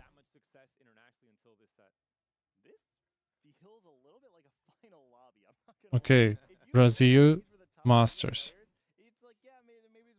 But is it really true? NA.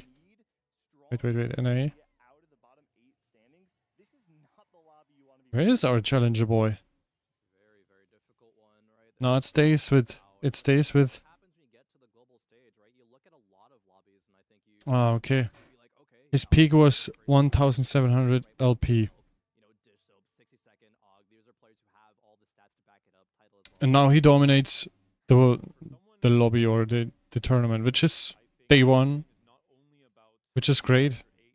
I'm actually very happy. Like, I didn't know about him, and I'm happy that not all of these very famous YouTube people are actually dominating the lobby, but there are other players who are actually performing very, very well and doing a good job here. Very happy about that. Okay, the new game started. The North American representatives who are sitting at the top half of the standings with a very clear hunter angle. I mean, you have a potential even. But what do you think, Potato Doggy? What do you think? Which comp is actually at the moment like you, or which comps would you say are absolutely like stable and would make a good placement? Like, what would you go for in this current tournament with the current patch, with your knowledge of being a challenger and even somebody who competed in like international events? That would be actually very interesting to know. So the other lobbies also already started. Here we stopped it. Already running. Also already running, okay. With especially a lot of players who need to be thinking about, hey, not only their top 32 finished, making the day 2, but then making it that top 8. That was the Q&S. What is Q&S? Am I missing something? I'm not familiar with all the crazy Very interesting. oh. Sorry, what was the question? Okay, I asked him, what would you say is the most stable comp that still can hit a good placement in the current patch in, like, for example, for a tournament like this? Like, would you say, yeah, maybe that's the main question. Like, what would you think is a stable comp that can make a good placement here in this current patch or in this competition?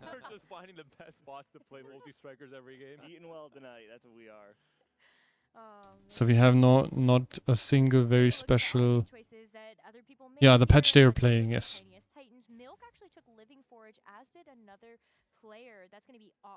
Yeah, crazy reroll favorites, true. You're also going to be getting a ton of artifacts. That's really going to up the tempo of the lobby. Ooh, treasure chest here. Not fantastic. Ari Jinx. Very powerful. All multi-striker if you hit the if you hit the, what is it called? The emblems. But interesting, Ari, Jinx. I mean, they're dominating and they're very, very often played. Where's my... Because, like, Ari is so freaking strong or, like, freaking stable because you can pivot in so many different things, right? You can go Arcana, you can go Vanguard, you can go Scholar, you can go... Arcana, Vanguard, Bastion. Ah, yeah, Bastion was the one I was missing. It's crazy strong. And Jinx can always pivot into like pre-server, pre-server Sugarcraft, Warriors, everything, or just play very solid Jinx carry.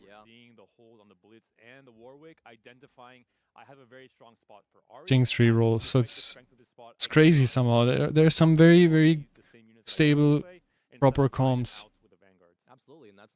I do, man, I do. And yeah, the set's ending through. But anyways, I prepared this, like I do all of these things and do my sheets and everything because I'm gonna do that for the future set too.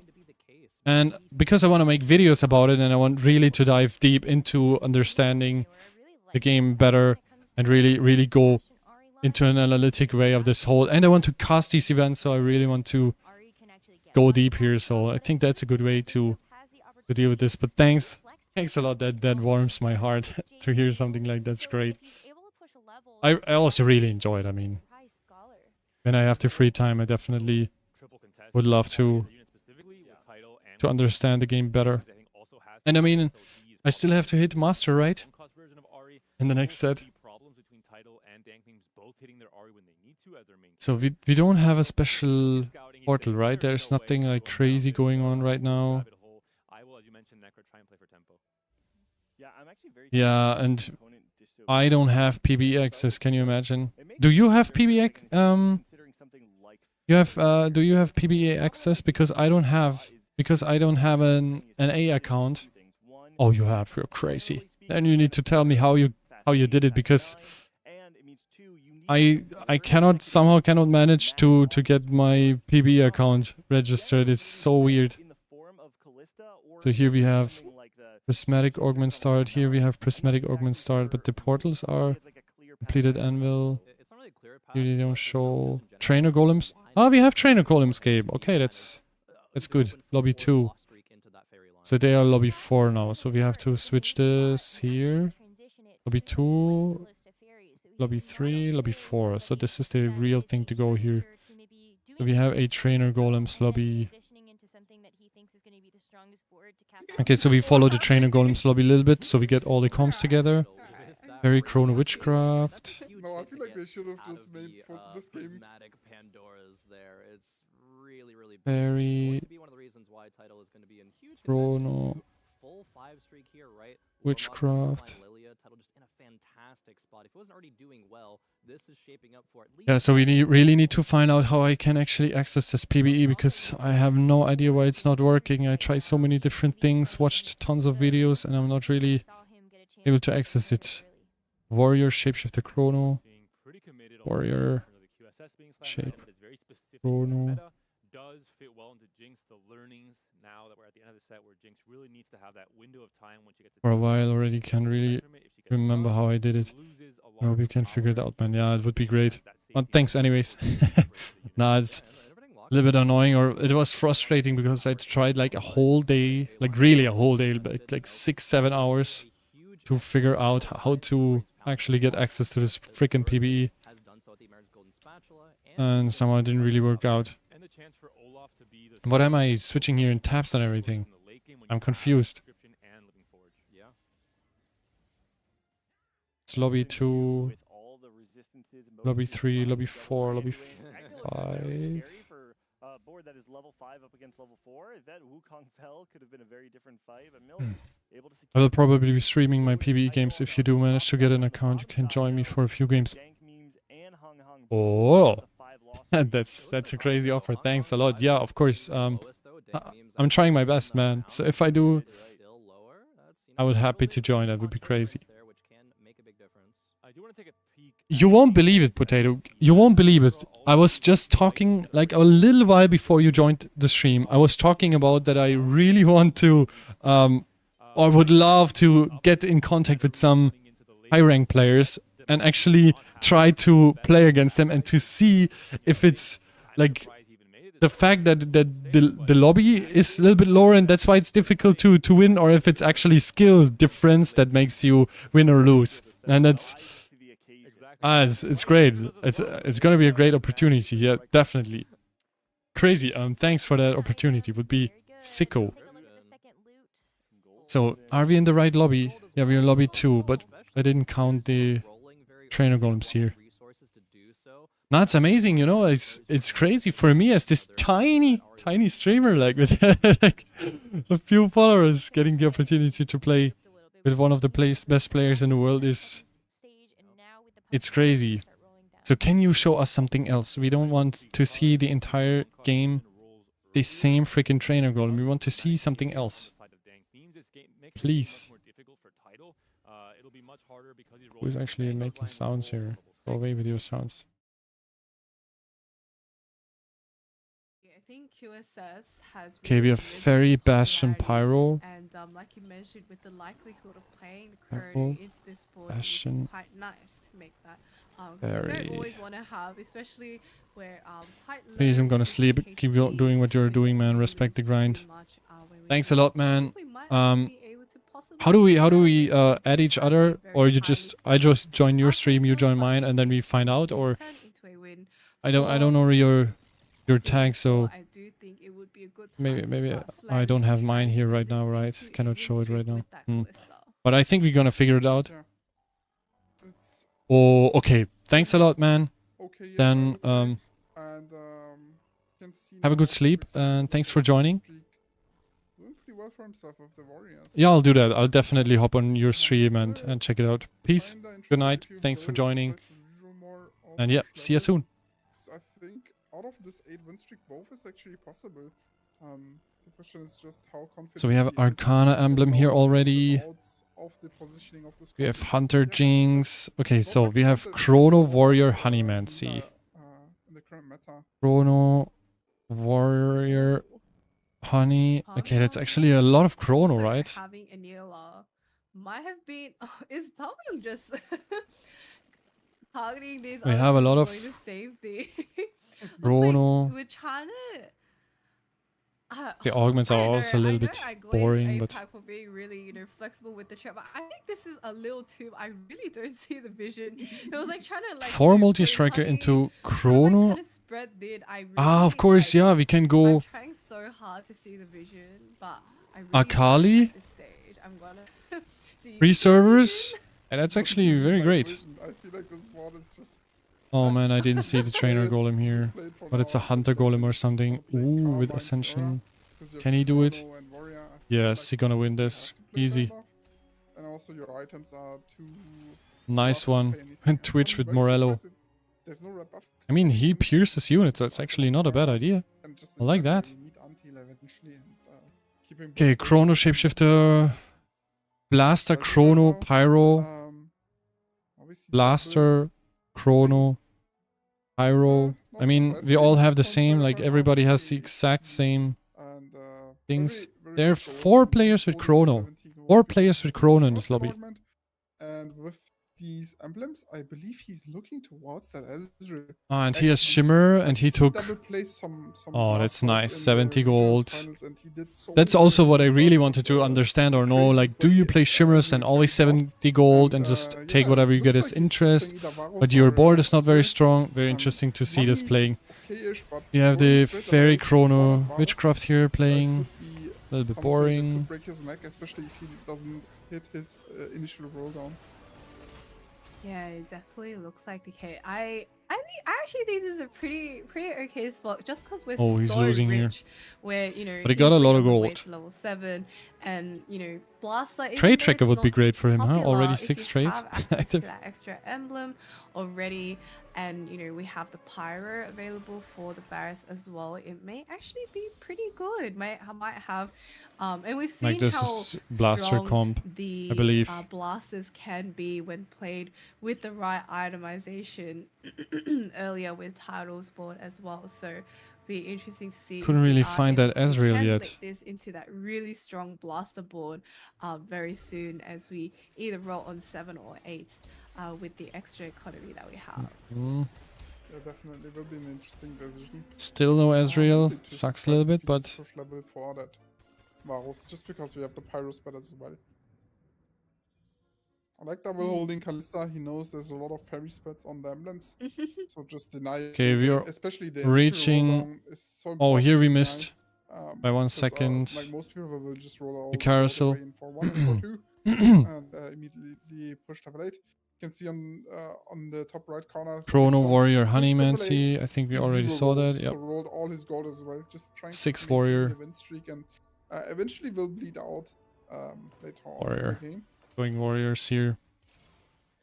As we see with Fiora carry. Really struggling to put together a board here. We have 6 warriors, which once upon a time was absolutely amazing, but is really just quite not as strong as it used to be. There is a Kalista too with IE. Kalista 2 with a Gwynsus and the IE, and I think that might be 7. Yes, 7 fairy online with the 2 7 spats fairies. for the backline there, the queen spats. I don't know what it's called. Finding the warrior crest. Another option for the warrior crest, but I really don't think it's going to be a huge difference for us. And it's a bit hard to have the extra range with the Stand United. Oh, he rolled it. Rolling through. Oh, just kind of. I would go for duo Q here for a little bit more power. Picking up the duo Q. And he is lucky and found a Morgana for the extra.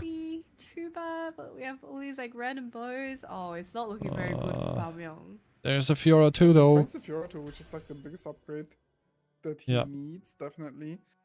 He exchanges this Vex with Morgana, finds the Zillion for Chrono, and he has 3 servers, 6 warriors, That's actually not bad. Made use of almost all of his golem. Got the red buff on his Morgana, which is interesting. They are really close to getting because she burns almost everything. That's actually interesting, yeah. You also don't have anti-heal yet, so that's a good comp here. And he makes it possible to win this. Wow! He got a Lilia and a Hecarim. So silly though. That's actually very lucky. Gwen 2, right? Also Gwen 2. That's good. Possibly solid. Stable for now. I feel like the moment I say we look stable, we're gonna lose to, like, I don't know, Kubikson. But I think the really important thing about this composition is you really That could be a comeback like, if he's lucky. Okay, Okay, we're in front of the carousel here. They're far away, far away. Even try and fit Milieu later on if we can. So you're gonna get to watch level this? 9 would be really sweet as well.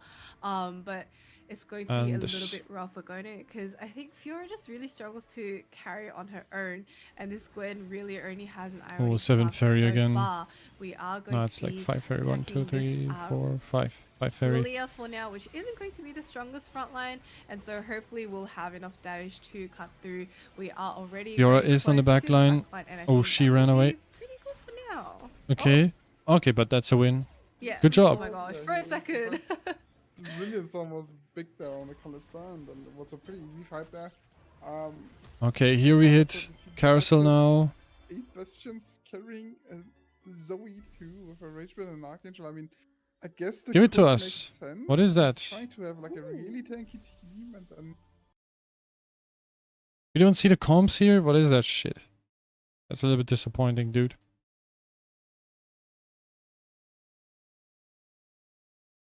Okay, so we have to watch this. Here the comps we have already, right? No, we don't. We didn't see all of these.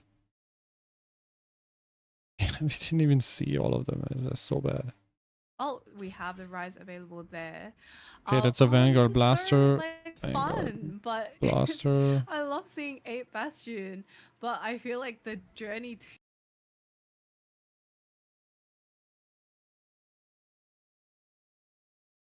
Our Bastion Fairy. Can they please stop showing always the same?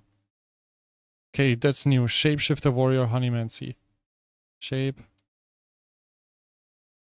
Warrior. Honey.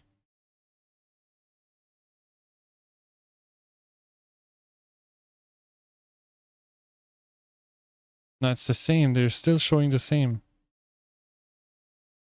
Right? Or am I stupid? No, it's actually something else. It's 6 warrior.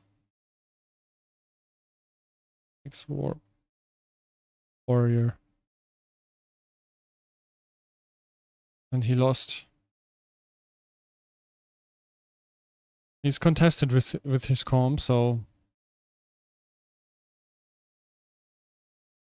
Okay, we have the carousel here. You're gonna hit the carousel here. You're gonna hit the carousel here. We need to wait for a second.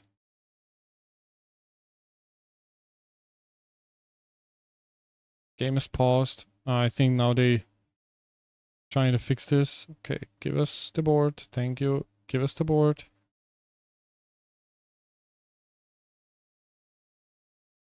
Thank you. Okay. So we have lobby 1.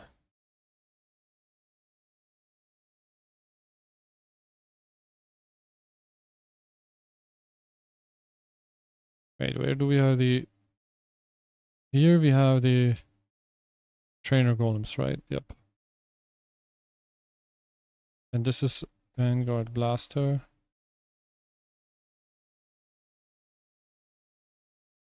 Here we have Bastion Ari. We have Multi. Mage. Blaster. Hunter Jinx. Shapeshifters.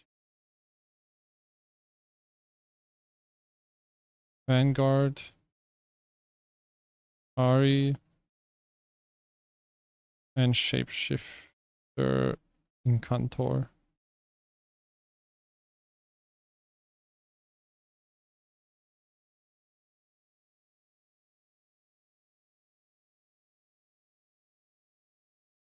So then lobby 3 is blabbering at the moment. Lobby 4. Bastion Ari, the classic one. Finding a Briar though. Then we have Blaster. Multi. Shape and Cantor. Jinx Hunter. Very multi. Mage. Bastion Ari. I think the first one is not really playing Bastion Ari. But like a Witchcraft pre-servers. Witchcraft pre-servers. So he's gonna hit Morgana and everything, then he can actually go ham. Okay, and then lobby 5 we have a Blaster Vanguard. We have Hunter Jinx. We have Bastion Ari with Emblem. We have Mage. We have Shape. Yeah, Shapeshifting Contour. We have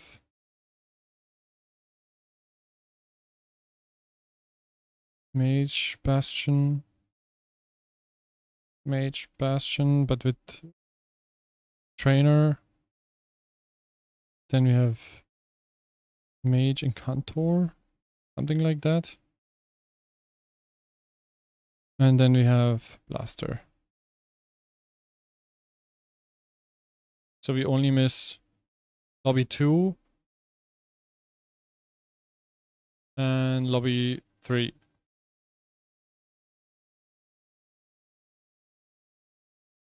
But lobby 3 was at the moment cut. Ooh, somebody lost here. Ironbog lost. Ooh, okay.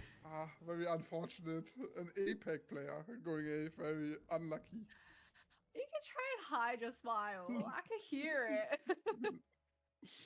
I mean, it's fine, it's fine. I mean, Double is on his way for the 7th place as well, but maybe he can win a fight. Bombyong looking You cannot since he hit chat. He's actually won most of his combats, I believe. Sad we couldn't see Ironbogs. Lost his last combat.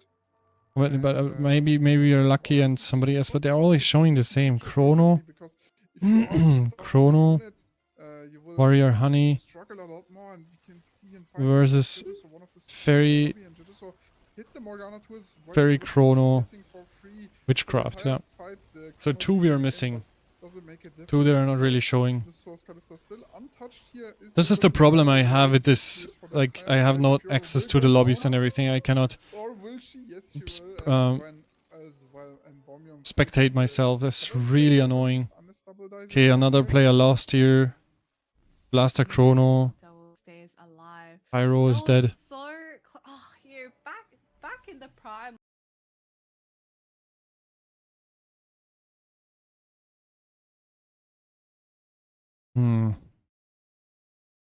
Really handy for a lot of the players. You see Darkest is on a 6-win streak.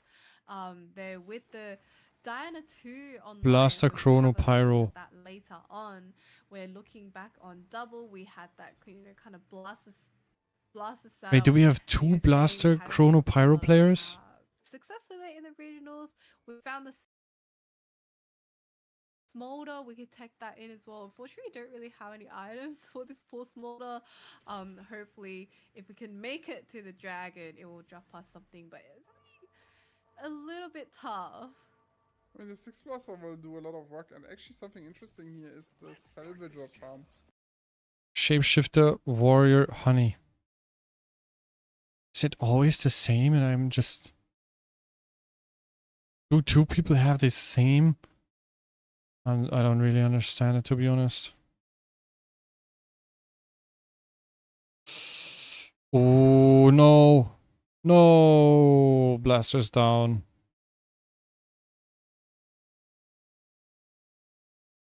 Somebody else also got killed here.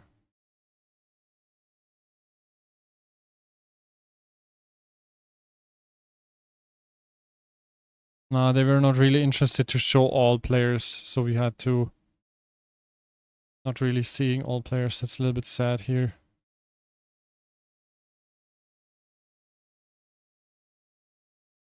Maybe we're gonna might miss the next carousel here. Duo.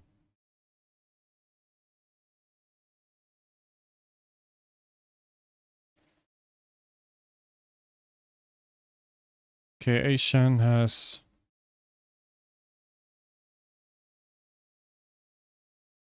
Under Jinx.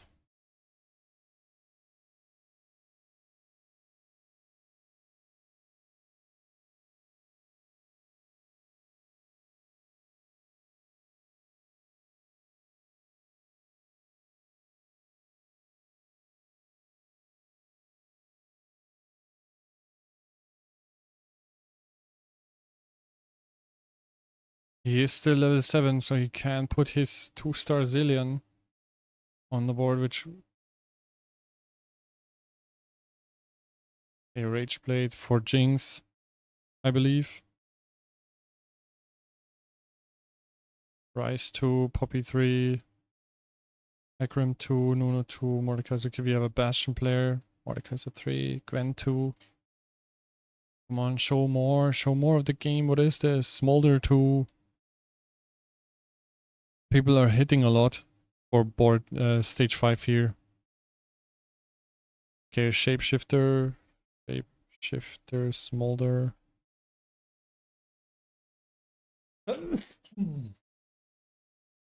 Every other lobby we have, right? Here we have Bastion, Incantor, Frost. Bastion, Incantor, Frost. Going 7 Frost.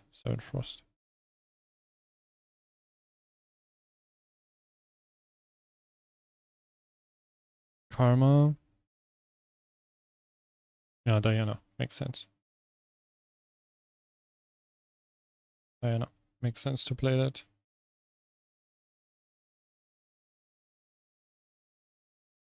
Okay, then we have 6 Scholars.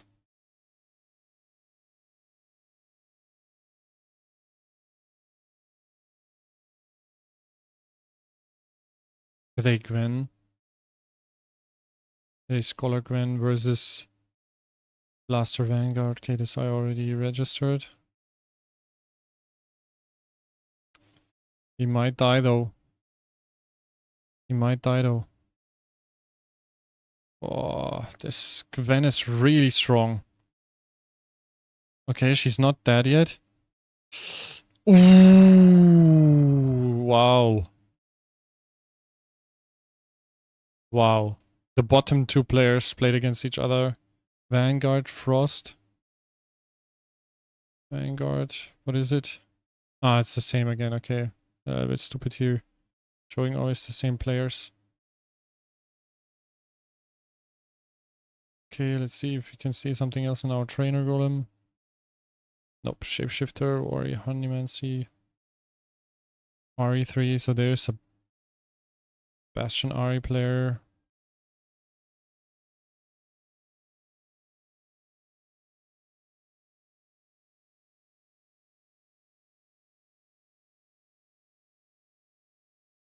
Hunter Jinx, we already seen this. That's the Bastion Ari player here. Okay, this Jinx is not doing anything. Everything is 3-star. Everything is 3-star. Oh, Jinx, come on. Ooh, nope. Oh, he survived it. Wow, but he killed a lot of units here before he went down. 6 Scholars, this 6 Scholar lost. Vanguard, Frost. Ah, he's actually doing quite well here.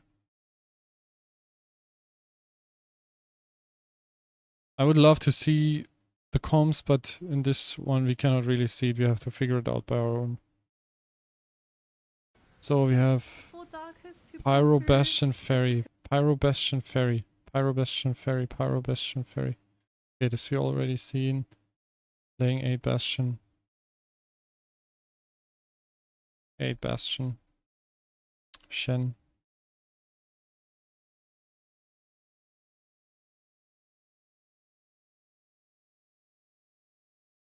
Okay, it's the last two fighting each other.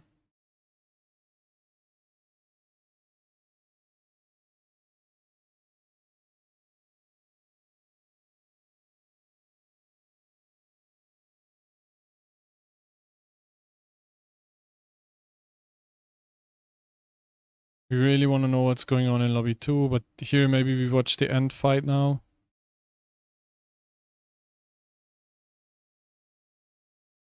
That's another Scholar player.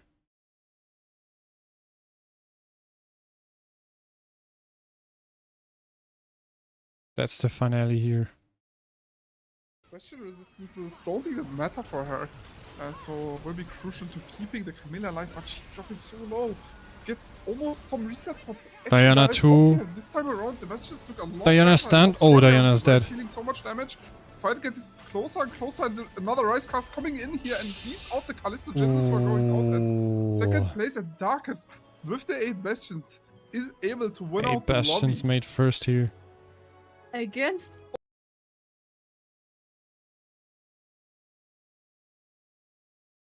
First.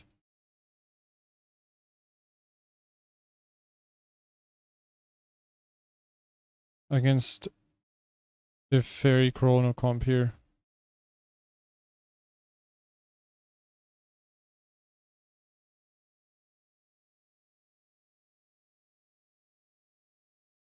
Shapeshifters. We have 2 Scholar players here.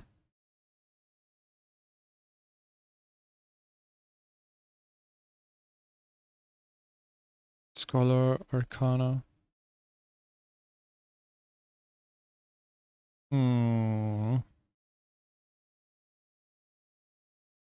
Shapeshifter Dragon, this we already saw. Another finale Point here. in the game. You're so right.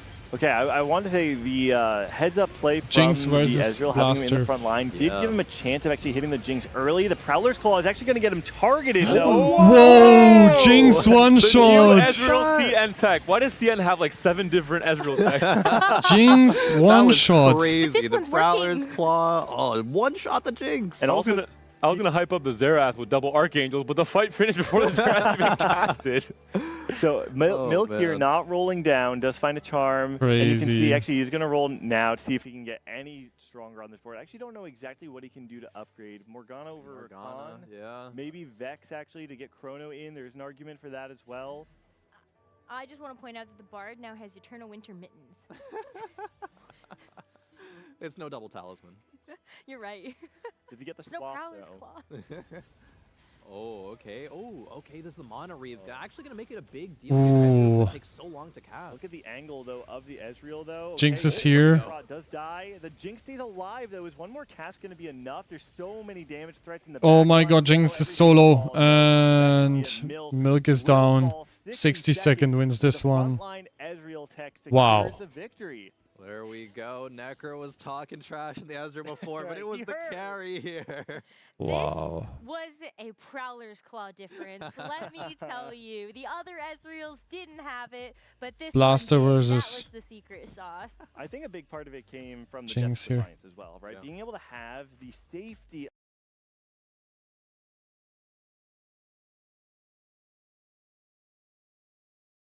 Here we have another finale here. Yeah, that's definitely what we want. 6 Bastion, high on the key slots horsepower. here. For mold, making sure he only places them on optimal units. And now we've got Gear Plan Me with a lot of gold to play with and a very little time, so we have to find a good charm rather quickly. And we're skipping, and it's no charm. Ooh, that's no charm for. That's not good. Let's see the last fight. There's Zero to Lily, Milio on the other side, and Lilia can the Jinx and get through this Diana too with double Hodge. Healing a lot, but... Ooh, she healed another one. Oh, no, she's down. But that's... Lilia. Hey, what is this? Why would it stop? Oh, high horsepower wins the lobby. Lilia, high horsepower plus raid boss won the lobby here. Yeah, half that board was legendary units actually, so definitely a lot of value there, but he was very close and crazy.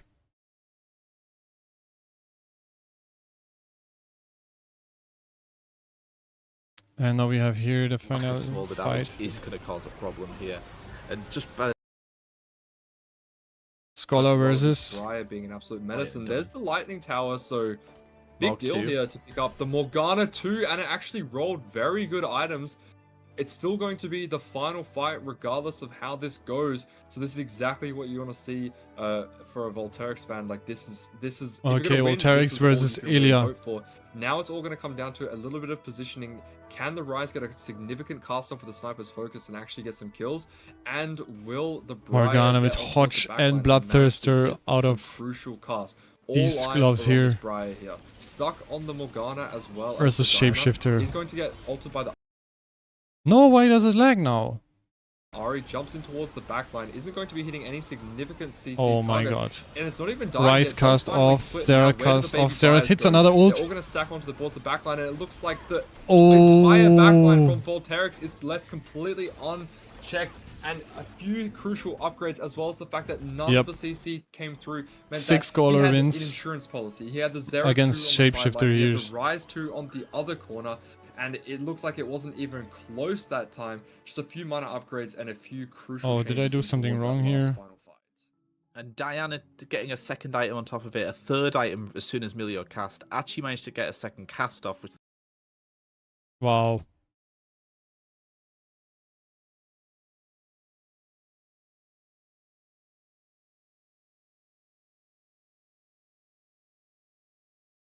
Go to a live game to show how Bio is currently on top of the standings and why this composition has won the most games so far. So first off, we're going to celebrate. Bio did high roll a little bit. We're going to show a clip of him just being happy and thanking Morgdog as he finds one of the best prismatic augments right here. It is going to be the Mage's Spellcaster's Toolbox. As he can't believe it himself, he says this is making it just way too easy. Gets the Mana Zane onto the Soraka for multicasting, and of course the Zhonya's later on. He's still laughing. I'm not forwarding this clip at all. It's absolutely hilarious. Sometimes you have to celebrate these moments, cherish them, and it helps your mental so much more. Then we go into the team fight. What I want to talk about the team fight is how does a one-cost reroll composition actually hang with the rest of the field? And there's a couple big things right here. Number one is now that the 2 Sugarcraft has been buffed, you actually get a lot of cash outs. He was able to get that pivoting to level 9. And the other thing that we see is, as Hupe-san mentioned, the 4 Arcana here. The 4 Arcana actually gives you 56 additional AP compared to only a 10 AP increase from 3 Mage to 5 Mage. This is why this is the major Mage line. When we go into the fight, there's something that happened before. I do have to mention it. Bio did successfully ankle break Robin Songs. But to be fair, Robin Songs, it's much harder to change for him since he has 3 units. He gets the perfect lineup here directly into the backline, and let's watch how that fight goes. This is why Seraphine is so strong as a one-cost reroll. A lot of these immobile backline comps cannot hang. There's 2 double cast going in, and Robin Songs know that the fight is essentially over. The front line of Vanguards is also so good because it provides the most amount of utility in terms of the Tom Kent and also the last stun coming in from the Galio as well. And that is how Bio is staying on top with Brazil coming in super high for the Americas. That's for Brazil. You remember the thank you that we practiced, Clement? You're going to have to say it. Muito obrigado. Muito obrigado. Muito obrigado. Muito obrigada to both of you for explaining that mage comp. So exciting to see how Brazil has been able to perform with these mages. And in particular, we have to call back to the America's Golden Spatula, where Bio. Crazy, crazy, crazy. Okay, all the other lobbies are currently... we have the results of lobby 5, where we didn't get the results. So we have A-Ray made the shapeshifters work here.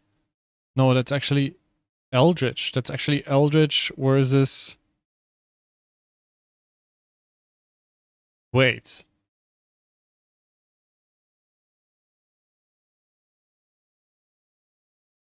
That's Eldritch versus Mage Vanguard. No, Encounter Vanguard? What is this? Vanguard, Vanguard, Vanguard, Vanguard. 4 Vanguards. 3 Mages. 2 Encounters.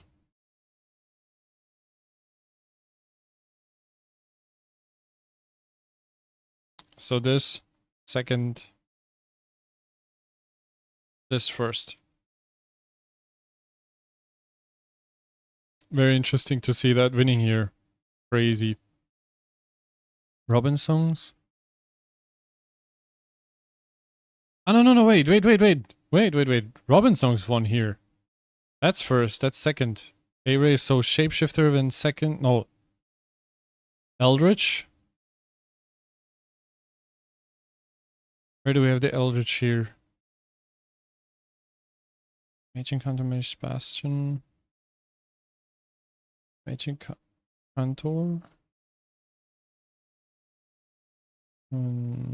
Bastion. Mage, yep. So this is actually here Bastion, full Bastion.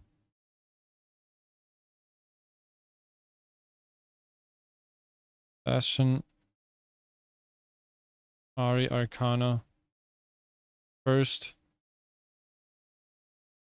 And Shapeshifter changed into Eldritch. And Cantor was second. Beautiful to see, very nice. From that 7th into a great run into the top 8. Yeah, and at the top, YBY won top 4 every single game today. APAC really powerhouse. We were talking about what kind of game average placement it would take for a player to be able to make it into the final lobby on Championship Sunday.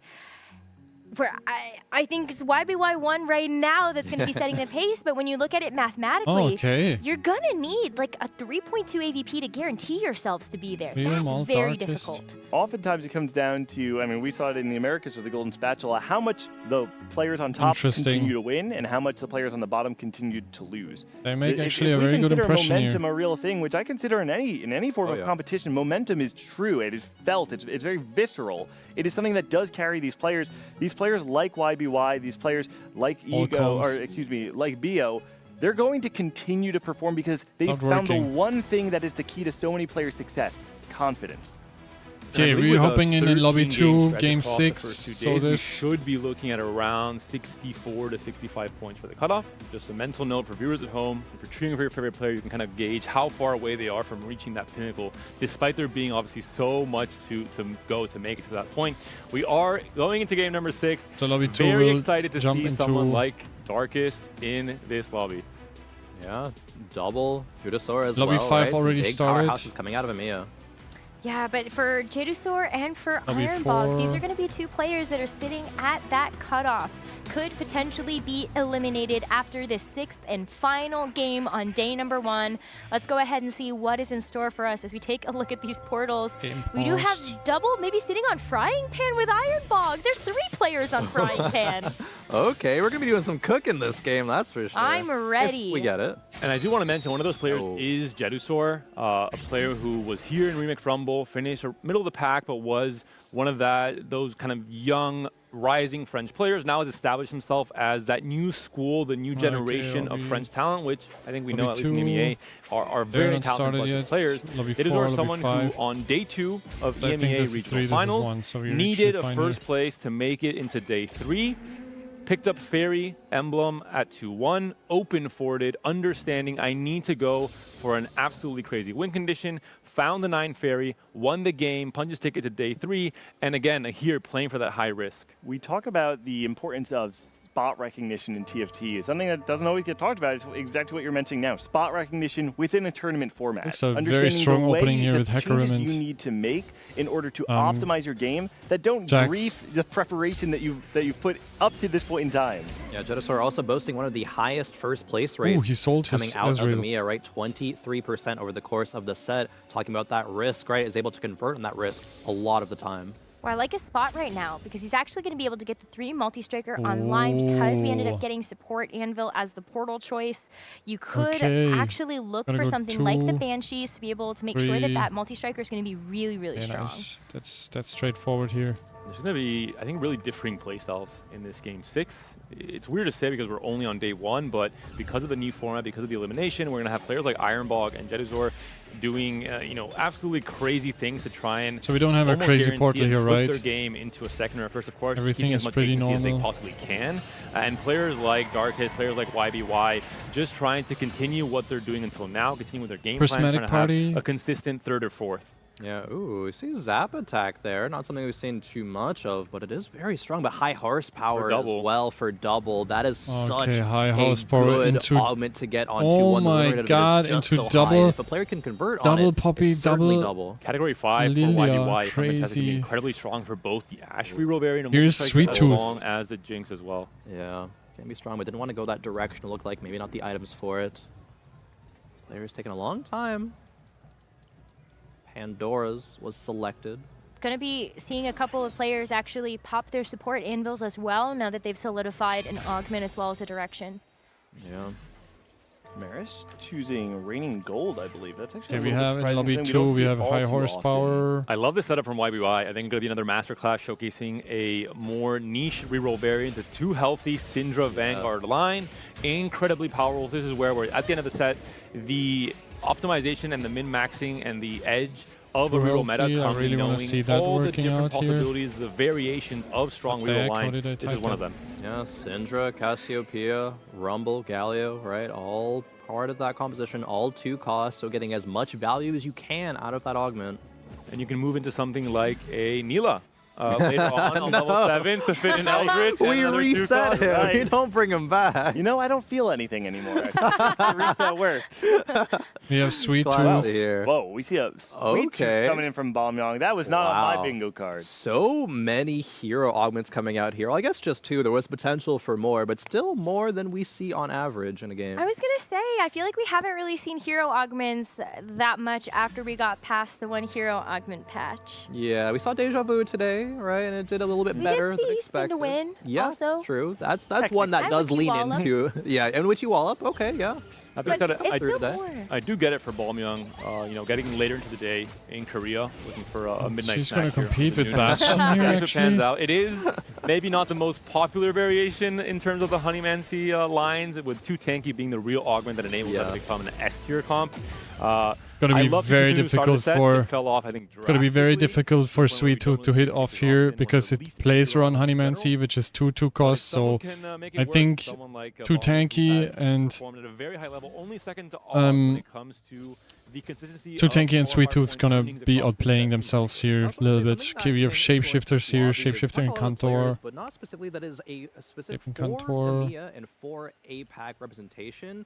Generally, at the Tactician'S Crown, we're going to see a bit more of a mix in each lobbies, but the meta clash is just going to be specifically versus those. Do we have anywhere else, like the hero augments already? A little bit different than we see it's generally still during paused. the tournament. The thing that stand out to me when you bring that up are, for Bastion instance, we know here. that EMEA values multi-strikers very highly. Yeah. Something like North America. Lilia with don't.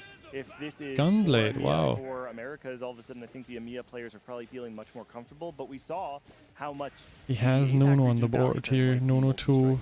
I believe that's very strong. You might have in a different lobby circumstance. I do also think there's a lot of value in posturing with a support item, and Especially would deny the Sweet Tooth player. way more. If your That's spot is good enough, you should, in theory, move anyone else testing you on something like a multi-strikers line for Jeduzor with a Not gonna pick that combination Nunu. of keepers and the locket, for example. So when you're playing for your life in a game 6 where you could be eliminated, I think the idea of playing a reroll uncontested is very important.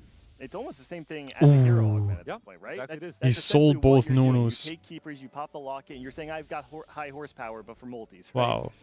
Oh wow! Actually, taking a look at all of these compositions, right? We're not really seeing anyone. Maybe gonna go Nila, Akali, interesting because actually looking at the data from these two regions, Kassadin here. Jinx AVP in APAC was 3.7 and 4.8 for EMEA. I do think part of that has to do with what people are playing, though. Everybody is looking at 1 or 2 cost reroll. Yep. So is it actually worthwhile to go down that 3 cost line? I do have to mention YBY might be in some. We have shapeshifters so far. We have Eldritch.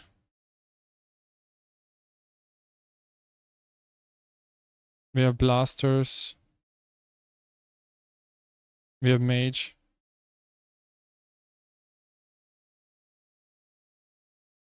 Not really sure where he's going, but cannot really say that yet. Someone had to bring it That up. is fortunately no longer the case. A 3-way contest will no longer work. I will say, YBY now in a spot where Kubikson has the 2-star Syndra, like you're mentioning, and then obviously Darkest. Okay, we have Jinx, Lobby 3, we have a Hunter Jinx. Too healthy. I'm trying to think off the top of my head. We have a how many other Blaster, lines can really Vanguard. utilize Too healthy with a Rageblade Slam already. Unfortunately, Neela is Kog'Maw also reroll not- maybe? Kog'Maw reroll. You lied to us, King. You lied to us. Mage. This feels like a very tricky spot Bastion. for YBY. And I will say, though, this is one of those moments where you actually Another are forced mage. to cook in TFT. And if YBY can find his way out of the situation with some unique variation of the 2 health. There's also high horsepower here. High horsepower. It will all the more prove And why shape. he's gotten to this spot in the first place. That's one of the most exciting Shifters. TFT is when you're forced to cook and actually make it work out, right? That is the stuff of highlight reels, right? The stuff of legends. Okay, here we missed the augment, but it's not that Who is important. the big winner in this situation? I believe it's Warwick uncontested reroll. Jeduzor, who is going to have a much easier time hitting the Kassadin 3 when there's Syndra's being held, there's Nunu's being held due to the Sweet Tooth. Looks as well. like There's Galio's Eldritch. being held with a Mage's line that Maris is trying to commit to. Eldritch and Kantor. Why aren't you saying We the have seen it before, but it's also I think Nunu shapeshifter, is the real so winner. This could actually be the rare occasion in which Sweet Tooth top 4s a game. Let's see, Gangly. Did I one-trick Sweet Tooth for a month? Or I don't know where he's going at the moment. It looks maybe like scholars. I mean, these items are also good for Rise. And maybe here's building for maybe scholar. Maybe 2.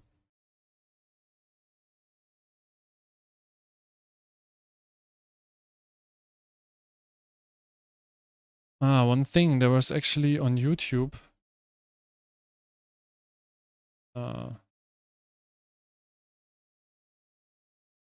Can you stop it, please? My lord. YouTube.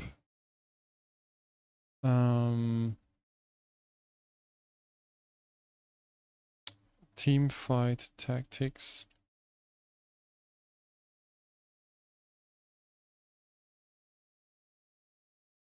They had some stuff.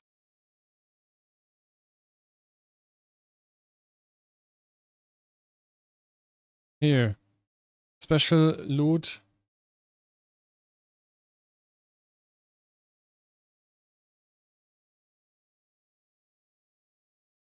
Secure your drops.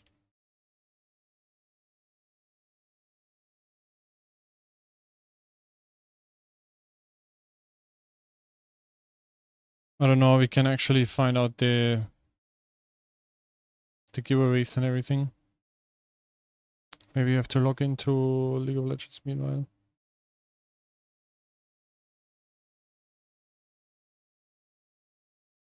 For everybody who doesn't know, like they have some rewards for watching, so maybe that's interesting for anybody of you. So we have here again the Bastion Ari. Reroll. Lobby 2, we have everything, right? One is missing. High horsepower in lobby 3.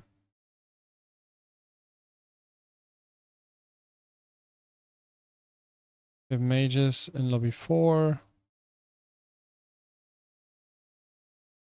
Versus Hunter Jinx. We have Augment Choice in lobby 5. Not really working right now. Something is bugging, I believe. Like something is not really working out very nicely. So we're gonna follow lobby 1. Yep, not bad at all.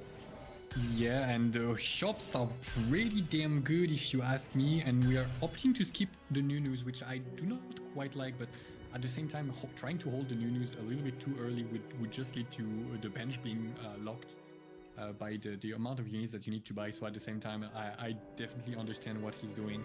Here we don't even buy the second Hecarim because you can see he anticipates what's going to happen in just a few rolls, is that his bench is going to be full anyway. So he doesn't even lose any time there, combines the items rather quickly. Very interesting. And goes against the flexible who's got that he skipped the Nunus and the Hecarim, the second Hecarim. Crucially, we have two it's gonna Bastion.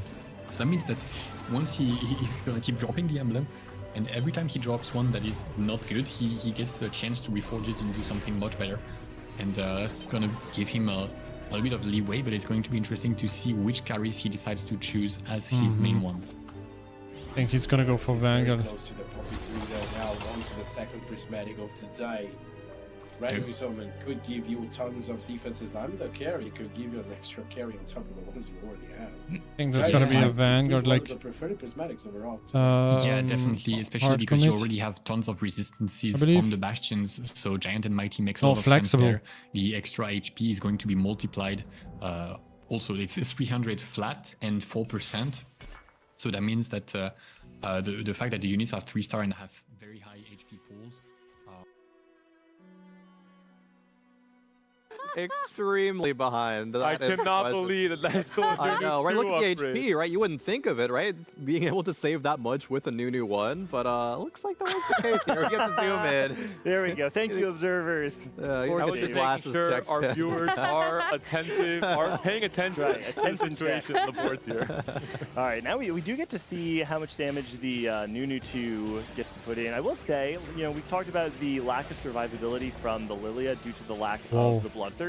This Nunu, on the other hand, is going to be able to ramp up, have the additional HP coming in from the Warmogs and the Bloodthirster healing up on every cast, and this Nunu can actually become this sort of 1v9 machine. Yeah, especially the Radiant Warmogs, right, like you're talking about. It's a really, really huge capping point for he just ate it. It really becomes a giga scaling unit like a Syndra normally is. Yeah, absolutely. Young feeling very good about the position. And had 22 points coming to this game as well, so is feeling relatively safe, right? But we still want to be looking towards the future, even if you're safe for just that bottom. Okay, now we get the overview. Getting those wins. Pop. We get the overview for lobby 2. We have multi-strikers. Okay, that's multi. No. Ah, yeah, it's multi. That's the right one. So we have multi-strikers, Bastion, Ahri. Okay, I think that's gonna be Scholar, but I'm not sure yet. Looks very Bastion-y here.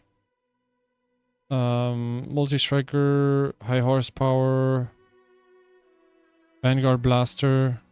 Yep, already wrote it down here. We have Sweet Tooth. Sweet Tooth, where is it? Am I stupid? Did I just mess up the lobby? Okay, again here. Multi... Mages, Shape and Contour. Yeah, everything is correct. Blaster, Vanguard here, Vanguard. Yep, okay, nice. The fact that she didn't have the Bloodthirster made it super close. This is kind of a taste of the issue this composition the mages has in the late game, where when you don't have the ability to kill these strong single target units like a Lilia 3, a little bit like a buggy here. Nunu I don't 3, know, or like a Briar, know what's going on. It showcases that these mages really need to find a different So way lobby to kill one, we Not have only is it an issue in late game, it's an issue right now because of how far behind Mars multi- is, right? Only 6 copies of both the We have Soraka and Scholar, the Seraphine as well. Blitzcrank didn't even have any items on it. Bastion Lock in, Ari, Lock okay, in. this Lock I in. already wrote Cat down. alert! And I heard Darkness the is a gas, and cat. I'm like, what's going on? Jinx Hunter. It's a cat! Cat check. I do have to We say, have again, another disrespectful Ari, to the Bastion. mages, saying the taste of the issue as Nunu is chomping Yeah, down a- one by one. Tasty mages. Yeah, that's a Vanguard. weird looking play costume I there. believe he will swap into. Not really sure what that. Here, I believe he will swap into Halloween already Blaster happened, guys. as soon as I will possible. say, with every fight that And we we have watch this Nunu play, it does make me feel all the more like Eldritch. he's going to do quite well into a lot of these matchups. Eldritch There's a and lot Contour. of boards on in this game that struggle with single target damage. Before Gangly baits any of our viewers, this is specifically because Radiant Warmogs is a very, very thin condition into the stratosphere in terms of what it can achieve, not just now, but in the future of this game. This guy said I'm baiting. You called the Nunu 3. What do you Hey, I have my glasses on. You know, they're not perfectly calibrated. That's He's doing my 4 best. copies away from Nunu 3. We're keeping... Okay. We got information about lobby 3. Now we want lobby 4. There's... Lobby 4 also has a high horsepower. And multi-striker. I would say this lobby is way too young, like we can check next round, but here we're gonna be for one little bit, we're gonna watch them. Has 4 multi-strikers. Ah, he's... Wait, but did he place his Hecarim? Yeah, right?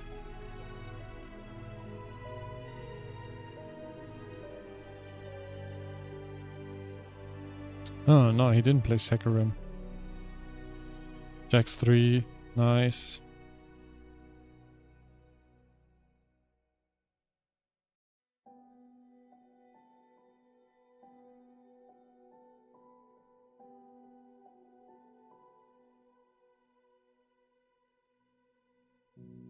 Akali 2.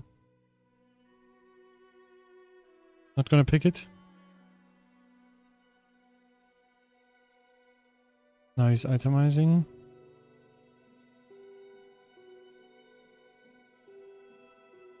Depending on if he hits the win here. Oh, he will buy Akali, otherwise he won't. But why would he stay on... I don't really get the idea why would he stay on... Yeah, because of loss streak. He doesn't really care about Akali here, that's interesting to know. Encantor, do you have a Encantor player? Shape Encantor. Oh, sorry, I don't know what this... I'm 2 times sneezing is very annoying.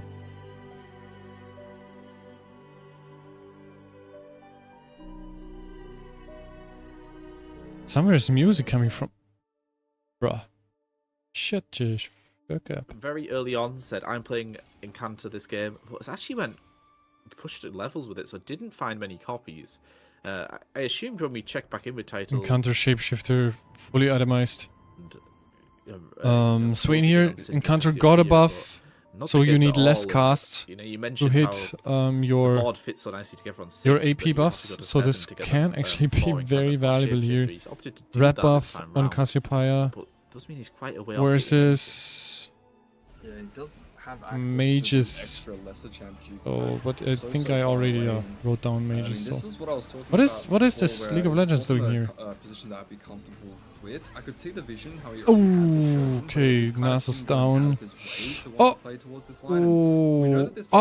oh my god! I thought our Ziggs dodged here the Seraphine ult, but there was another one, and Swain didn't really hold it off that good. So kind of going to be playing on his back foot. Is Blitzcrank. Sitting down This there is a at 30 reroll here. HP, I mean, he can Honeymancy most likely reroll. try, his best to outplay Honey 60 second, but honestly, reroll. Milkspot was looking fine, Very so interesting without. 45 HP, then 51. It's going to be very, very difficult to try and It's eat too back any more tanky. placements after that. No, As we not do too get tanky. Another It's look here at Ningli's board, who wait, has wait. managed to Too find the tanky. too tanky maximum value there on towards the Blitzcrank. Yeah, it's too tanky. Maybe it was a little bit too contested there on towards Too some of the tanky, Nunus, honey but that doesn't reroll. really matter because if you have the Cogmore value It works. activated as I mean, well it as works. Blitzcrank, then it's I think it looks quite fine, to be honest. Playing against Yeah, Ari interesting that both Bastion. Ningli and Org have managed to save quite a lot of HP. They're both the players on the Honey Ari line, which Bastion. does indicate how strong Honey Mancer is throughout stage 3. Also interesting that here's somebody playing Honey Bastion, even though somebody else has Lilia, and you can also horsepower, and you can see that his one cost units are in 1 order to star. keep up with some of these other compositions, you do want Honey Mancer to kind of 3-star everything. Not to sure some if this extent, Kog'Maw can hold this Ari, They're although both going to nope. start to fall off, it feels like. And we've got a pretty weak lobby overall compared to what we've seen throughout the day. 60-second ended up on a really uncomfortable line. Title, as he said. Okay, beautiful. Now we can check actually what's left here. We have True Tanky, Honeymancy reroll. We have a high horsepower Bastion reroll. High horsepower plus Raid Boss Bastion. We have Mages. We have Multi-Striker. We have Ari Bastion. We have Jinx Hunter. I already wrote that down. We have another Jinx Hunter. Hunter Jinx, okay. If you want that. And then we have Shapeshifter in Kantor. Okay, nice. Here we are also at the moment in the carousel, but we don't get the overview. Position with That's some sad. multiple items is potentially. And maybe we can pay attention here now. I mean, we'll check it with Gober still once this carousel is done, but as we noted before, the Hunter emblem means that he is getting most of his power once level 7 is coming around. We have Hunter before already. Some of our other players had dipped into the Hunter pool, which may have slowed down his initial push into the lobby. I will say, again, Gobo along with Kele, they both need first places out of this lobby, and with Pandora's bench in place, Gobo knows for certain that with enough time, he will find the units he's looking for. Whoa, whoa, whoa, we're so poor, man. We have 6 gold. 3 gold, actually. Oh, no. We're still... Easy. We don't need gold. Pandora's bench will buy units for us. What is he looking for? Okay, Connor, I'm a little Shapeshifter? confused. Why are we re-rolling Wukong? We have a Sweet Tooth here. I don't think those Wukongs are staying there. At least I hope You not. don't think so? Oh, hello. This is something I don't think we've even seen so far this game. A-Ray, with the Sweet Tooth board, already has a very strong-looking Nunu. This is the board that benefits massively from getting some momentum in because, of course, Nunu scales with the amount of units he kills, so he needs to be getting those kills. And it looks like he has been. Maybe not this time, though. nice. Down to the wire. And it will be, another win Vanguard for in A-Ray. Kantor. Yeah, I mean, those items are very, very good for A-Ray's Nunu. And so that Sweet Tooth will continue stacking. That is so many mana generation items on this Syndra. Oh, actually, all of them. So he will be continually stacking that Syndra as high as possible this game with all of those tier items. Spencer, Good has old Bastion hit that Ari. important frontliner, has hit that important backliner in Zoe. A little bit far off this Ari, but that is expected here as that is the 2 cost. But doing very well as far as income goes, and especially well as far as our health bar goes. Again, a quick reminder of where everybody is in tournament position overall. Riue with the top position in 29. Then we've got a cluster of players around the same kind of point. Robinson's A-Ray and Han Xing around 25-26. It then starts to drop off considerably with Gobester and Kele are players who need the big finish because they are in elimination zone right now, and we will be eliminating 8 players at the end of the day. Ooh, that was a really close fight. Robin almost stole that round win versus Ryu. But we will be heading into our next round. Gobo lost their loss streak there. and did re-roll those Wukongs. And so we're playing a version of Shapeshifter. Very interesting to call him Shapeshifter Frost. Fascinating. Hunter Frost. All right, Gobo knows better than we do, apparently. Let's try and figure this out. So, this is a variation on the Hunter board which is used. It's just much less seen than the others. Generally speaking, where we would like to end up with this one is a Briar board, where we can bring in Shapeshifter and put the Hunter emblem on Briar so that you can just walk around and kill absolutely everything. The big problem, as I think you pointed out really well, is that Gobester is not exactly cash rich, and this It doesn't matter because if he hits his units, to 9 to even find those Briars. And we are re-rolling these upgraded 3 costs to try and upgrade this Nico and the Swain, which he's 1 away from. I imagine he's going to use the duplicator on it. He also has so many bows, but no rods and no cloaks to make the best items for this Jinx.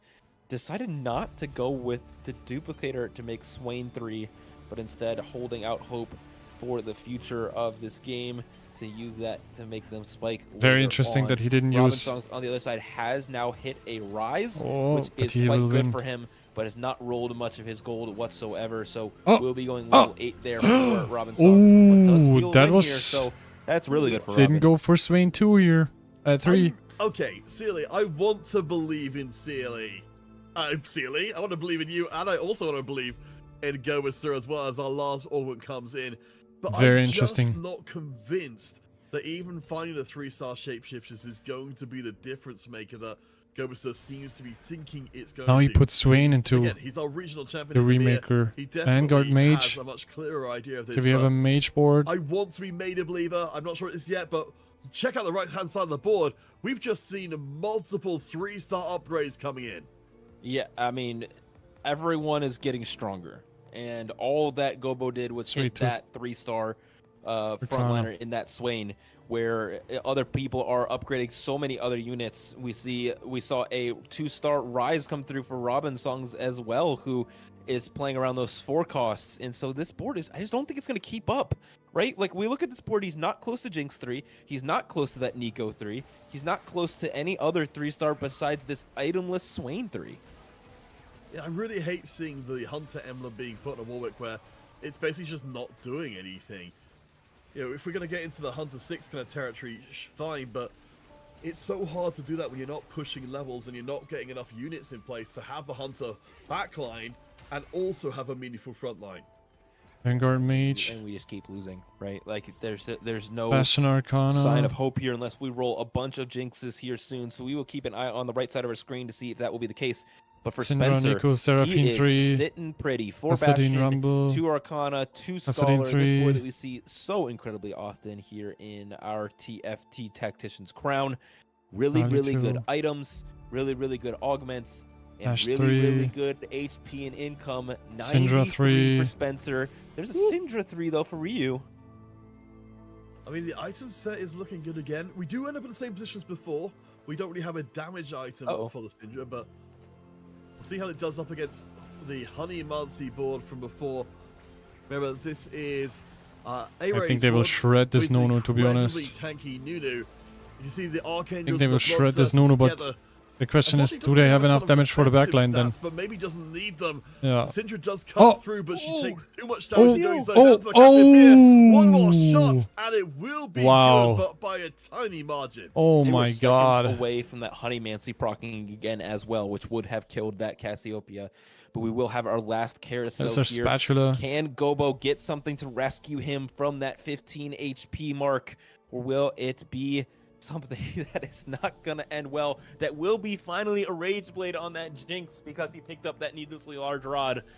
But we'll see if that's enough. I think he was really hoping there was going to be a bra on this carousel. Yeah, right. Mm-hmm. To just immediately say, all right, there we go. Saved from oblivion. Remember, Gobester below the line, the elimination line coming out of day 1. I really hope for his sake as Armia champion, his first run at the championship level here at the Tactician's Crown doesn't end in being day 1s, but Gobester, he has no frontline items, right? Like 0. He like no frontline. He has this 3-star with no items on it, and so it's not being used effectively. And so it just seems doomed, right? Like not rolling any frontline items, having to get that Rage Blade is the only reason that Jinx can usually do any sort of damage, and it's just not in the cards for Gobo. It feels like it's going down here. Yep. Yeah, as I said, I'm not optimistic. Even if these Pandora's benches were to hit, it would make any difference at all. We see the power of an online board on the other side. Jinx one shot. Just cuts through everything. Gobo. Oh no. Is going to be out of here. This game... 2 HP. He holds on by 2 HP. I'm still not optimistic he gets any further than 8, though. And an 8 seals his doom with pretty sure finality. Okay, Gobo hit another Jinx 2, but it wasn't quite enough to hit that Jinx 3, so... I'm curious to see where Robin_Songs is positioned at now. We saw him take a big loss. Gobo down has is 2 away from Jinx 3, has 1 in the shop, so 1 away from Jinx 3.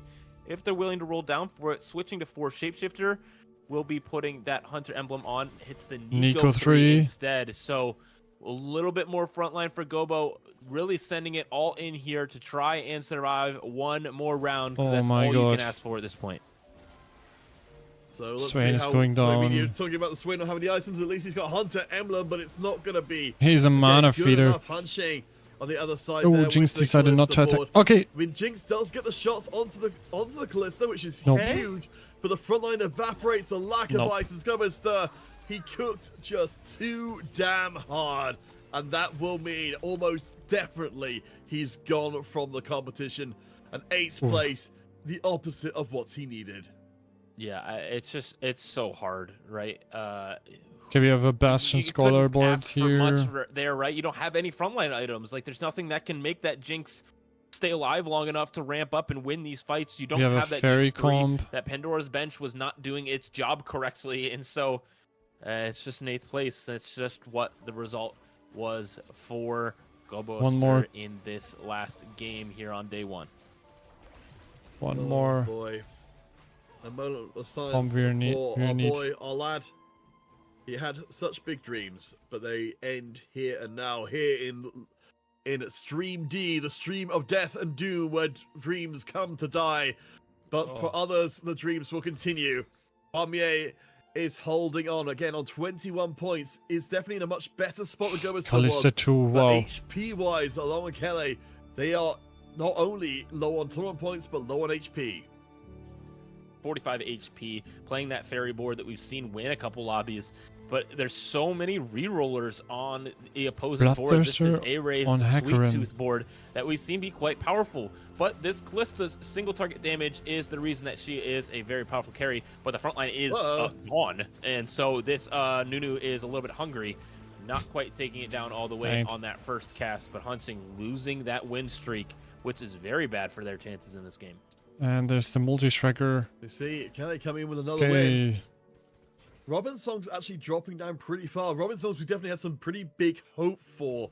So we got all the comps We've got logged the in. Scholar board online. I mean, this is the break point. If you Check can find where the we have top Tarek 2 4 here. and just get a Top 4 front line that can here. stick around long enough for the Scholar heals to really kick in. Oh, here's the that final makes fight. all the difference. Earthquake being a good. Sorry, not Vex 3 managed to hit the Galio 3, the Vex 2 does have. And I think the raid boss gonna win this. Stuck on level 8, but Pretty sure that the raid boss I gonna don't win know if you this. can get stronger than the 8 Bastion. You really need to 3-star more of these units as well as hit maybe a Nora 2, because there's so many extra items, I would say, from here, the replication as well as the transfiguration. If we could have maybe hit the Vex 3, or if we could hit Nora 2, even Nami 2 maybe, would be just enough, because the fights are looking relatively close. I could see a few charms swinging it, but sitting on 16 HP against Dish Soap's 50 means that Both don't a lot have of things money. have to go their way, and they have to go their way multiple times. And it looks like Dish Soap's switching around some items. Does have access to this Diana 2 as well. Moves the helm to the backline just to guarantee that we're actually getting casts here on towards the Xerath. And it looks like we're going to be putting this Lilia on the same side as the Seraphine. The Galio rolled some pretty poor items. The Sunfire is not going to be keeping it alive for very long. And with the positioning lineup here, Diana's going to get a huge cast into center of the Crazy field. cast. You are another getting- cast. Oh, that's absolutely massive. Diana got another Abaddon's cast gone off towards here. the Zerg And as well, does she get another the one? second She got cast another from one. GS Ah, as she well, died. and all those one cost back Ah, liners, it's they're very going to close wrath though. of one more final cast from Zerod Zerg makes another who's been cast keeping them here. alive for so long, Ooh. but it doesn't look like it's going to be enough. The Maybe heal. Archangels would have done the job, Oh. but the Rabadons Oh, isn't oh, right there. that One was final very cast, close. looks like Very, very things close here. go Dank Meme's way, but as I said before, 50 HP, this has to happen on repeat.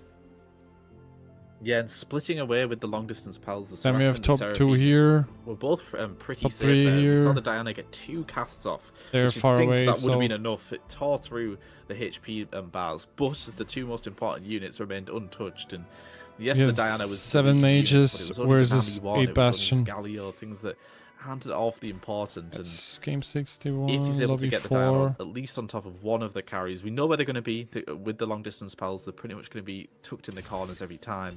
It's just whether or not you can get maybe Diana on top of at least one of them here. And like you said, he's got a few rounds to figure it out. Dank Memes needs to win every single time, and it's going to be difficult to do so. Off the back of the raid boss, off the back of the Blossoming Lotus as well, he's got so much damage on top of this Lilia. Very If he's just interesting. able to get on top of one of the carries, there should be no way back.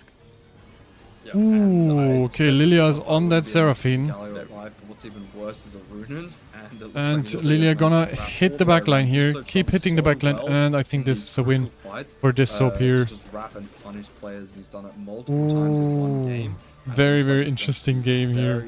very Oh my fight god. now, as this Soap And is able he to makes take it. out This Dank soap Memes wins the and last game secure here. himself a well-deserved victory. Crazy with He's definitely going to be swinging the tides of Ari his points. He's Bastion. had a bit of a rough showing, but that's going to be Ari a Bastion first versus he's going to be able to sleep Mage sleep 2 tonight, here. you know, feeling a little bit better after having, you know, maybe his games didn't. Very nice, very good.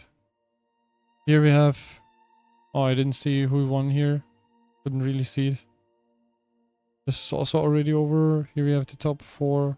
Okay, top 2, I mean. We're gonna watch this next.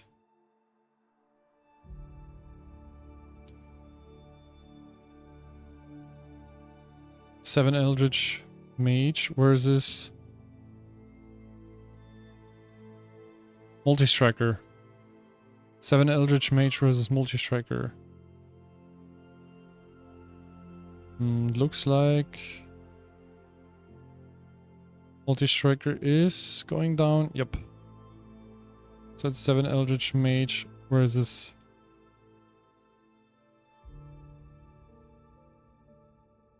that's lobby 1.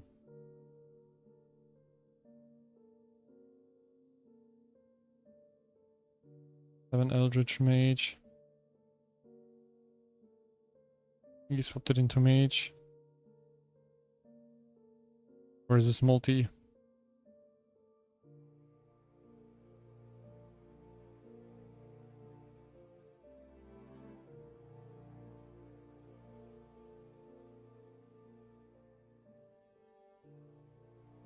Stage after so many sets of not being eligible to compete. Here he is, has had a fantastic day after 2 bot 4 finishes, and once again in a prime spot to go top 2.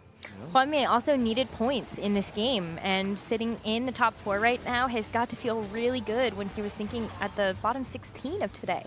The EMEA Yes, champion Gobo was in the bottom 8 coming into this, and 8th place here I think seals the deal. It's unfortunate. He's a very young player with I think a very long career ahead of him. The first taste of international experience was not the best, but I think there will be other opportunities in the future as well for this very young French player. This field has been so hard. You know, we have 40 competitors here, and there are a lot of people coming back for multiple Tactician's Crown appearances, and also just multiple international titles. And how quickly the tide turned. This is the same player who played that Bard reroll and really dazzled us with his experience, with his bravery, with his very niche line, and is now sitting in a place where he I think is eliminated from the tournament this early on. I have to ask though, what happened with the lobby tempo here? There's 2 players on 65 plus HP going into stage 6, and everyone else is already dead. Yeah. This is one of the rare times we actually might get to see 2 players potentially even go into 7-2. Oh, please go to 7-2. That's my pickup. 7-1. come on. Same. 7-2 is also mine. A little bit of bias here rooting for it. And I think there's potential here for, right? This lobby tempo is a little bit strange. Maybe some matchmaking, right? Didn't quite pan out here, but we do say Jue fall here. But being able to make it into the top 4 with the Encanters and the Vanguard variation of it is pretty solid, right? We can see that competition get to the top 1 place, but top 4 is very solid. Another Mage Vanguard.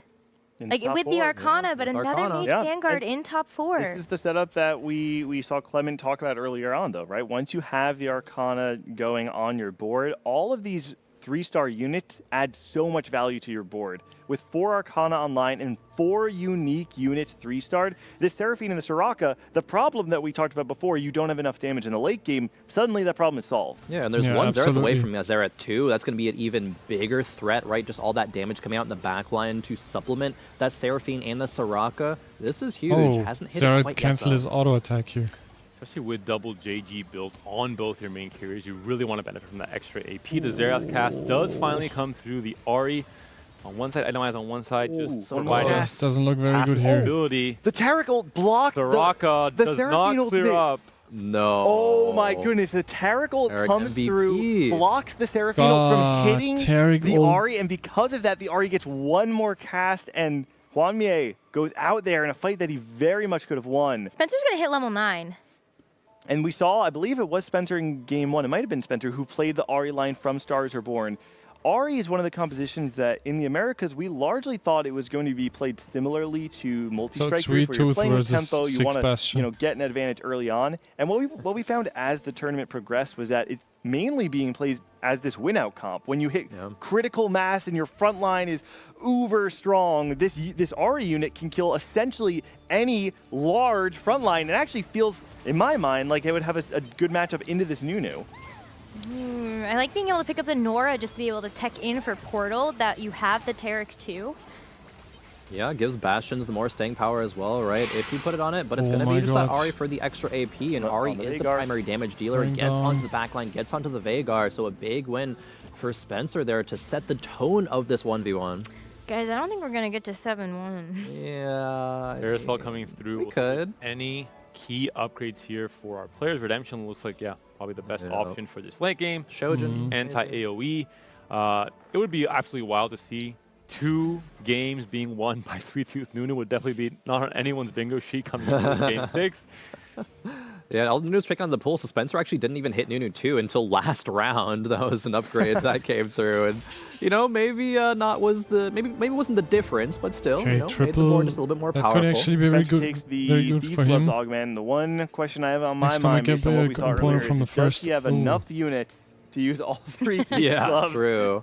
Araya took Sticky Fingers, so they get another component in the next round to maybe give Kog'Maw a good item. It's not going to have that combat power now, but looking towards stage 7. He got a lot of tank items here. Left side, we'll see if that affects the outcome of the fight we saw. It was a bit of a wash considering the Ahri locked into the Nunu right away. He wasn't really able to scale that healing from the BT and the Archangels after these massive chomps come through later in the game. But already, most of the board has been cleared. Nunu is still left alive. Can he get one more chomp? No. Does Veigar clear? He does. What is that? Clutch. I love the frontline backline synergy with Nunu and Veigar. Maybe we'll get the 7-2 after all. Oh, it's so good. Back and forth battle. My pickums. I said it before when Spencer first came on. Here we also have the 1v1. The fastest hands in North America. Sweet he was the guy and known for being able to out-swap, out-position when he only had a second left. This is actually Spencer's chance to kind of live up to that reputation. If he can keep the Ahri on the same side as the Nunu, he'll be able to burst that down before it scales up and becomes unkillable. If the opposite side happens, though, we saw it happen just then, the Nunu is able to take that fight. Araya, the crazy swap back and forth. Going everywhere. What's going to make a big deal in this fight, though, is the Melia. What items does it give, and who does it give it to? I feel like you kind of want tank items here, but you also kind of want it to go on to Veigar champions that are going to Kog'Maw. stay alive long enough to actually make use of the items. So it is going to be the But it's a Kog'Maw healing and item Veigar. on I think that's Veigar. the first set. They start to wrap, though, a little bit. The Nunu's still alive. Veigar's still alive. Not going to be enough, though, this fight. Just not quite enough time. That baby. was bought. And it's looking good for Pick'ems today. 24 HP is not guaranteed, though. So we'll see. Maybe a little bit of RNG. I want Spencer Spencer, biased. Yeah, I want Spencer to win, but I wouldn't mind if he lost one fight. So no. I want A-Ray to win. I watched A-Ray so much. Such a also another small streamer from APAC here. Very, very interesting. I'm so happy that he made it this far. There was another one I watched a lot, another streamer, and I really like both of them.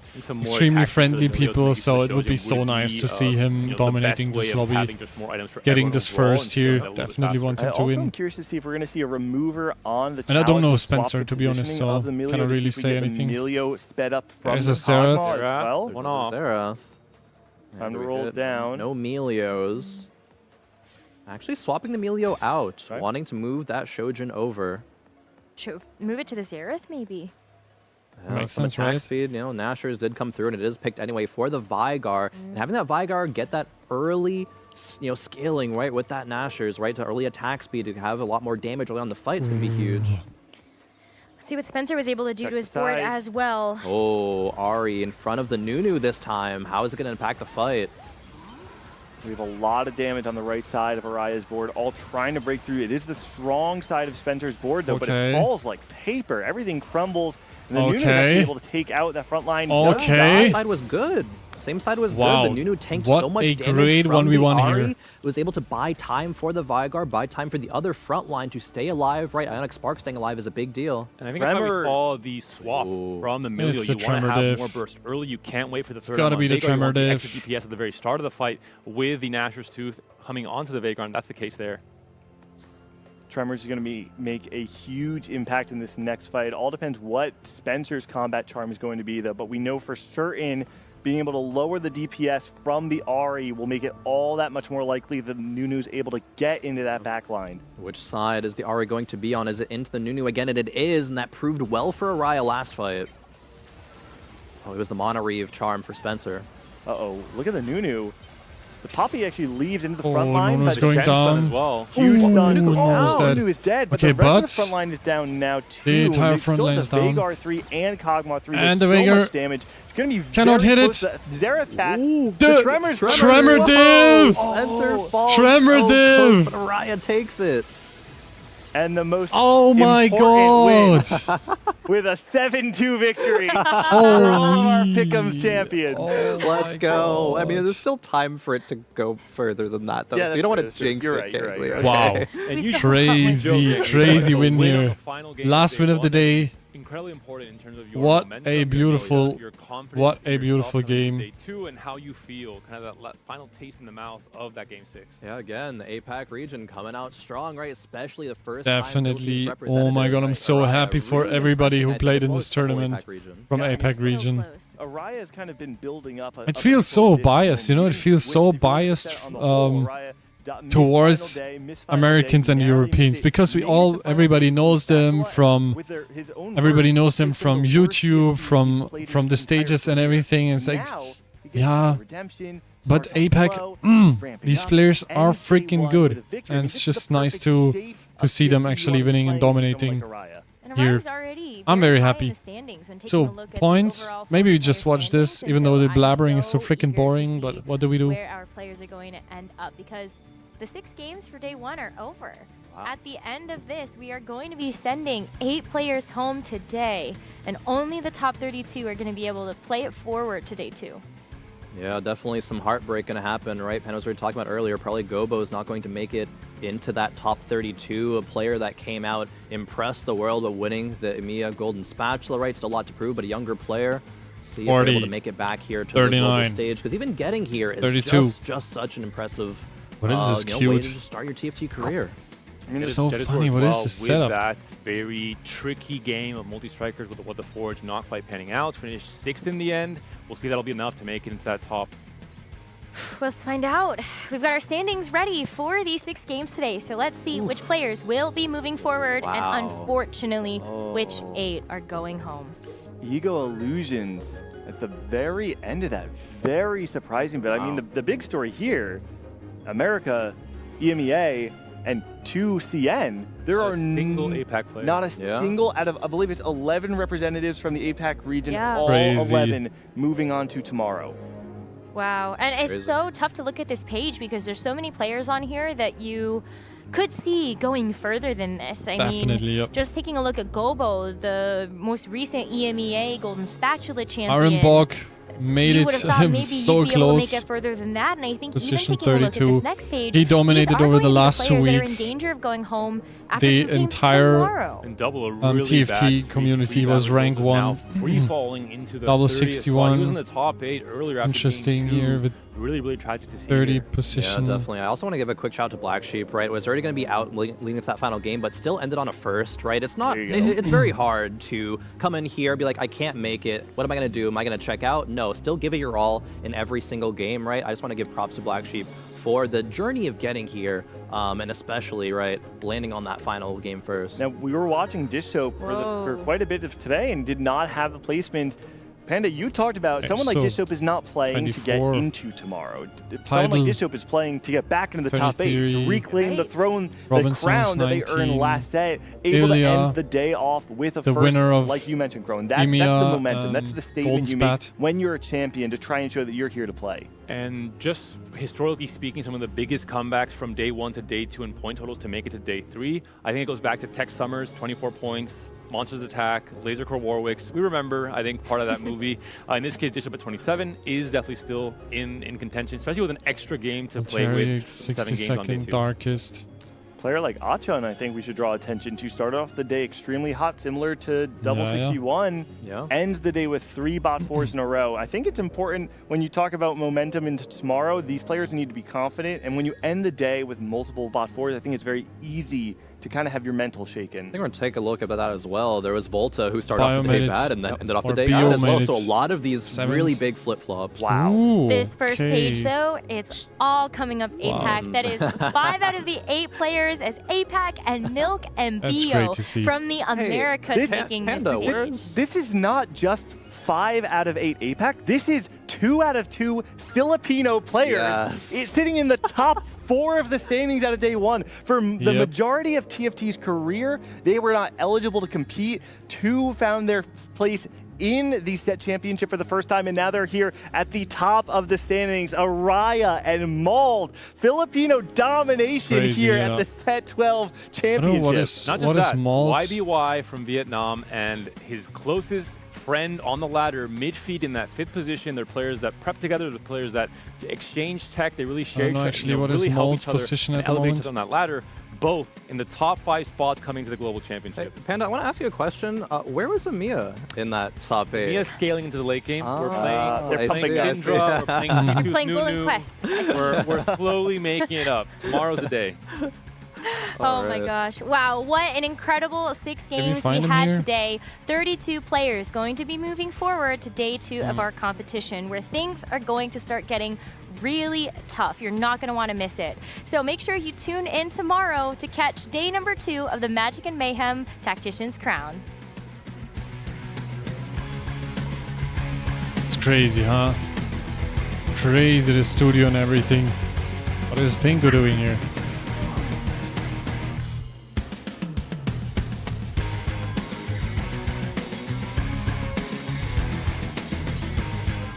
Crazy trainer golems. We saw it twice. Mega. What an event. First time I am part of this, and it's amazing to see how pro players play this and how the things can shift and how it's not quite obvious what's happening every time. So it's amazing. Crazy good event. I'm really celebrating this. I really enjoyed, and I hope you did so too. We're gonna see each other tomorrow. We're gonna do a stream tomorrow again. Make sure you are part of the stream.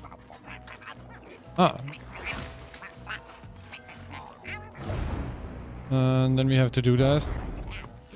Many drops to receive are accessed.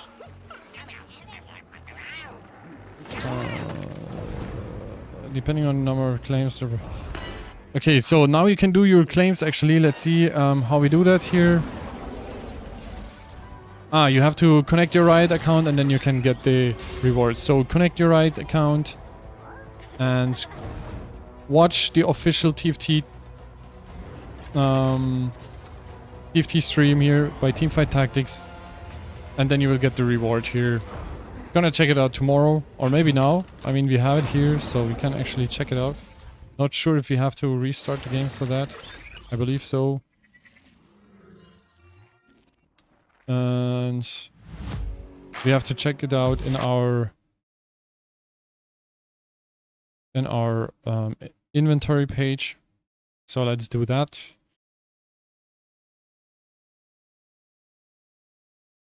And then we're gonna do the analytics, and then it's done for today. Can close all of these patch thingies here. Not patches, I mean.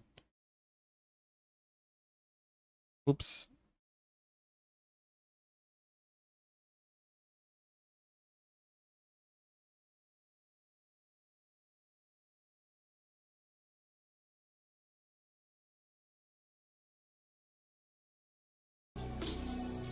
We're gonna have a little bit more advertisement here. Knock. Gotta switch off the sound here. Very interesting. I really like this, how it turned out now, like how everything is working out, or how do you say, like the way it developed.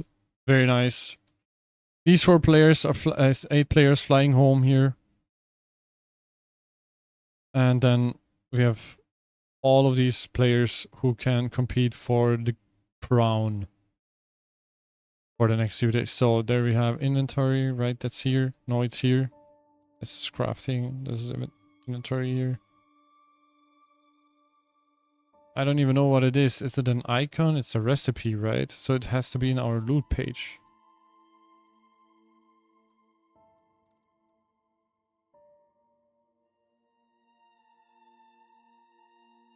Many drops received are accessed with their corresponding games. Log into the game to experience your new content. You might have a limited time to connect accounts and redeem your drops. You can manage your connections here. Learn about more drops. Depending on the number of claims and the game develops fulfillment schedule, it may take some time to fulfill the drop rewards in the game. Only drop rewards claimed within the last 6 months will be visible. Okay, so we got a recipe for mayhem. We didn't really... At least I can't see it anywhere. Maybe we get it later after the event ended or something. I have no idea. And... Or maybe it's here? No, right? That's just... Win of the day. Yeah. Okay, so nothing really interesting. Okay, back to our analytics. So, we have seen... here it was in the end...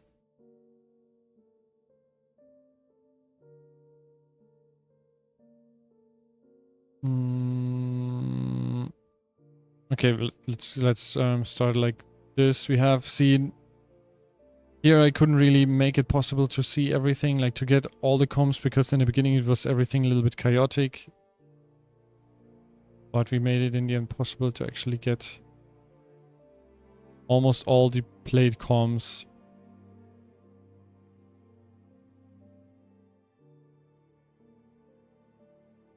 So that's it, right? A bit more space here. Here we didn't really get the placements, but it doesn't really matter. Important that we see what comps are played.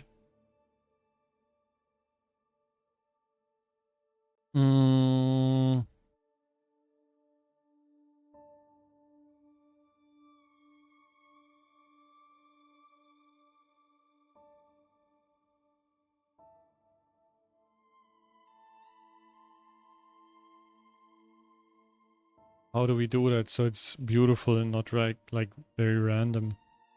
Maybe we can make like the comps that are being played multi, high horsepower, Fairy, Bastion, Vanguard, Portal, Mage. Oops. Witchy, Wallop.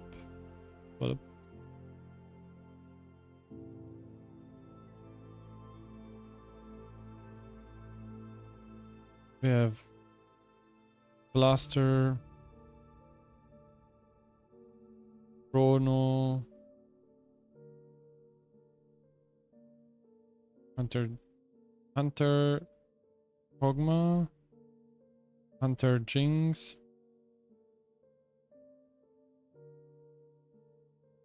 Eldritch. Sorry, I don't know what this is. Why I'm like constantly like sneezing, and then we have Sugarcraft. But rarely was played here. Warrior.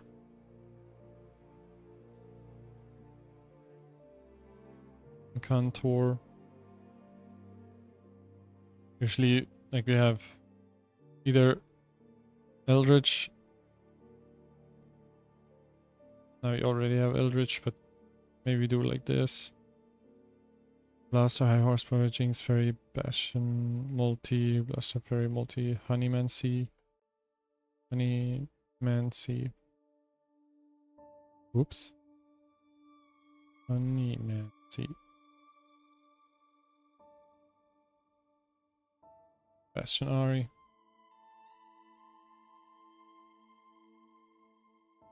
Like 1, 2, 3. High Horsepower was played here once.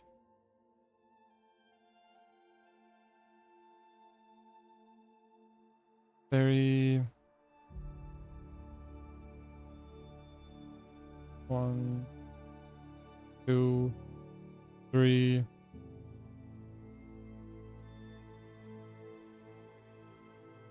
One.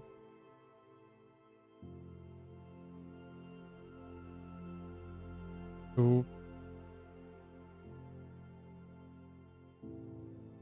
3.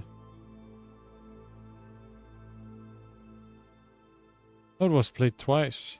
Yeah. 3, 4. You have to separate like Vanguard, Mage, and Vanguard. Wait.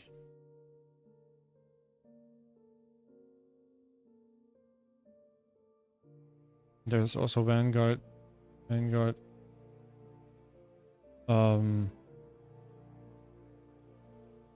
Arcana.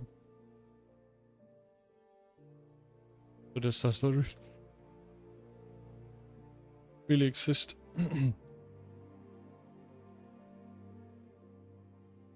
Once. Mage 1.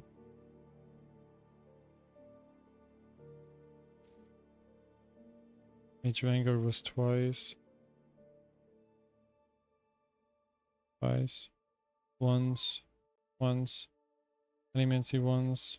Sugarcraft once. Warrior we haven't seen at all. Eldritch we have seen once.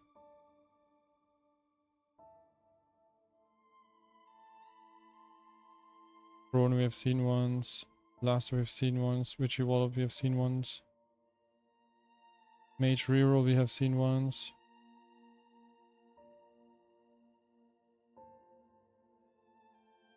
Hunter Jinx. 1, 2, 3. Kog'Maw Hunter we have seen once, and that's 0 times.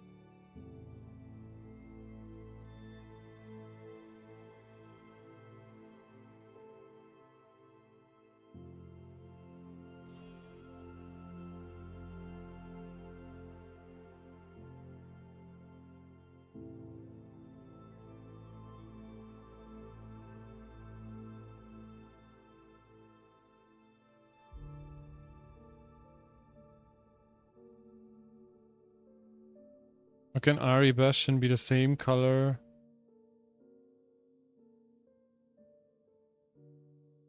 Ah, because it's Arcana in the end. 1, 2, 3, 4.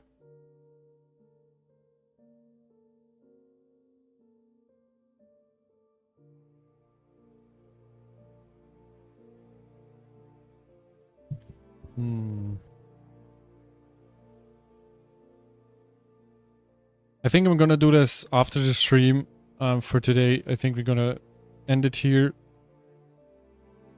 And we're gonna see each other tomorrow. Same time as today, 4 p.m. Maybe a little bit earlier. And thanks for watching, everybody. Make sure to check out my YouTube channel. YouTube, GodfeatherRakan. Or GodfeatherRakan TFT. You can type both. Both will find my channel. And check out my latest videos. There's gonna be another video today in the evening, like a little bit later. And yeah, thanks for watching, and see you soon in the other stream then, tomorrow. Thanks for watching, and peace.